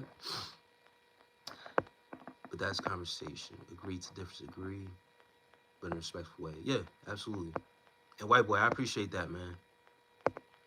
Really, really, Kevin Gates, I'm going. So I appreciate that, white boy, man. Appreciate the gratitude for that donation, man. I'm saying this from my personal experience. I know women and men can get intimidated in the gym. Yes, absolutely. For myself personally, I go to the gym, do my workout, and get out. Yes, I'm the same way here, man. Like once when I get in there, I'm laser focused, bro. Like I tap in. To me, I like to call it. For me, it's an adult playground. That's why I like to call the gym for myself. It's like adult playground for me. Like you see me, I be all over the place in the gym. I walk to one side of the gym. Also like doing calisthenics and push-ups. So you know, while in between, I like to take a little walk, go to the pull-up bar, do some pull-ups, and I'll go back. You know, if I'm on using dumbbells and stuff like that. So I'm all over the gym, but I'm always 100% like I have this certain like focus I tap into, especially when a pre-workout kick in. Once when a pre-workout kick in, it hits my system and I'm in that zone. There's it's nothing like it, bro. Yeah, like the fuck is. So I get exactly what you're saying. Like I go in there, I play no games. Like I'm not in there. Sometimes I don't even like I haven't done it in a while where I'm recording myself. Sometimes I really don't like going in there and recording because I feel myself it's taking too much time. It's taking too much time recording. Once again, it creates another distraction. Um, so sometimes I just, I'm coming in here, I'm working out, I'm getting this workout in, and then whatever it is after that. Um, it's just funny, just getting locked in like that. It could come off as like, how do you call it? Like, we could come off as non-approachable. Sam High said, "Stop being lazy." It come off as, nah, it's not. See, Sam High, you don't understand, bro. One thing about me is that I'm not doing it for the camera. I'm doing it for self. So it's not being lazy. I'm not lazy at all. Trust me. It's 3:45 right now. I'm not going to sleep after I get off this live. I'm going straight to the gym. I'm waiting for the gym to open up at 5:30, and that's where I'm headed to. You dig what I'm saying? So it's not laziness, Sam Hyde. It's taking the time out. It's taking the time out and Nicholas Swink. Make sure to get Nicholas Swink, Chargers fan. I appreciate that donation, man. Thank you. But it takes time. And then I have to focus on another thing that I don't really want to focus on at this time. I do the gym for me, for real, for real. That's why I would rather have a cameraman. You feel what I'm saying? And then whenever, you know what I mean? If I got a cameraman and they trying to work out too, I'll take over the camera. We can have a little tripod, but I don't want to have that so much of a focus on me where I have to worry about another thing to edit, watch over. And I'm already doing content on other things. So it's a lot, bro. And then I'm also going to the gym for me. I'm not doing it for anyone else. Yes, sir, I am the lion in the gym. I swear sweatpants, sweatshirts, mostly because I like to be hooded and focused. But I do have body dystrophy. It comes off very aggressive. But when someone talks to me, when I speak as a gentleman, yeah, I'm the same exact way. It could come off as, you know what I mean? Like you're not approachable. So I get, once again, I get why people stare. They rather stare than approach me because I think they can sense like, yo, this guy's locked in. I don't want to even bother him for real to take him off of his course, right? So I get it. I've had to learn to understand that part, right? But when people do have the courage or muster up and just say, you know what, fuck it. When they do approach me, I take my earphones, I take my headphones out, the same smile that you get, and hey, how you doing? You know what I mean? And you know, it's respect. You know, respect all around, and it actually helps me out. People don't understand, like with someone like that in the gym, they're so all over the place. I'm not really taking the rest periods that I need to be taking. So whenever someone stops me and be like, yo, so people usually always start, I'm so sorry to stop me. I'm like, no, you actually do me a favor because you give me time to rest. Because if you don't stop me, I'm going to just keep on going, keep on going. I'll take a mental rest, like, all right, I'm gonna sit here, but it's not a true rest period. So for someone to stop me to have a little conversation, whether it be a 2 minute conversation, 3 minute, 5 minute conversation, it is actually doing me a favor because I'm actually getting some real rest that I might actually need for real. You know, so I don't get bothered by people talking to me in the gym, but when they do approach, it's nothing, and I actually appreciate it. And with Nicholas Swint, Chargers fan, once again, appreciate that donation, man. Thank you. Play video called Nice One, the best one by Nick Swint. Nicholas Swint, that's you, man. I'm gonna write. I'm gonna jot this down. I'm gonna take a note of this, man, and I'm gonna take a listen to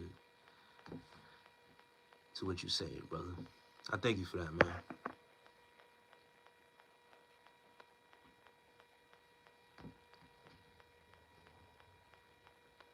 Nice one. Best one. Nick Swint. Shouts out to Nick Swint, man. Let me find out Nick Swint got some video is on YouTube for you to search it. Okay. Is it music or is it just a regular video? Nick Swint, if you're still in here, I lock in, and yes, people think I'm ignoring them when I'm not paying attention when I'm doing my own workout. Des Migo says the gym is not a social event for me. That's funny. Yeah, I mean, I get it. It really is not, especially if I'm on a time clock too. You know what I mean? If I got stuff to do after the gym, or whatever the case may be, if I got errands to run, especially on a Friday, if I go to the gym on a Friday and that's the day I get my son for real, nah, yeah, I'm not playing no games. I'm in there, I'm getting my workout in, and I got to get going. You feel what I'm saying? But during the week, that's why I like to handle my business before I go to the gym, so that way I got everything clear. So I could go there and really take the time out and not be, and I don't like to rush either. So I really like to be there, take my time, and do what I gotta do. I swear they can smell the testosterone. I get a lot of people asking me training questions. I definitely get the focus. I see eyes, but I use it for fuel. Yeah, keep on going. Yes, I love the intro boss. I do the same thing. It's helping me rest up for the next rest, and might even save a youngster from injury. Makes me feel good. Yep. Only take my headphones out when someone is asking me if I'm still using a bench or a machine. Yeah, most of the time, when people talk to me in the gym, and I wear like the same attire too. I go in, I start off with a hoodie, but then yeah, after certain exercises, the hoodie comes off. I start peeling back, everything comes off. But I'm the same way. I keep everything concealed, and then once when I feel like I got a good enough pump or that sweat, I got a good enough sweat. Um, yeah, that hoodie comes off. But yeah, that headphone comes out the same way when someone comes up to me and starts talking. Yeah, thanks, brother. I appreciate that, white boy, man. Once again, man, I appreciate you guys coming through, man, showing some love. Child family, stay blessed. I have a go. And thank you once again, white boy, man. Thank you for coming through.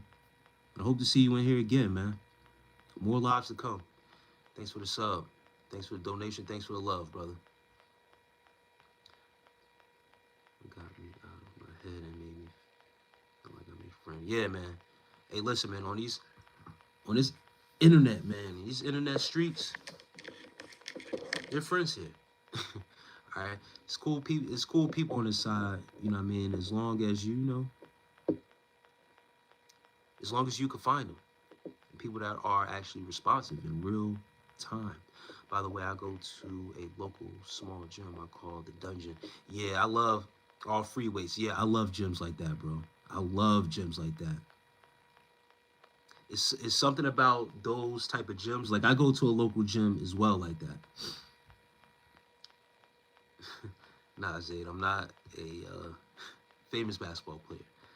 I love those local gyms like that, man. It's like a real nothing like a real gym feel like that. Don't get me wrong, I like the the more commercial gyms. I used to go to like LA Fitness, 24-hour fitness and stuff like that. I do not like Planet Fitness. There's something about Planet Fitness. I never I never I never really got into Planet Fitness and stuff like that. Um, there's also like a retro fitness I used to go to, which is pretty cool. But I like those smaller local gyms, man.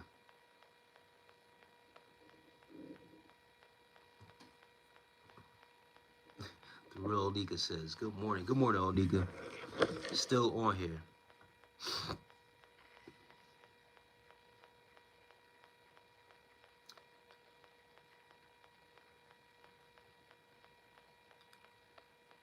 Gendero, Johnny says, "No, I'm either of those." What am I still doing? I'm still talking to, I'm still up talking to the people. Had some good people slide through, man. Some good people stop by, show some love. You know how it goes when it's good conversation. It's all good conversation tonight. And when a good conversation comes through, it's always put on me to stay around and show some love to the people.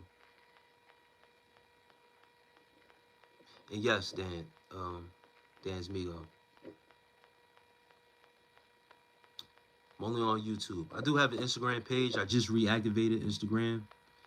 I cut off most all of social media, but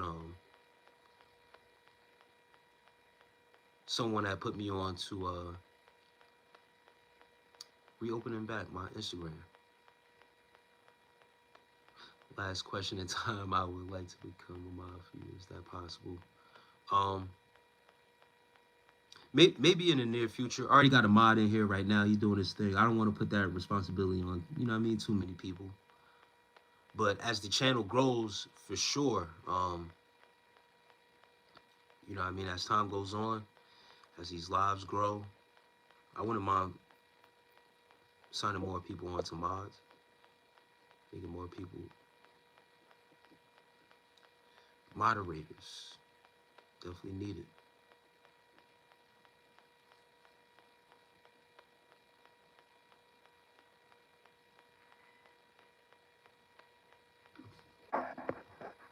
But yeah, we'll see how these lives go.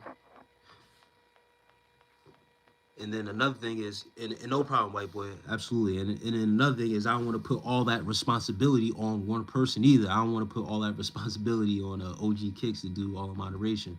Um, so yeah, in the near future, as you know, what I mean, things go up, especially if you know more people get engaged with the chat or these lives, we'll definitely need another set of eyes. Yeah, Mama Boo, I'm still here. I'm still on. I'm still here. Couple hours, more than a couple hours in. But yeah, I'm still here for a little while. Gym opens up in a couple hours. It's 4 right now. So I was hanging out before I head to the gym. Not gonna be able to sleep. So I was just gonna be chilling for a couple hours. Gym opens up at 5:30, I believe. Yeah, 5:30. So I was gonna hit an early gym session. I thought I would be a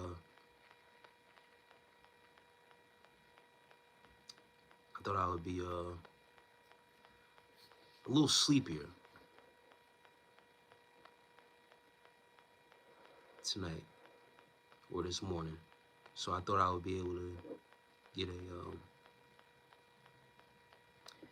YK Not. Hey, YK Not, hold on for a second, YK Not. Stay right there, bro. I thought I would be able to get a little bit of sleep. So I was gonna actually plan to do an afternoon gym session. But once again, when I get on these lives and the way these lives have been going and how I'm able to go to wee hours in the morning, I figured if I'm not as sleepy now, then I'll just get my gym workout uh, in the morning time when they open up. So yeah, I'm still hanging out. I only have an IG for fishing, hunting, and cooking. Yeah, I feel that. Yeah, I'm planning to start posting on IG in a little bit. Post various things on there. But yeah, I just reactivated not too long ago. And processing your own meat. That's what's up. Do you have a smoker, Dan's Migo? That's something I wanted to invest in, was get a smoker. And YK Not, the reason why I said stay right there, and I'm glad you came. I'm glad you on here, bro. I'm glad you're here. I'm glad you're part of this live, is because I don't know if it was last live or a couple lives ago. There was some stuff going on in the chat, and I was getting someone up out of the chat, and things was happening so fast that I made a mistake and not banned you, but I think I put you on I put you basically on a ban list. And I didn't mean to do that. I'm like, damn, why can't not? I didn't mean to put that, because when it's moving and certain people, certain messages was held for review, and then it moves sometimes on its own. So when I clicked it and I hit hide user from channel, it was actually the person that was like below you or whatever. So that was a mistake. So I immediately after that live was done went on my settings and made sure to take you off. So I'm like, damn, I hope YK Not is able to come back and find my live so that way I could apologize to him for that. So that wasn't something that I did from that last live on purpose. That wasn't purposely done. That was a genuine mistake, bro. And yeah, sometimes when people are commenting and then hidden messages pop up, it makes the chat move up and down and stuff like that if I'm not caught up. on the chat. So once again, YK not my apologies. I don't want you to have any ill will against me, brother. You ain't do nothing wrong. That was a genuine mistake. So it's the vibes. What are we talking about? It's so weird. I fell asleep right after I left. I had a long day. Um, Now we was just talking about some gym routines in here. Um, Someone else was talking about the girl using them. Well, them entertaining the ex coming back and putting out there that they're willing to help them financially. So, but mostly what we've been talking about was the gym, our gym routines, how we interact in the gym, and how we can get so focused in our workouts where we can seem unapproachable because we come in there with a certain mindset, so focused that we just, it's not a social event for us. That's what Dance Migo said. The gym isn't a social event for him. So when he comes in there, there's a certain mentality before he even walks through that door, what it is and what is what it's going to be. We walk in, but with that type of body language, when we come in, people can look at us and deem us as like approachable. So people would rather stare at us than to actually approach us and say, "Hey, what you doing? Can you give me a tip?" Or, whatever the case may be. But if you actually approach us, one, it could be beneficial. It could be beneficial to us because it could take that focus off and redirect us into actually getting some rest in between our sets that can help us out so we don't gas ourselves out. And it's kind of, for me, it's like kind of a misconception. I do go in there with that mentality, but when I am approached, I do embrace it, and I'm very friendly. It's not like I'm going to tell you, "Yo, get the hell out of here. I'm exercising. I'm working out." Um, once again, it gives me a break. Um, it gives me time to recover because I'll take my own recovery time and say, "Nah, I'm taking too long. I'm taking too long in this rest. I gotta go." So, um, but I could tell with the stares though. That's the main thing. What someone brought up was they find it weird when people stare. But over the years, I've come to understand where the stares come from and why it happens. So, just a bunch of gym talk. I have an electric smoker, uh, Traeger, and a natural wood smoker, Oklahoma Joe. That sounds like a good one, the wood smoker.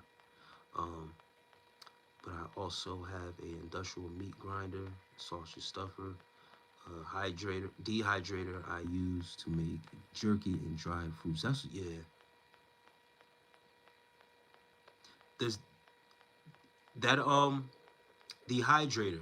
That's something you got separate from your Traeger or your smoker, or did that dehydrator come with one of those appliances that you bought? I would get a wood smoker. That's one I want. High protein diet and healthy snacks. Yeah, yeah, man. Yeah, making your own stuff is amazing.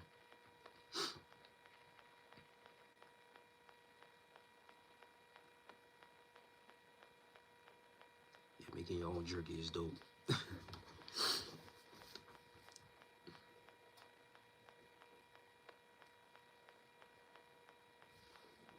The dehydrator is electric and separate. Okay.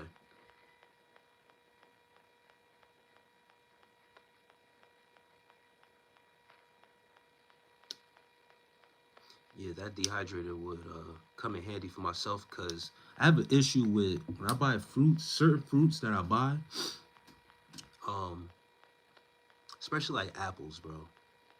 Like I would dry my apples because that's one of the fruits that go, for some reason they go rotten on me. I'll get my apples and like I'll eat them for the first couple days, and then after a couple days you get tired of eating apples or whatever the case may be, and I'll stop eating them and just forget about them, and then they'll go bad. I'll be like, damn, yo, I wish I could have did something better with these apples and just throw them away. So that'll be something I get definitely for fruit and stuff like that. But I always wanted one of those, a dehydrator. That's cool. It's been years I've been in the gym to work out and at home. So yeah, that's cool. I'm getting back into my routine. These kettlebell workouts has definitely been effective. Yeah, I use the kettlebell as well.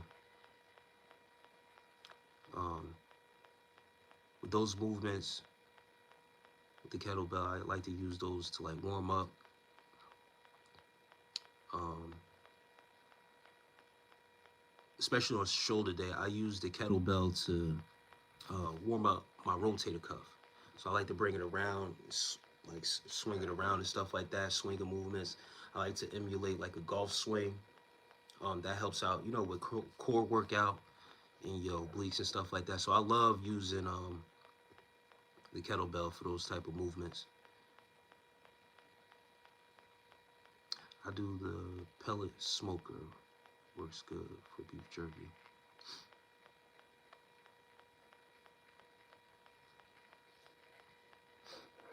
I cannot, yes, pellet smokers. Very user friendly. Yeah, I've seen the pellet smokers too. I need that wood smoker though. Personally, venison. I was just about to ask you. I was just about to ask you that, Migo. Have you had venison jerky before? I've had venison jerky before. Out here in Pennsylvania, uh, there's a lot of hunting that goes on, and there's a lot of deer out here. So there's a lot of people who hunt deer, and they have, you know, when they hunt it and they have it in store, they have a lot of venison jerky available in this area. I haven't gotten it as much, but yeah, the one time I had it, man, it was pretty good.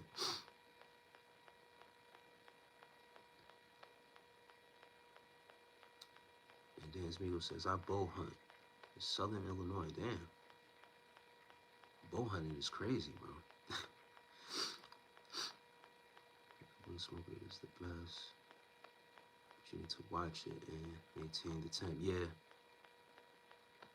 Yeah, I'm a griller, bro. I like grilling food too. So I don't mind if, as long as I'm out there, bro, outside, bro, listen, man, no complaints, bro. I got invited to go on a hunt for turkey. I got some friends north of Milton. Okay, that's what's up.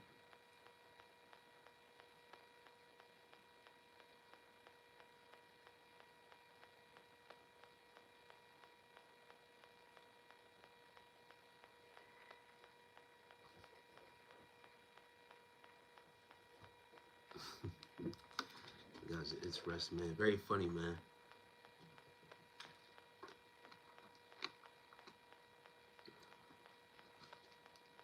I never really got into the hunting. Damn, Dan Smigo said it. I use pecan, hickory, and mesquite wood on the Oklahoma. I never heard of pecan. Hickory and I've used mesquite wood before, and I've used hickory before, but not on a smoker. Those type of woods they really bring out a different type of flavor on your food. I haven't used pecan though. I gotta look into that. But like grilling and stuff like that, I've used hickory and mesquite wood before. Said it's the mildest. I like to use that though. Let's see what type of flavor. Or oak wood. Johnny Lonely, you're bugging. I never had that kind. Always had the store bought kind. Like to try to make my own. That sounds good though. Yeah, I've had the store bought bison too, jerky.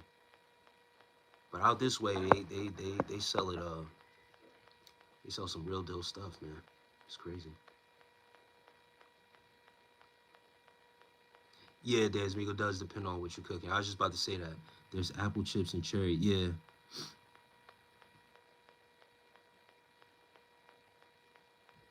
I don't know why, bro. You kind of remind me of Johnny Lonely. Yeah. I've heard that before too. Especially when I take take my turban wrap off. Got a little fro going on.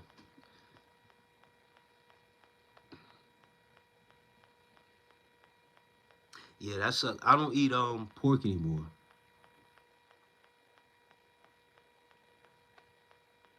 Yeah, no more pork. Maybe if I do beef ribs, I could try that out. Some apple with cherry wood.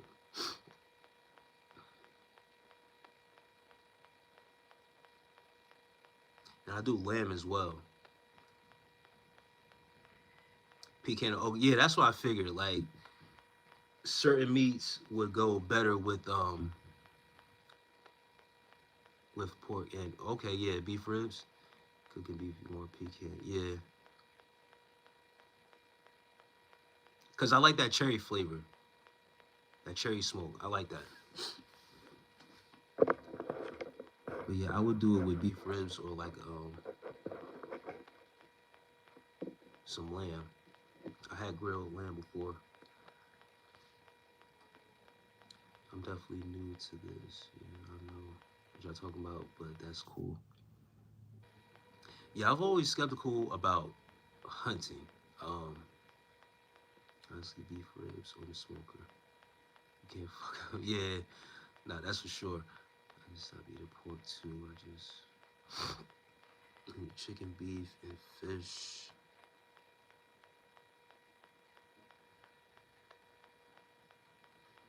Yeah.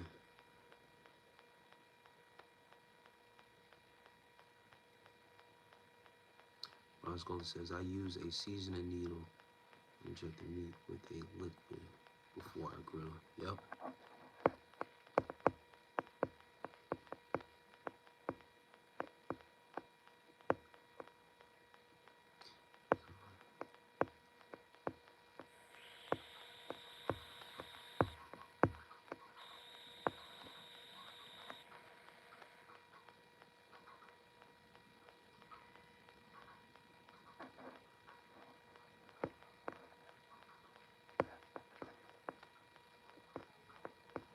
Yeah, I giving away a lot of cooking tips in here. That's what's up. Yeah, I love the grill, man. I just enjoy like when it's that time being outside, especially when you have to deal with harsh winters out here in Pennsylvania. That's another thing too. But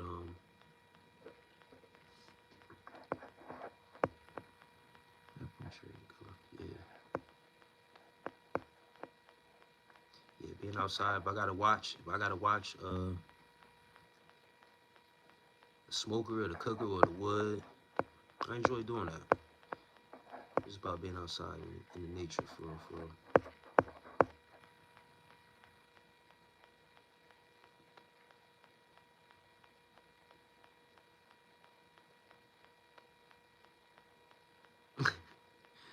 Mama Boo says I love talking about cooking stuff. Yeah, and you pick up certain stuff. You pick up certain tips from people too. Little stuff different.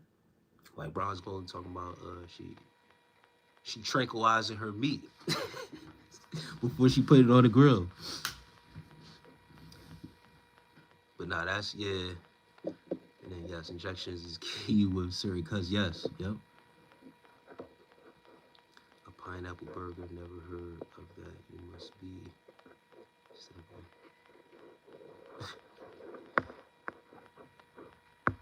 And a pineapple burger. Yeah, that's. I've seen that before. I've never had it. Yeah, spritzing beef ribs in a brisket is key too. Use beef broth, apple cider vinegar, a dash of Tabasco. Yes, there's Migo. Yup, spritzing that I do that on a regular grill.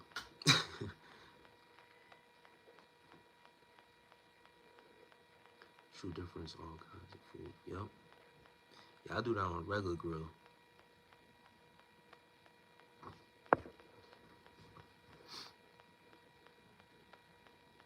And I was saying I've always been skeptical about hunting because going out there and killing an actual animal, like I already don't like I feel some type of way about handling fish and stuff like that, right? So to have to handle a whole damn deer or something like that is just a lot. It's just a lot for me. Cause I would have to you know what I mean? You gotta. It's just a lot, bro. I need somebody else to do all that other work for me to take the fur off, pluck the fur off, and skin it, and all this other stuff, man. Like fish, I'm good with. Fish, I clean very well. Any other animal and stuff like that, I can't. Nah. I'm off this weekend, yeah. Like, bronze golden, you should. If it's not, and that's another thing too. If it wasn't so much snow on the ground, and I had this grill available, I'll grill outside in the cold for real. But it's too much snow. It's still snow from last storm. I think you could do it, get used to it. Somebody just to show you your first time though. Yeah, I mean, I know I could get used to it. But yeah, if you was hungry, believe me, it wouldn't be hard for you. Now I hear that, for real, for real. I hear that. It's just me doing it on my own, myself having to do it under my own volition, my own cognizance. But nah, you absolutely right. If it came down to it, nah, it's definitely it's no second thought about it when it comes down to survival. But I'm not in survival mode. I'm not. There's no need to be in survival mode like that. So it's like, damn, if I don't have to, I don't got to. Messi or Ronaldo?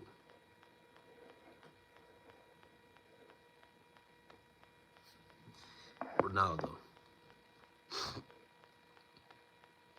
I catch fish instead. Who says? I'd rather buy my fish. I can't. I can't. My dad used to do all that stuff when I was a kid. And Parkesh Deep Jenkins. No, I am not.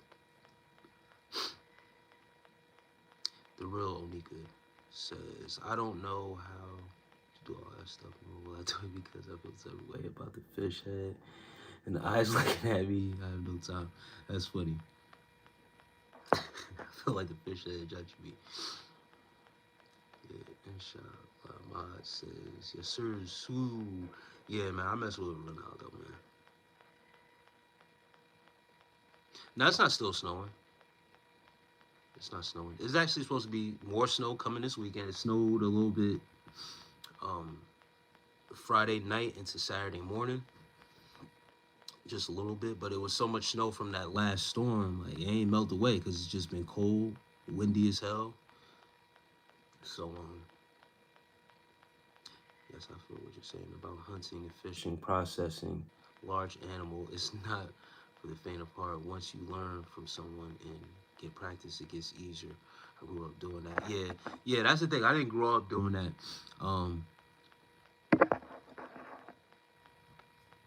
I remember going to certain like farms when I was younger, and even like with my parents, my dad, like seeing the live chickens and like the live animals, and they would do it there at the farm. But you also had the choice if you wanted to do it yourself too at the farm. Um, my parents never did it themselves, so I never got to see them do it. And I never seen the process of them doing it. So yeah, knowing that there's places like that, I'd rather, you know what I mean? It's just, I always went that route of just having them do it.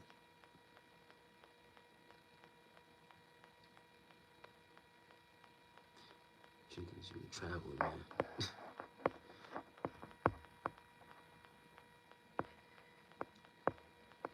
Yeah, per Cash Deep Jenkins.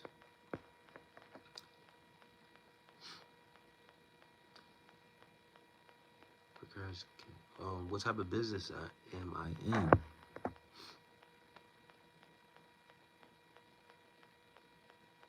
Um, Landscaping. Dan's Migo says hi. Oh, you already said hi. I do love fish. Yeah, fish I got no problem with. Fish I got no problem with. Deep Jenkins is a traveling man. Bro, I live in Abu Dhabi and I have never seen snow in my life. Genuinely, we get rainfall like every 1 or 2 years. Damn.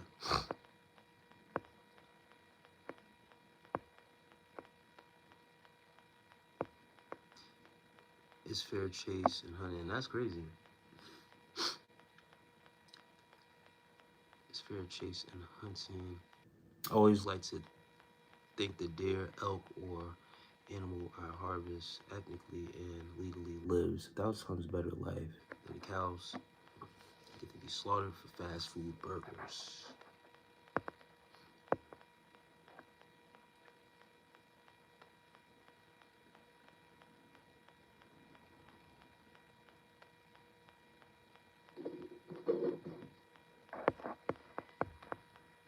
Davy Jones.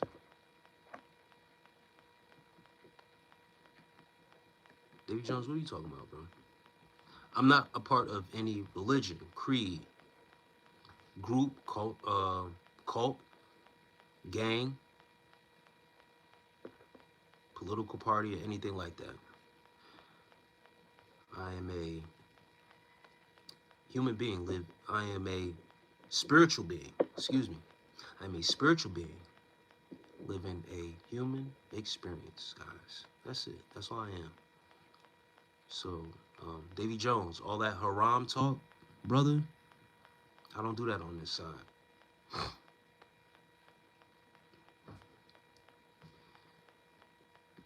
Thank you.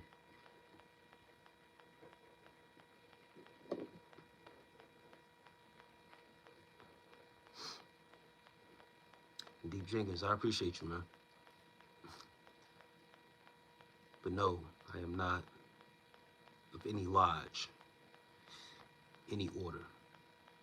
Great talk tonight, man. I always join your live. I appreciate that, Dan's Migo. And that's for sure, for sure, for sure. Please, please, Davy Jones, don't pray for me, brother. I don't, I, and that's the thing. I take that as disrespect, Davy Jones. So please don't do that. I rebuke that prayer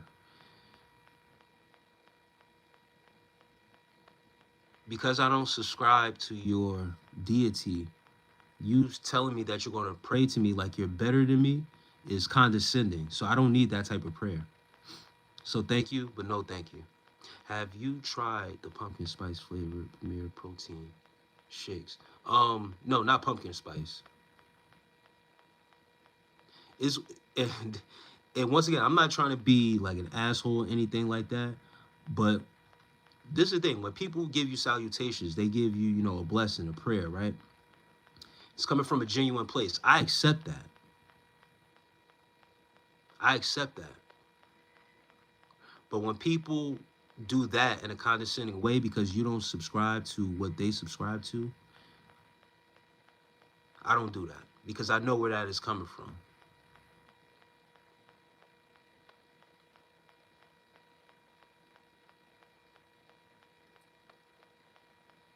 Davy Jones says, brother, go. This is not haram.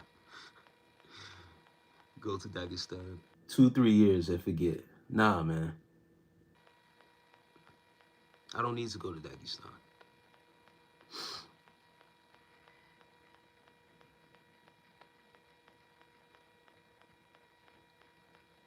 Clark Kent, thank you for that. That's great information.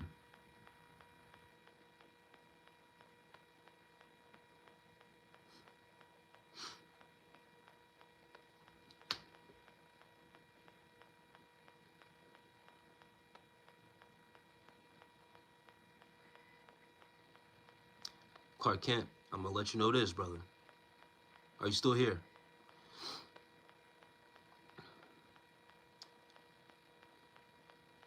Just because Jesus loved his enemies, he prayed for the very ones who crucified him. His enemies didn't love him back. That's why they crucified him. They didn't reciprocate that same love. You understand? So by telling me that, it's setting me up. It's a setup. That's what I read that as. You're going to set yourself up because what I've come to know is to study your enemy, know your enemy, to know what you're up against, not to love them and pray for them, because while you're praying for them, they are preying on you. You see, when you look at the story of Jesus and Christ a different way, you start to perceive it a different way. And looking at that, that's a setup. It's a bad space to be put in. Just letting you know. Just letting the people know. That's it.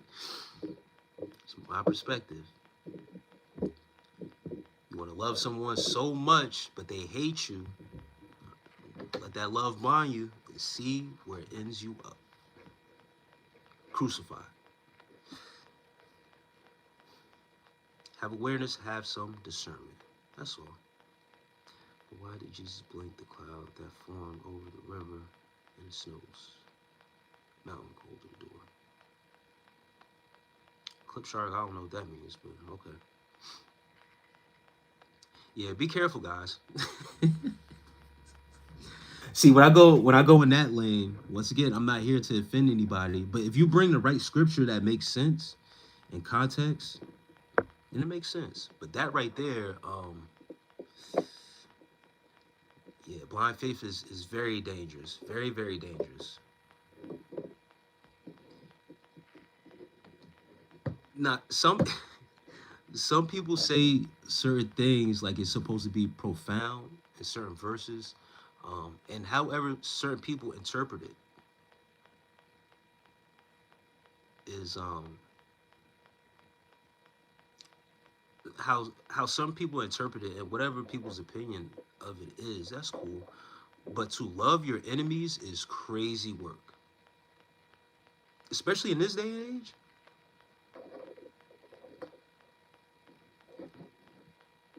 Ain't nobody trying to hear that, bro.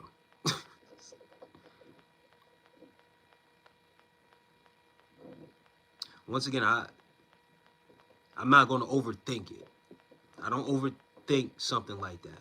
So when I see certain things like that, I take it exactly for what it is because it's telling you something. And it'll leave you in a world of hurt if you're moving around with that type of energy. Thoughts on the Vedas? What's that, Deep Jenkins? Faith in God, not really blind. You're just moving off intuition at that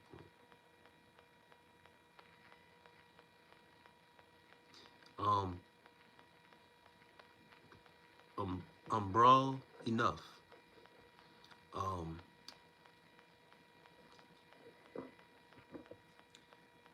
they were saying blind faith in a context to the scripture that was placed in here earlier. was pertaining to Jesus, and Jesus loving not just his enemies, but the same enemies that killed him.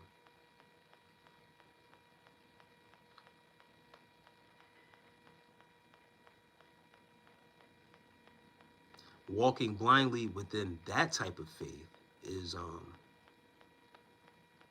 it's not moving off of intuition. It's actually moving with some type of intellect. Using your brain to let you know that the enemy is nothing to be played with, and loving them to the point that they are willing to kill you isn't the smart thing to do. That's not intuition. That's just common sense.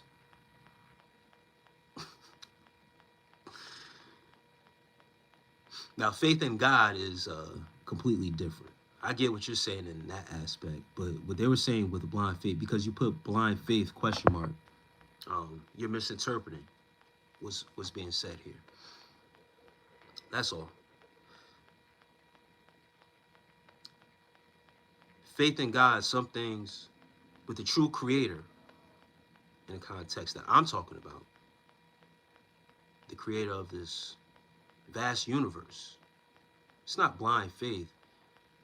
God, in the aspect of God, some things are left to be a mystery. So it's not things that we can see with the eye. When we also talk about spirituality, not everything will be seen with the human eyes that we have here. That's why they say, try to not listen to everything that you hear and only believe half of what you see. Don't believe everything that you hear and only believe half of the things that you actually see. The other half is a mystery. Okay? But once again, when you're talking about that, you're talking about Jesus and that type of rhetoric, that's dangerous. That's a dangerous word to spread to some people.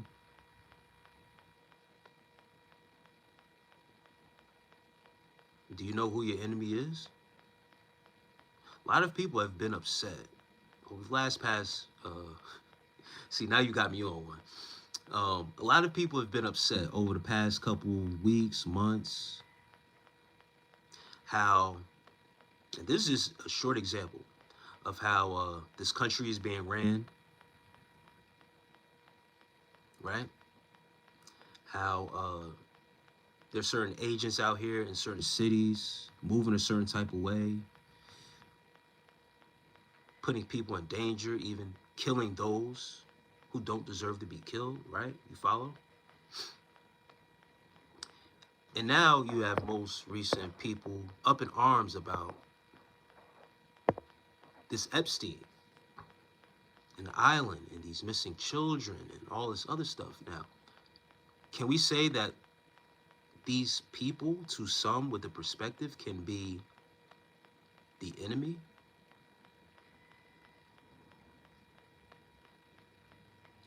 A lot of people say, yeah, because I've seen all the rhetoric out there. Why did we vote for this guy? These Epstein files has come out. Some people are irate because the children that have been messed with and all this other stuff. So people have been angry and condemn these people as evil, as the enemy, correct? Correct. I'll answer for you guys, correct. Now, in the same breath, you want me to believe that Jesus loved these people? That would explain why the world is the way it is and the current situation it is now.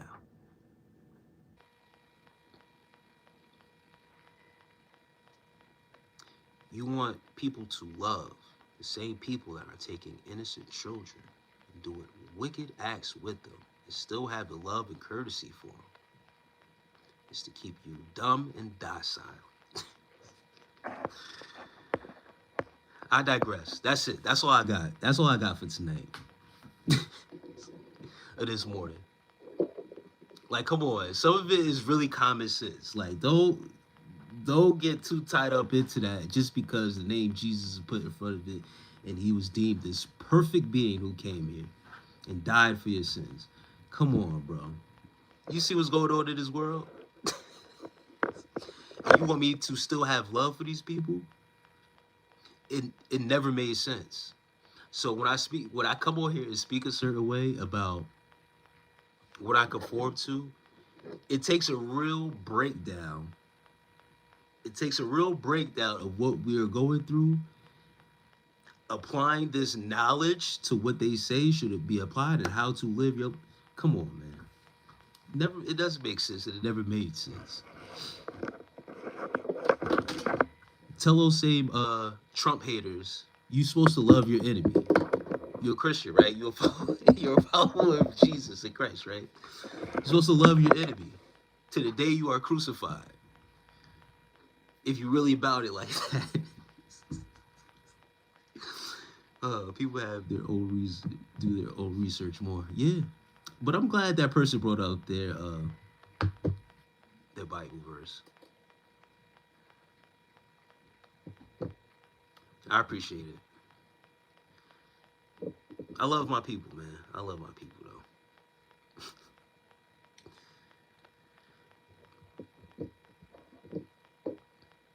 It takes it takes someone like me to have to put it out there in an atmosphere like that. A lot of people are scared to talk against Jesus in this fashion. You're just supposed to get the information and receive it and say amen.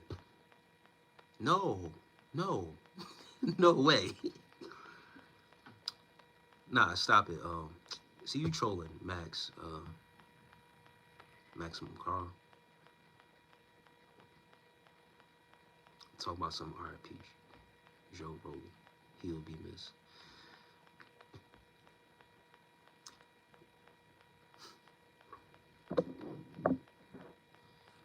What's understood don't need to be explained. That's a fact, OG Kicks. And shouts out to you again, OG Kicks, man. I appreciate you. I heard somebody say this recently also. If telling the truth was popular, everyone would be doing it. That's a quote by the great MC and prophet in our time, if you will. The legendary KRS-One. He didn't rap that in a song. This is the actual something that he said out of his mouth, like, in conversation, doing an interview. I believe it was with Nick Cannon. He was doing an interview with Nick Cannon. If telling the truth was popular, everyone would be doing it.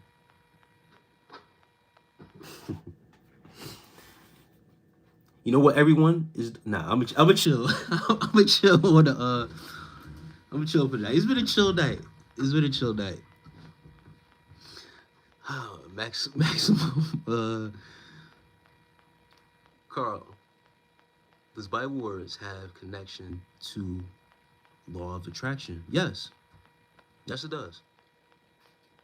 At the end of the day, Bible words are spells. Spellings.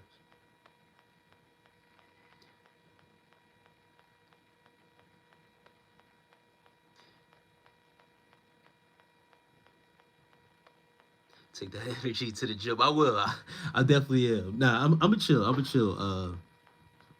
I ain't gonna go too crazy. Not tonight. Maybe in the next live. Because it's been it's been a cooler live. It's been a more chill live. But I know people love in the algorithm. They love the religious talk. They always come in here. Yeah, I'm always chill. You see, I'm chilling.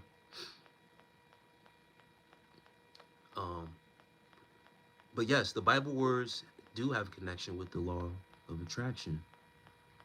Especially when you say you believe. You believe in certain things. When you have that feeling, the function of feeling and emotion. And there's Migo, man. I appreciate you for stopping through. All love and gratitude. Appreciation, man. I'll see you in the next one. And I'm gonna be off of here in a little bit. Yep. Have a great night, great morning. I remember you swear to God. Yeah, of course.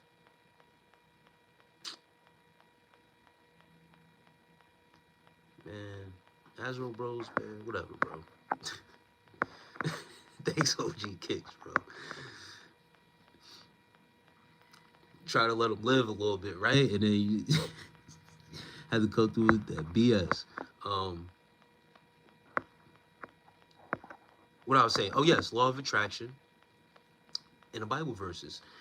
One of the things that is very important to understand, I remember doing studies on coming across Hebrew Israelites, right? The black Hebrew Israelites. And they always refer to, not always, they refer to many books, right? Fallen Boss says hi, peace. They always refer to, the Bible, the King James Version of the books and stuff like of the Holy Bible and stuff like that. But one of the things that always stuck out to me was the curse over the people in Deuteronomy, in the Bible. And when you subscribe to that doctrine, there's belief that there is amongst the people a pretending Jew and the real Jews. And the real Jews will be under a curse, an affliction, until they turn back their ways to the true God. They will be under a curse unless they turn back to the law, statutes, and commandments under that God and follow those commandments. Now you talk about the law of attraction, right? And these words that are written down as the law, statutes, and commandments, and following those laws that, and if you don't, a curse will be. But what does that sound like to you? Sounds like a spell, a curse.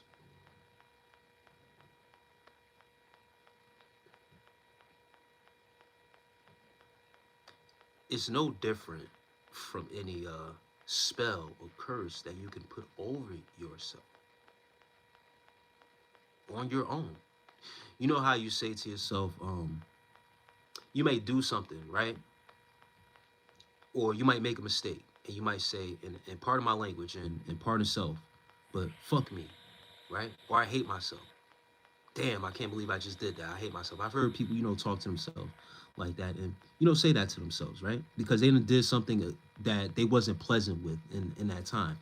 Your brain, just as I say it, and I got to go back and reaffirm to myself that I love myself very much, right?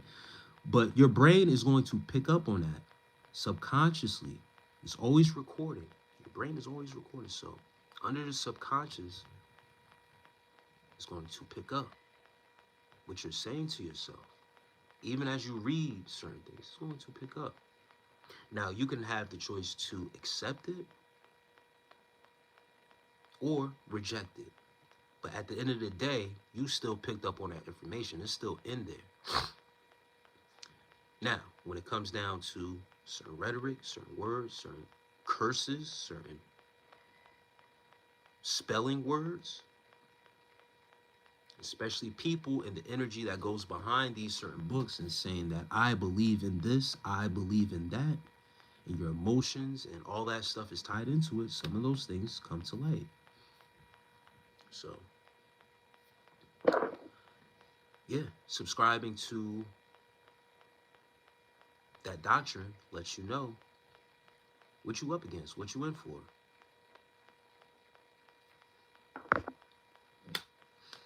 I just encourage the people, just be careful. And do your study, do your research. It goes a long way.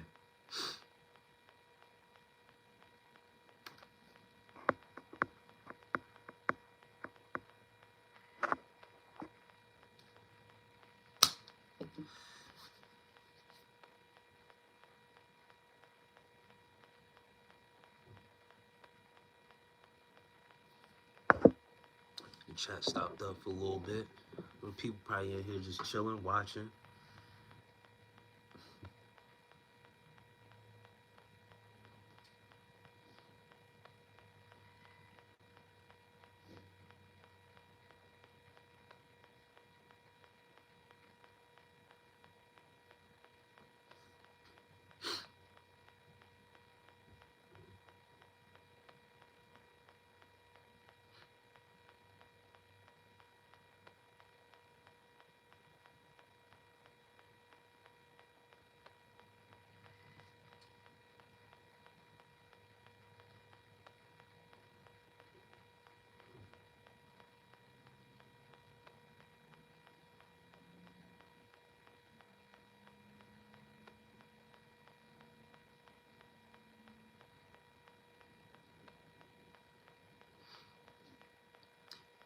don't know if there's anybody left up in here,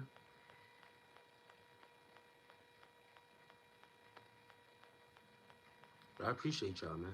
TSG, they know I'm in the bushes, in the bushes that sniper. Yeah, man, I appreciate it, bro. Hey, have you seen Logan's Run? It's an old movie. It kind of reminds me of what could be going on in the world right now. And I haven't seen that. No, I haven't seen that, bro. Logan's Run.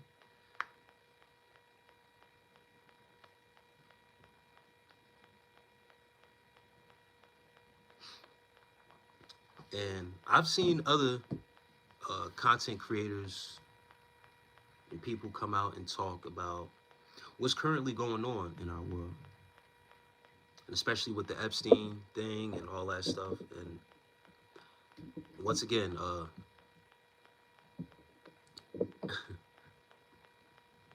the little lamb. Yes, I'm still here. I appreciate you for coming back and finding me again. Yeah, I'm once again I'm up until I'm about to get off soon though because the gym opens up at 5:30. It takes me about 15 minutes to get there. So it's on my side, East Coast time is 10 minutes to 5. So I'm about to get off this. I'm about to get off here soon. I'm gonna be off here soon and head to the gym. But I'm not sleepy. I was waiting for myself to get sleepy, but I'm still here. Um, but in the current affairs of this world and what's going on, Eric Henderson, peace, man. Appreciate you for being here. Especially with the Epstein stuff that's going on. Other content creators, like I was saying, speaking on it, giving their uh, insights on it. They've been saying the same thing about certain things being a distraction. And I don't want to say that, I'm me. This is how I move. This is, just my thinking. And just watching certain things over the years and noticing celebrities and actors, actresses, they say are always acting. And whenever there's a camera, they can only be as much as them to the public eye as they can be to a certain point. But at certain points, they're always acting. It's entertainment. Some of the stuff is distraction. Not to say that some things you just got to let God handle. Nah, that's a fact, Eric Henderson. Um, Henderson. Listen, man, with the things that are going on, you can only give as much sediments. Someone asked me before, how do I feel about it? I said, listen, I really don't have any feelings towards it, right? Because I can't be emotionally invested into something that I really can't do anything about for real, for real. And neither should you. Because once when they get you emotionally invested, that's when they got you. And it will distract you from what may be happening or what's going on or what will be coming our way. I've been on these internet streets and seen content creators and people alike, uh, be on that same type of timing, and express that same sentiment. It's wicked what has been done, but what more can we do with the man that's reportedly dead, with these files, with obviously whoever is involved, they are protected to a certain point. What can we actually do? You want to go get it back in blood? I don't think so. I don't think that's I don't think that's the way. All because of accusations and because someone's name is on the list. We need more and more stuff to come out for. But once again, being emotionally invested, distracting you from what you really need to be doing isn't the way. And it's to keep you emotionally invested and entertained with BS. This is bullshit. Not to say people who were affected or hurt it's bullshit or it's bullshit, but come on. What can we really do? God is black. Bible references him as a fine brass and burnished bronze. Look, he's on crack. Yeah. God loves everyone, black and white.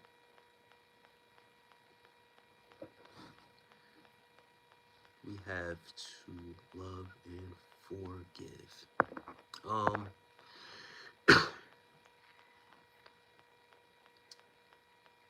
Anthony, Messias, can I let you know something, brother? Um, Forgiveness, yes, it's from the heart. You forgive, but you do not forget. You forgive and let things go so that way that burden isn't on you to have to hold on to that type of, hurt or whatever the case may be. Move around with that resentment, but you don't forget because you don't want to be placed back in that state of hurt and what that place may have caused you. You dig what I'm saying? You follow me? Now, to love, everyone doesn't get love, bro. I'm sorry. We talked a little bit about this earlier. We don't have to love. I believe that we have to forgive. You don't forgive someone, whatever your reason being, but you'll be holding on to a lot of burden, a lot of underlying hatred, and you don't want that on your spirit. You don't want that on your soul. So I feel like we have to work up to a place to forgive to a certain extent. Play people at their distance, however you need to play, have your boundaries. Forgive. All right, nah, you got it. Because now if you let that person back and they play you again the same way, and it puts you back in that state of having to forgive them again, then that's your fault. It ain't their fault. They showed them who you were, who they are to you already. And you forgive them for that. Now you know exactly who they are. You play them. All right, nah. You don't have to love everybody. You might find it interesting. Extremely interesting to put those glasses on. I'm gonna look into that. YK not. What is it called? Can you drop the name again? I don't want to scroll all the way back up because I don't want to miss anything.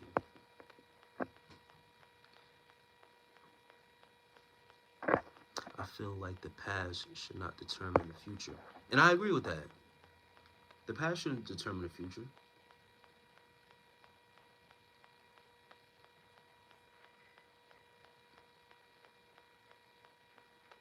I think you said Logan's something. Logan's Run. There you go. Thanks, YK Not. Man, YK Not, man, you don't know how bad I felt, bro. when I when I put you, it wasn't even a 24 hour like a 24-hour ban or whatever. I literally put you. I made a mistake, and it was the whole what do you call it? Ban list. Like it was a whole hide this user from channel list. I was like, damn, I didn't mean to do that. I felt bad as hell for that. But the past should not determine the future, but sometimes history does repeat itself. Yeah. That's what I'm saying. I can make an argument for both sides. History does repeat itself, bro. That's why you forgive, but you do not forget. Forgiveness is cool. It's for the soul. It's for yourself. Forgiveness is actually for yourself, not for the other person. Forgiveness is for yourself. But you don't forget. Because history, the past, has a tendency to repeat itself. I'm telling you, once when someone shows you who they are, how they treated you,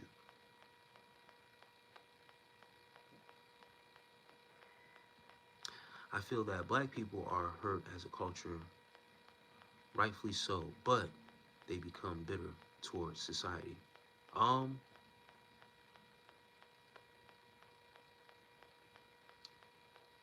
Rightfully so, like you said. Rightfully so.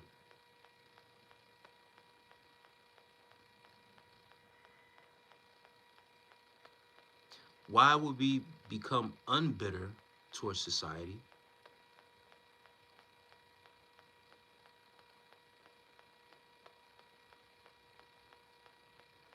if it's rightfully so? Rightfully meaning that they're right in their regards. We forgive, we didn't forget. Where's the payback? We forgive, but we don't forget. Will we ever pay back? Will we? Oh man, true. I feel like people hate more instead of love.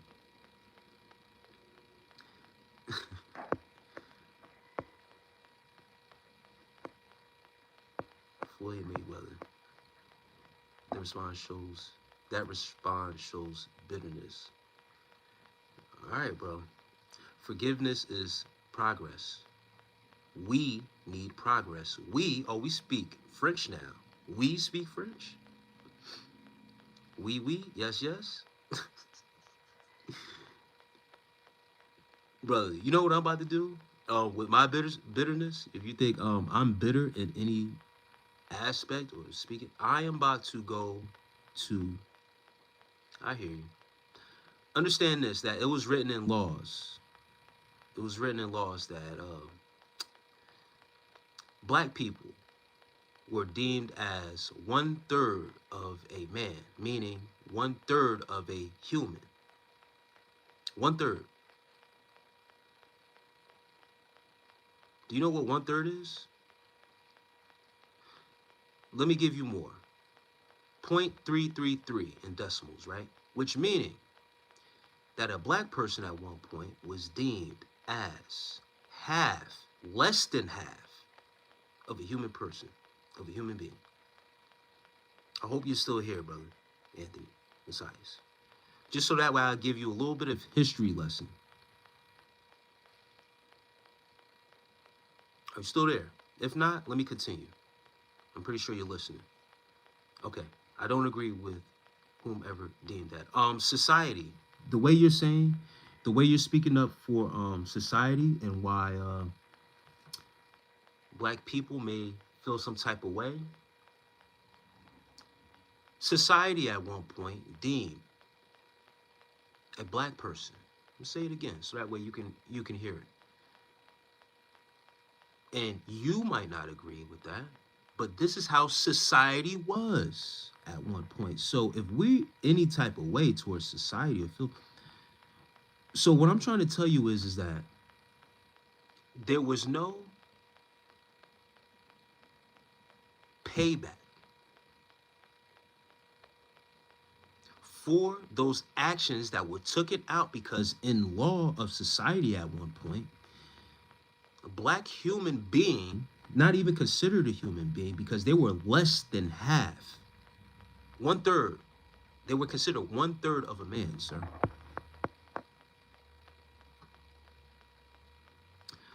Black people had to fight, claw, sacrifice their own lives just to be considered a part of society.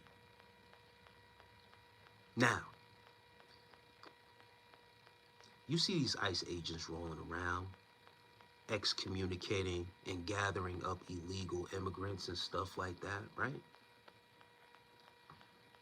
You forgive, but you don't forget, because at a moment's notice, the way the laws can change and get people up out of here, who's to say that can't happen to? We didn't create the laws. At one point, the laws didn't even consider us an actual whole human being, sir.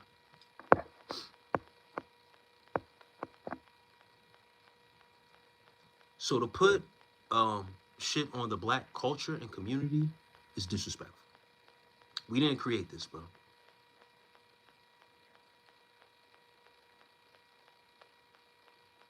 We didn't create this, bro.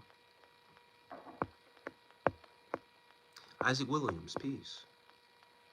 Singing Boy says, no one is higher. Everyone is equal. Okay. In Islam, black and white are equal. Okay. An eye for an eye makes society blind.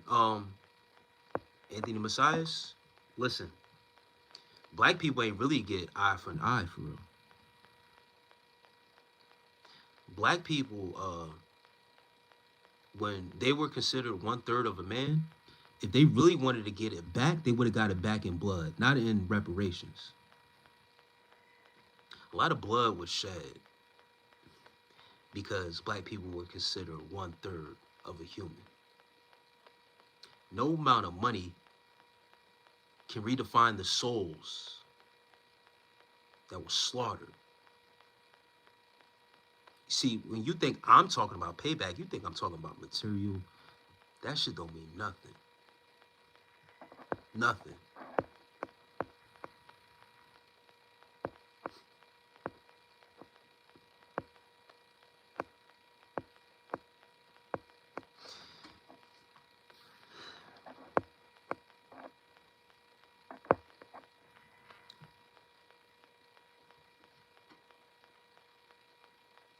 Listen, Anthony Messias,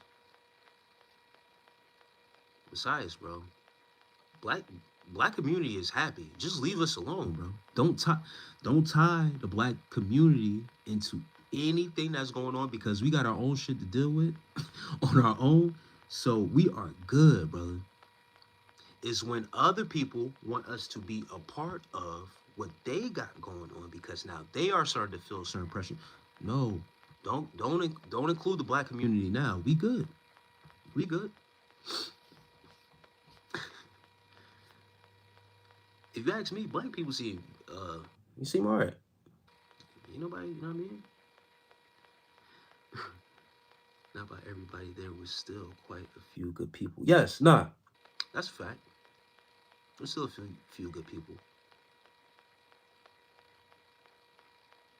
Mexico was a victim to Europeans as well. We lost a lot of land. No one feels accepted in the black community. We need unity. Mm-mm. Mm-mm. Mm-mm. See, that's what got us in trouble, man. Listen, black people, we are minding our business, bro. Darrell Brown says, Asians also. Listen, man, I'm sorry to, we can only unify as much as we can as a people to do but so much. But what are we really unifying for? Please, someone explain. And what I was getting ready to say is that black people are more reluctant to just mind their own business with their sentiments in their community because we just want to mind our business. Now, when we talk about unity and unifying, whether it be Mexican Latinos, Dominican Latinos, or Asians, like Darrell Brown said, right? What exactly are we unifying for? Are we about to overtake something? Or are we... I hate the double standards with racism these days. Darrell Brown says.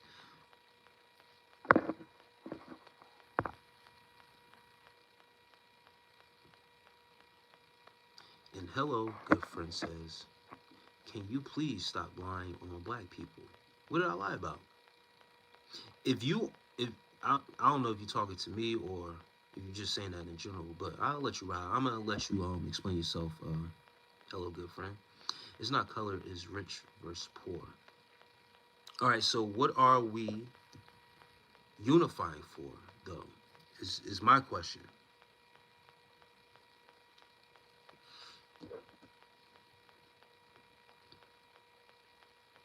Black people are not the Israelites.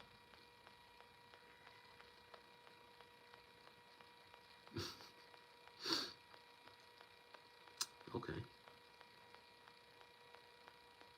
They have the mark of Cain. Okay. Um, if you came here to argue about that, you came to the wrong place. Oh man. No more hate, no more prejudice, no more anger, and it's not the black community mainly. Um, Anthony Messias.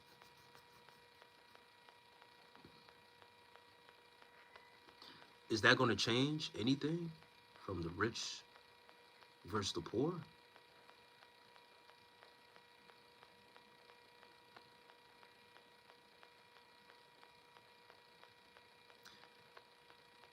And Hello Good Friend says, and Jesus is not black. All right. Thanks for the information. I chose to be good or evil. I don't care about a mark. And Hello Good Friend says, Jesus is from Asia. Hey, man. If that what you was taught to believe, I appreciate you for sharing your thoughts and your sentiments and your information. Thank you. Nia says Jesus is from the Middle East. Some parts are a part of Asia. I don't know. Jesus is from God. He's God in human form, his son. Mama Abu was crying laughing emoji. Yeah, I don't listen. I told them already if they came here to argue that, or me to raise it, they came to the wrong place for that. Um, you've done your study, it seems like, or you seem pretty convinced. I've been down this road with trying to get people to read and go over certain things. Uh, I'm not here to convince anyone of anything. Um, Anthony Messias, which Jesus are you talking about? The one that is from Asia, or the one, or the one is that from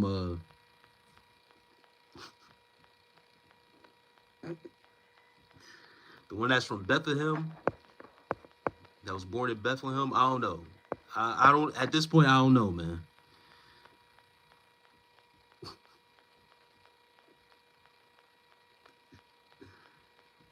The one in the Bible. Oh man. I don't conform to any religion, culture. I'm sorry. I don't conform to any religion,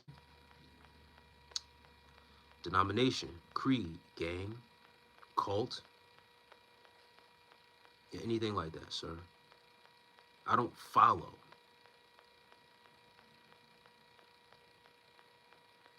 Not a follower.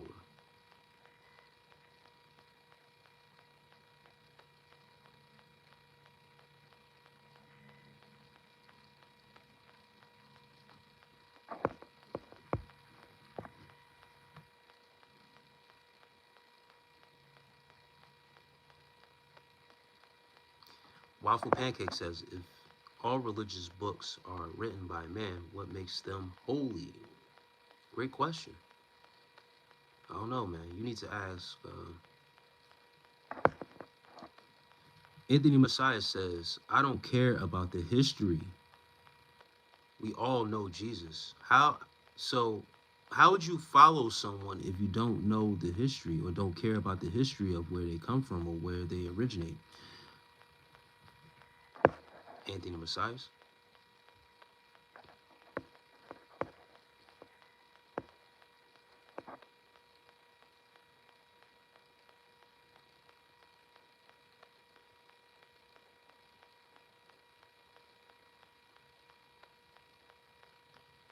Some people are more lost than they actually think. And for me to take someone serious with that type of rhetoric, I can't do it. It's it's too early in the morning. Reese, Jesus is from heaven. He is God in human form. Okay. This is wild. I'm not religious, but I follow Christ.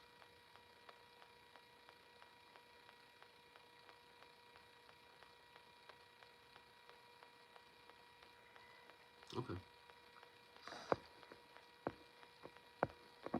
His intent is for all. Yeah, I'm done. I'm done with the Jesus talk. You guys got it.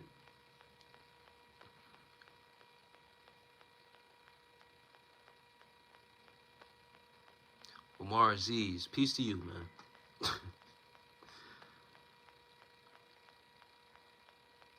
Man said he don't care about the history.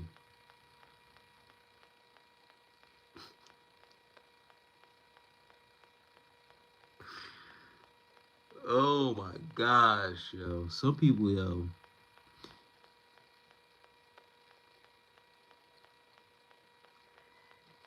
My boo, exactly. That's what I'm saying. Please move on. You right. You got it, Anthony Messias. It makes me happy that you have the mindset that you have, man. Because it lets me know how far this conversation can go and it won't go any further. That's it. Move on to something else. I don't got no hate towards you either, brother. We can move on.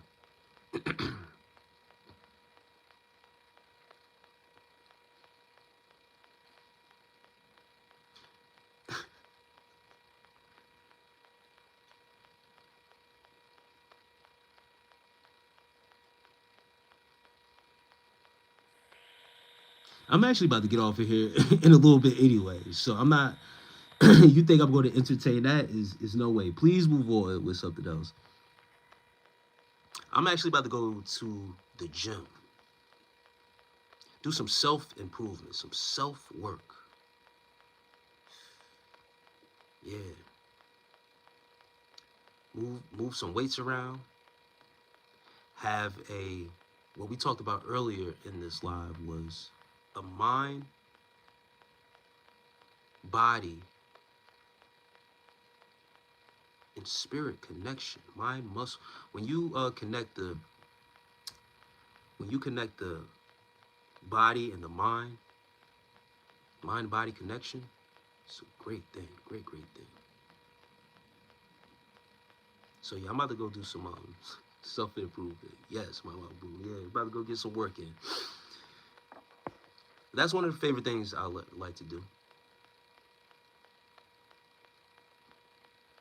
is improve on self reflect, self care, practice self love. Oh man,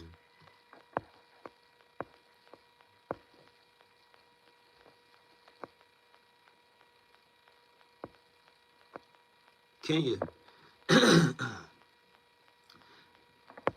peace sis. How you?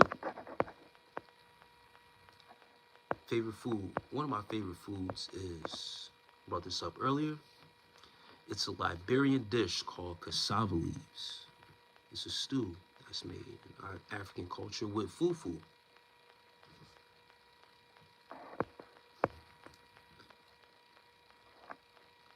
And I've been good, Kenya. How you been?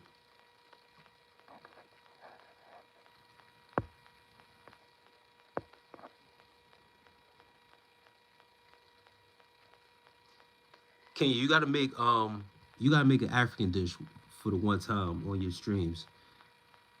Kenya be on her streams cooking and all this other stuff. You gotta bring some African dishes to your platform.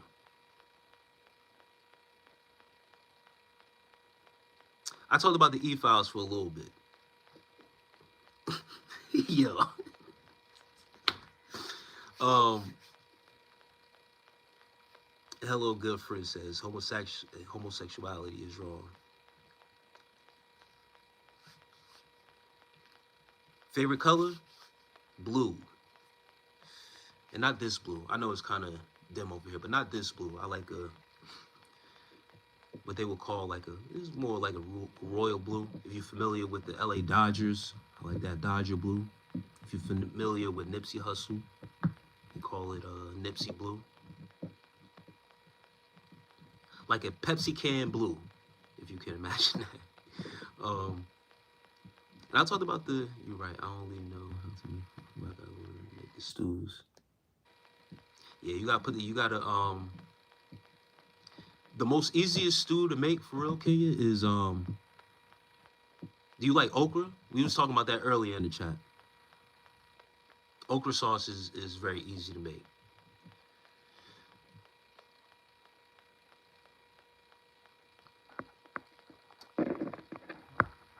Kenya, Kenya, you a female, so of course pink, pink is gonna be, pink is pretty though. I like that. Sorry. But yeah, I talked about the E files a little bit, and all I was just bringing up was other creators like myself who are agreeing that even though it's a monstrosity of the information that's coming out and what has happened, especially dealing with missing kids and all this other stuff,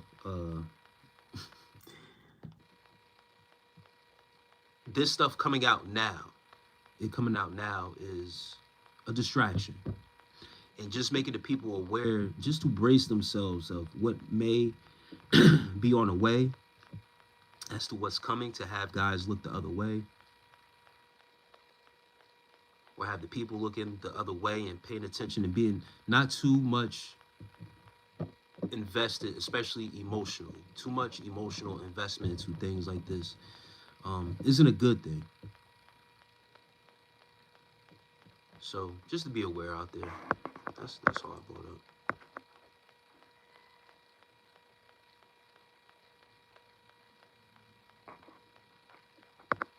And Omu says, "Yo, bro, what they hiding in them Epstein files? OG, I don't know, man.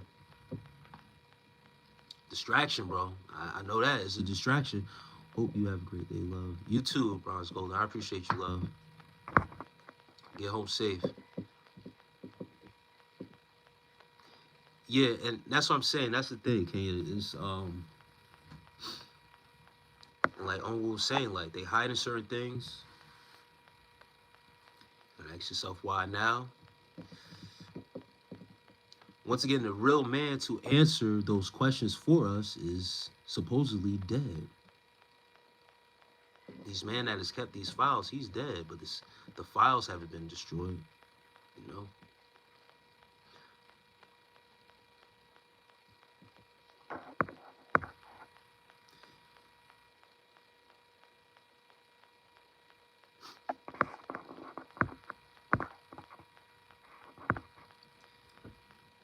A good friend says, oh man, this black guy at my job stole my lunch and lied about it. Oh man, I don't mean to lie. That's funny though. But yeah, this is all alleged. But once again, it's a lot.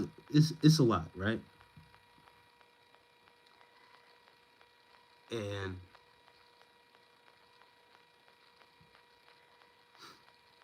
the distraction that it causes to get everybody paying attention. Once again, the dude that, you know what I mean, with these certain files, he's said to be dead. But why not just release everything if they want to release it? If you ask me, right? It's fascinating reading those 3 million files. So many unbelievable things to discover in those documents. If this is my thing too, though, right? The files are released to distract from the big picture. They have everyone arguing on over whose side has more people in the files while they're doing God knows what in the background. He is the man, all I have to say. Joe Pops, same thing I've been saying here, man, is a distraction from a bigger picture. We just don't see it yet. So that's why I tell the people, you know, just brace yourselves for what's to come or what may be happening that we're not paying attention to. But people got to understand it's supposed to be this way. The amount of pure evil will never change. The purpose life is to shape the spirit. Live love, I swear to God, I'm not lying. My thing is that why, if you're doing these activities, right, and you're committing these atrocities, now, listen, I ain't no millionaire, right?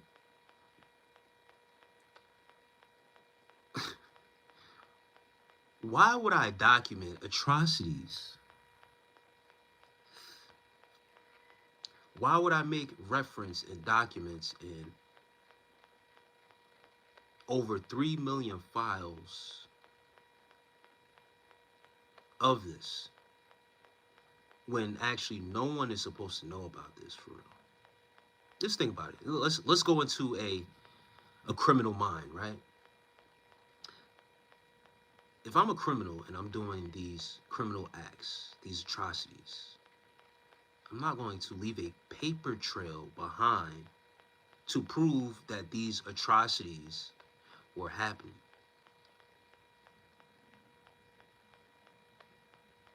That's number one. Number two, if I'm going somewhere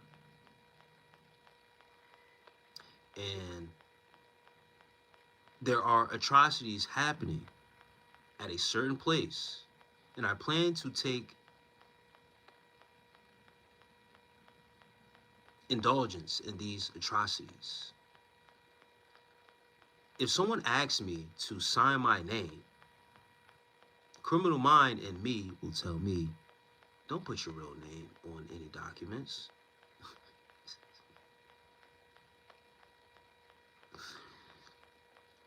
Because this may possibly come back and bite me on the ass. No one, you think all those celebrities, not one of them thought that way, not to put their real deal on there?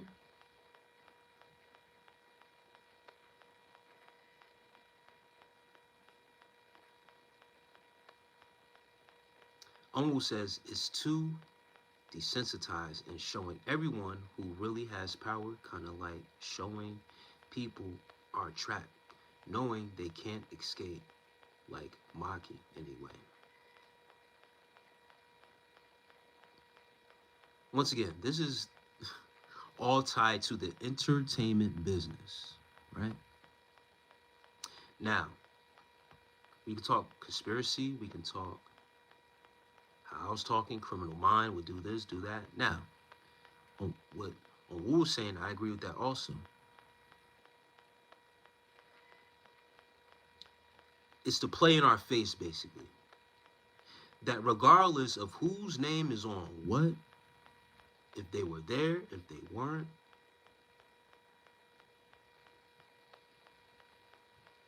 there's always going to be an allegation or something tied to that person because of what's affiliated with that place, who that man was, and what was going on at that place. And once your name is tied to that, you're a part of it. He was doing something dirty because it's associated with what was going on there. It's the same as like with the Diddy parties, right? With the Diddy parties, a lot of people claim, yo, I was there, but I left at this time. I left at 3. With the real Diddy parties, it starts at like 4, right? Everyone just so seemed to escape just as soon as it started to get extra freaky. You dig what I'm saying? That's what a lot of people like to do, right? So it's basically guilty by association is what I'm getting to. A lot of that could be going on. But it just seems too convenient now why everything is coming out in the way, in the fashion that's coming out. And Michael Berry, I'm straight. I'm actually, I'm about to go to the gym. I'm about to go exercise. I'm sore a little bit Yesterday's workout went a little bit too hard for real. Whenever I take a hiatus off of the gym, there's something in me to go a little bit extra.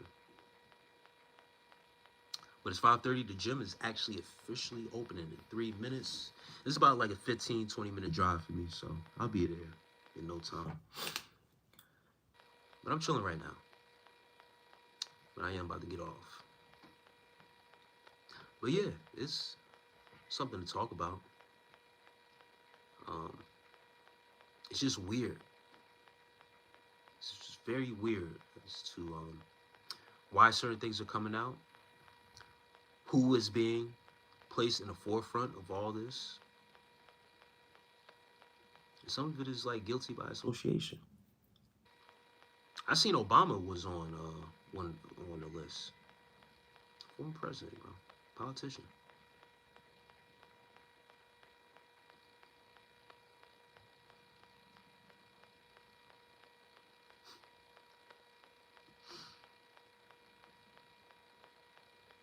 But they want to talk about Jay-Z and Pusha T. What about these damn politicians? Listen, let me tell you something, right? I understand that, right? I understand that. Both sides, I know. If you notice, they're not putting out real deal people that need to be put out. So that's what I'm saying. It's gearing up to be something of a distraction. We need the real. The actual people that have influence over this world. Not no damn rappers. We're tired of that. Y'all agree? So when certain stuff comes out and it's only a rapper or an actor being put out, nah, hold up. We seen former presidents on that motherfucker. We need to check that.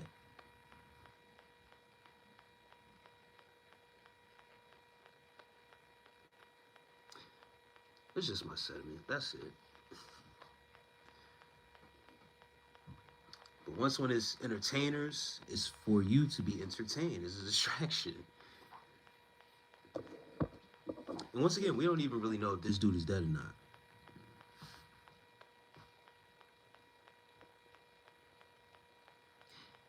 I'm back. Abu Dhabi guy. That's funny. Abu Dhabi guy is funny. Yeah, I'm talking about the Epstein files.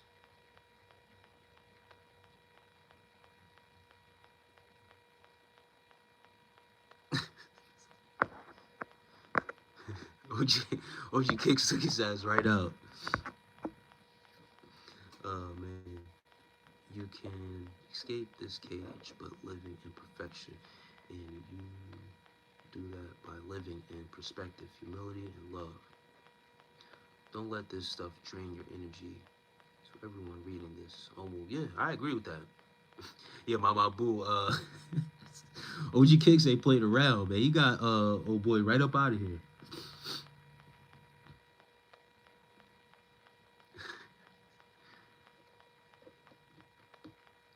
And that's where it comes into Onwu is being emotionally invested into it. I'll question certain things, and once when my brain starts to hurt too much, I'll be like, all right, you know what, fuck that. Because there ain't nothing really I could do or prove as to what's going on. I can have all the thoughts going on in my head of who should be actually be put out first, but that's just me talking on what I think what should really be on out there on the forefront.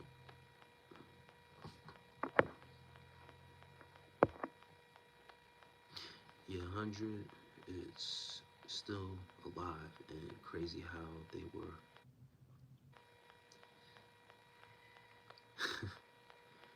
Yeah, they said they can't find Ellen DeGeneres. She done disappeared. I seen a clip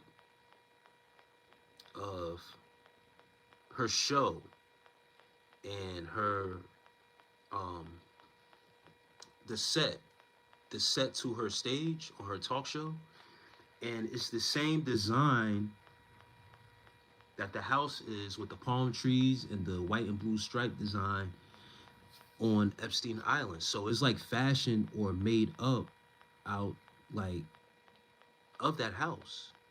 It's crazy. You guys gotta go check that out. Ellen DeGeneres, her show, Ellen DeGeneres show, and her like what do they call it? Like her setup, her studio setup, or you know how they film her, and she's it's wild. It's wild as hell, bro. Um,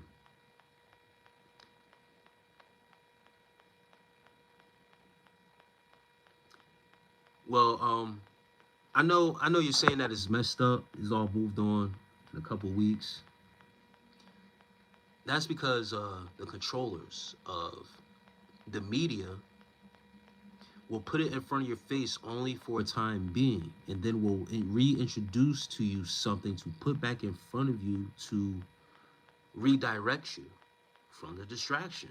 That's why it's a distraction now. Something else will be reintroduced, whether it be updating news or whatever the case may be, to distract you from this news that you were hearing, which has been going on for a long time. Kids being sacrificed.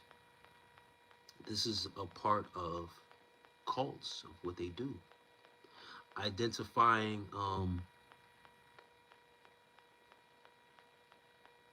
what they would call the fountain of youth in this Hollywood circles in this entertainment business.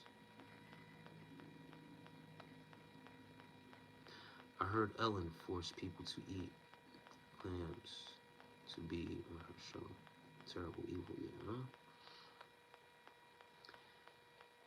Yeah, man.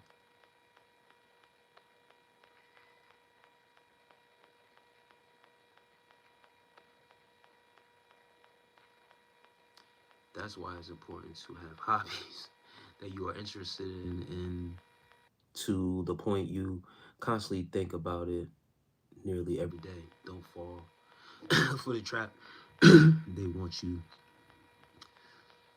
to by getting invested in this. Yes, man. It's definitely something to bring awareness to, for sure. Just don't turn a blind eye to shit like this. You feel what I'm saying? And that's not what I encourage or whatever, but having your emotions into it is where I try to veer people off of from, because it could bear down onto you. And like what you saying, man, when you're paying attention too much to it, and you can find yourself really getting in your feelings about it. And I know it's listen, I got a kid, right? And understanding how people prey on kids, and these people have preyed on kids, they are doing something that has been totally out of line and wicked. All we can ask is that justice, some type of justice, truly be served. If nothing is served, then you already know the powers that be who really got the control. Because this was allowed on a lot of people's watch. That's why I said it needs to stop from the top down. If you're not chopping the head off of the snake, what are you really doing? You don't want to hear about no damn rappers, bro. Pusha T. Come on, bro. You serious? What are you gonna do? Pusha T was on Epstein Island. Doing what? Stop listening to his music? That's it. That's as far as it's gonna go. Right? That's not change. Jay-Z, the same thing. Need to go at the head, and that's what a lot of people aren't paying attention to. Who is the head of this shit? And I know I just talked about Ellen, and all this other stuff. Once again, we can only get reference and names to these entertainers and basically middlemen. Who is the head of the shit? And that's who needs to come forth and say something. Keep your energy high and clean. Some things are meant to be unknown. Karma is real. Every evil will face itself and feel its effects ripple through everything and anything. Oh God, yeah, absolutely. I will. Listen, man. For us on this level, we won't really know, but everything done in dark eventually comes to light. NC Law Dog says, do you have the black secret?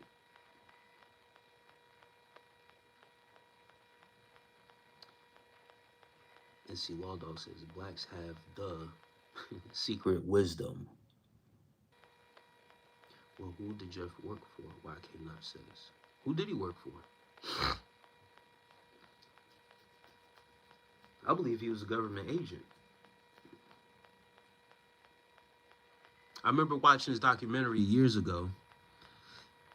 You basically sum it up that he was a government agent. What if the head of the organization was Willis Drummond?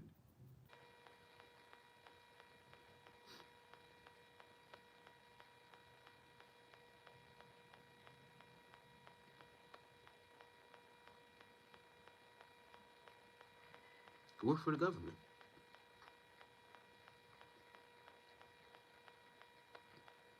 Listen, man, you're not just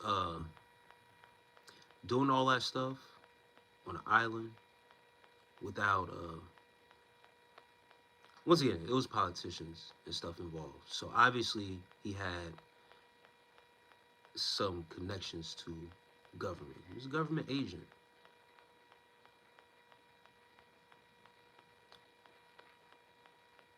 Listen, I'm not surprised, bro. I've been said I don't think he really going like that. He faked his death, bro. That's what usually guys with that much power like that, to be able to not just now. Some people say, somebody higher up, put the hit out on him and got.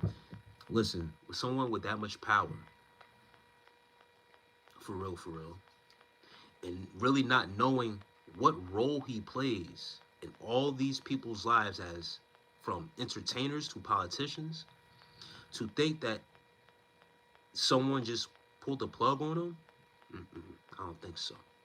I've always said that. I think he faked his death. They faked it.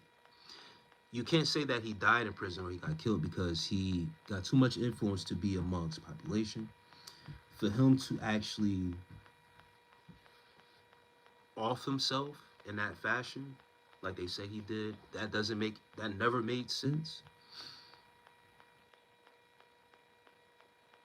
If he was able to get politicians, judges, and all this other stuff over there doing these acts,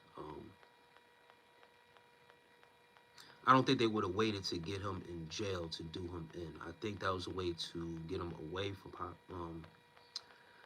from the public eye, and then make a move to get him up out of here.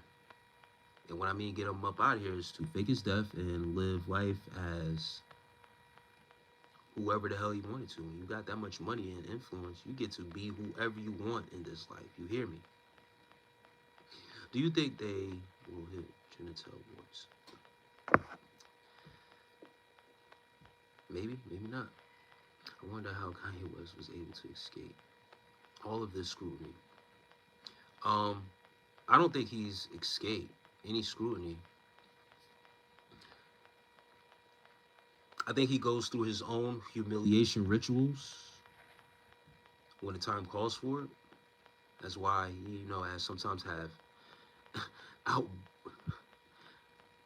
outbursts and stuff like that. Kid is funny. It says Jitter who. Yeah, I don't know who that is, so I don't know. But Kanye, yeah. When you've taken that oath, man, it is what it is. You taking that oath, you have to pay some type of recompense. Whether it be a sexual endeavor, whether it be a humiliation ritual, you gotta play the role. Yes, 5:41 East Coast. East Coast time.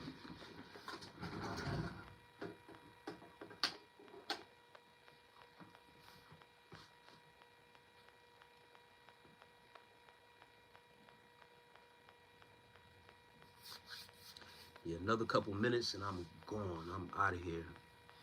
And I'll be catching y'all later tonight.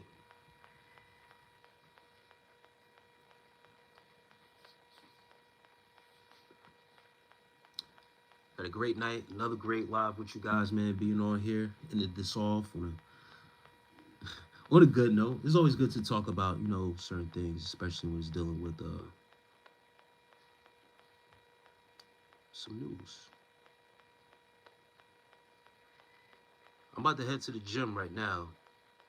Um, can you do some back? It's gonna be back day today. Sometimes I do. Hello, good friend. It all depends. But that's what I was actually about to plan to do in a little bit.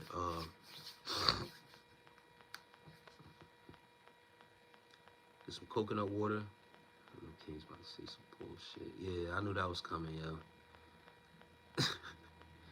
Yeah, I was actually about to make some eggs before I go. That's the go-to meal though, for real. Good protein before the gym. But I do eat that. I do eat eggs on the regular though. I knew that was coming from King, yo.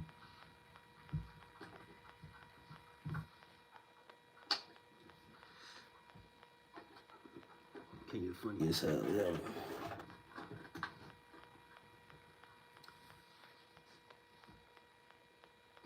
But yeah, that's a must before I get up out of here.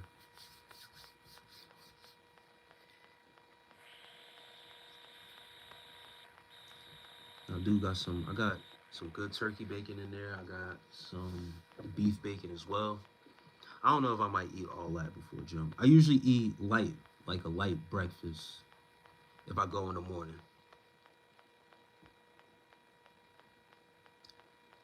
Can y'all do be in your lives? You just be having so many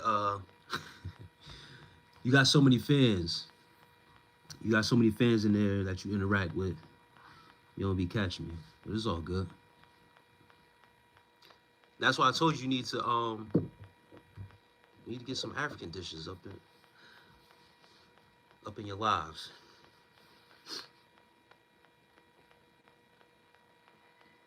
2 to 3.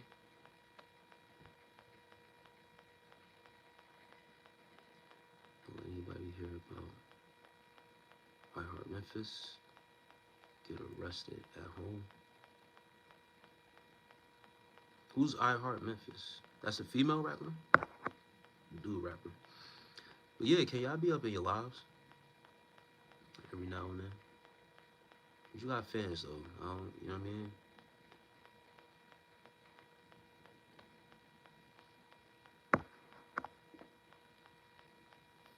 It's all good. What's your plan for when you have to go out and bring your attributes to the world and continue to benefit society? Man, that's a deep question. Bop. What's your plan for when you have to go out and bring your attributes to the world and continue to benefit society? In the famous words of the Joker, do I look like, man, the plan? Oh, man. Nah, all jokes. I gotta mod you up so you can stand out in the chat. Yeah, put me as a moderator. I appreciate that. But my plan, nah, for real, no plan when I get out there. Just be me, bro.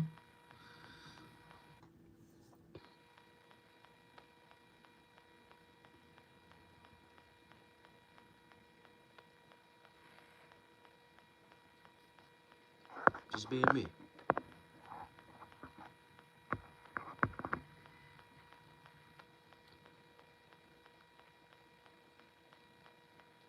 I can't benefit society but so much because I don't conform the same way majority of society does.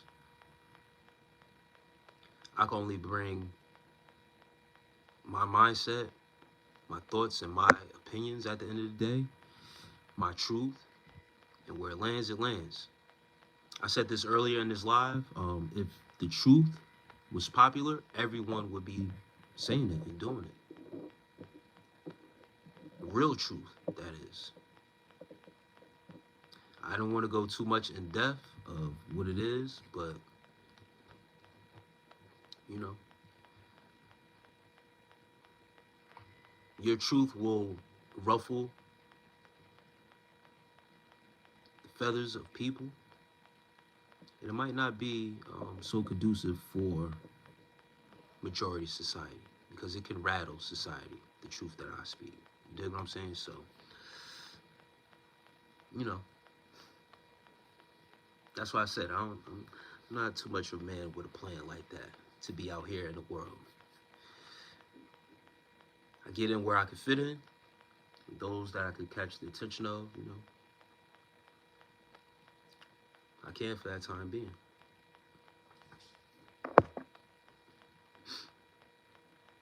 But I appreciate you for that question. I appreciate y'all in this live.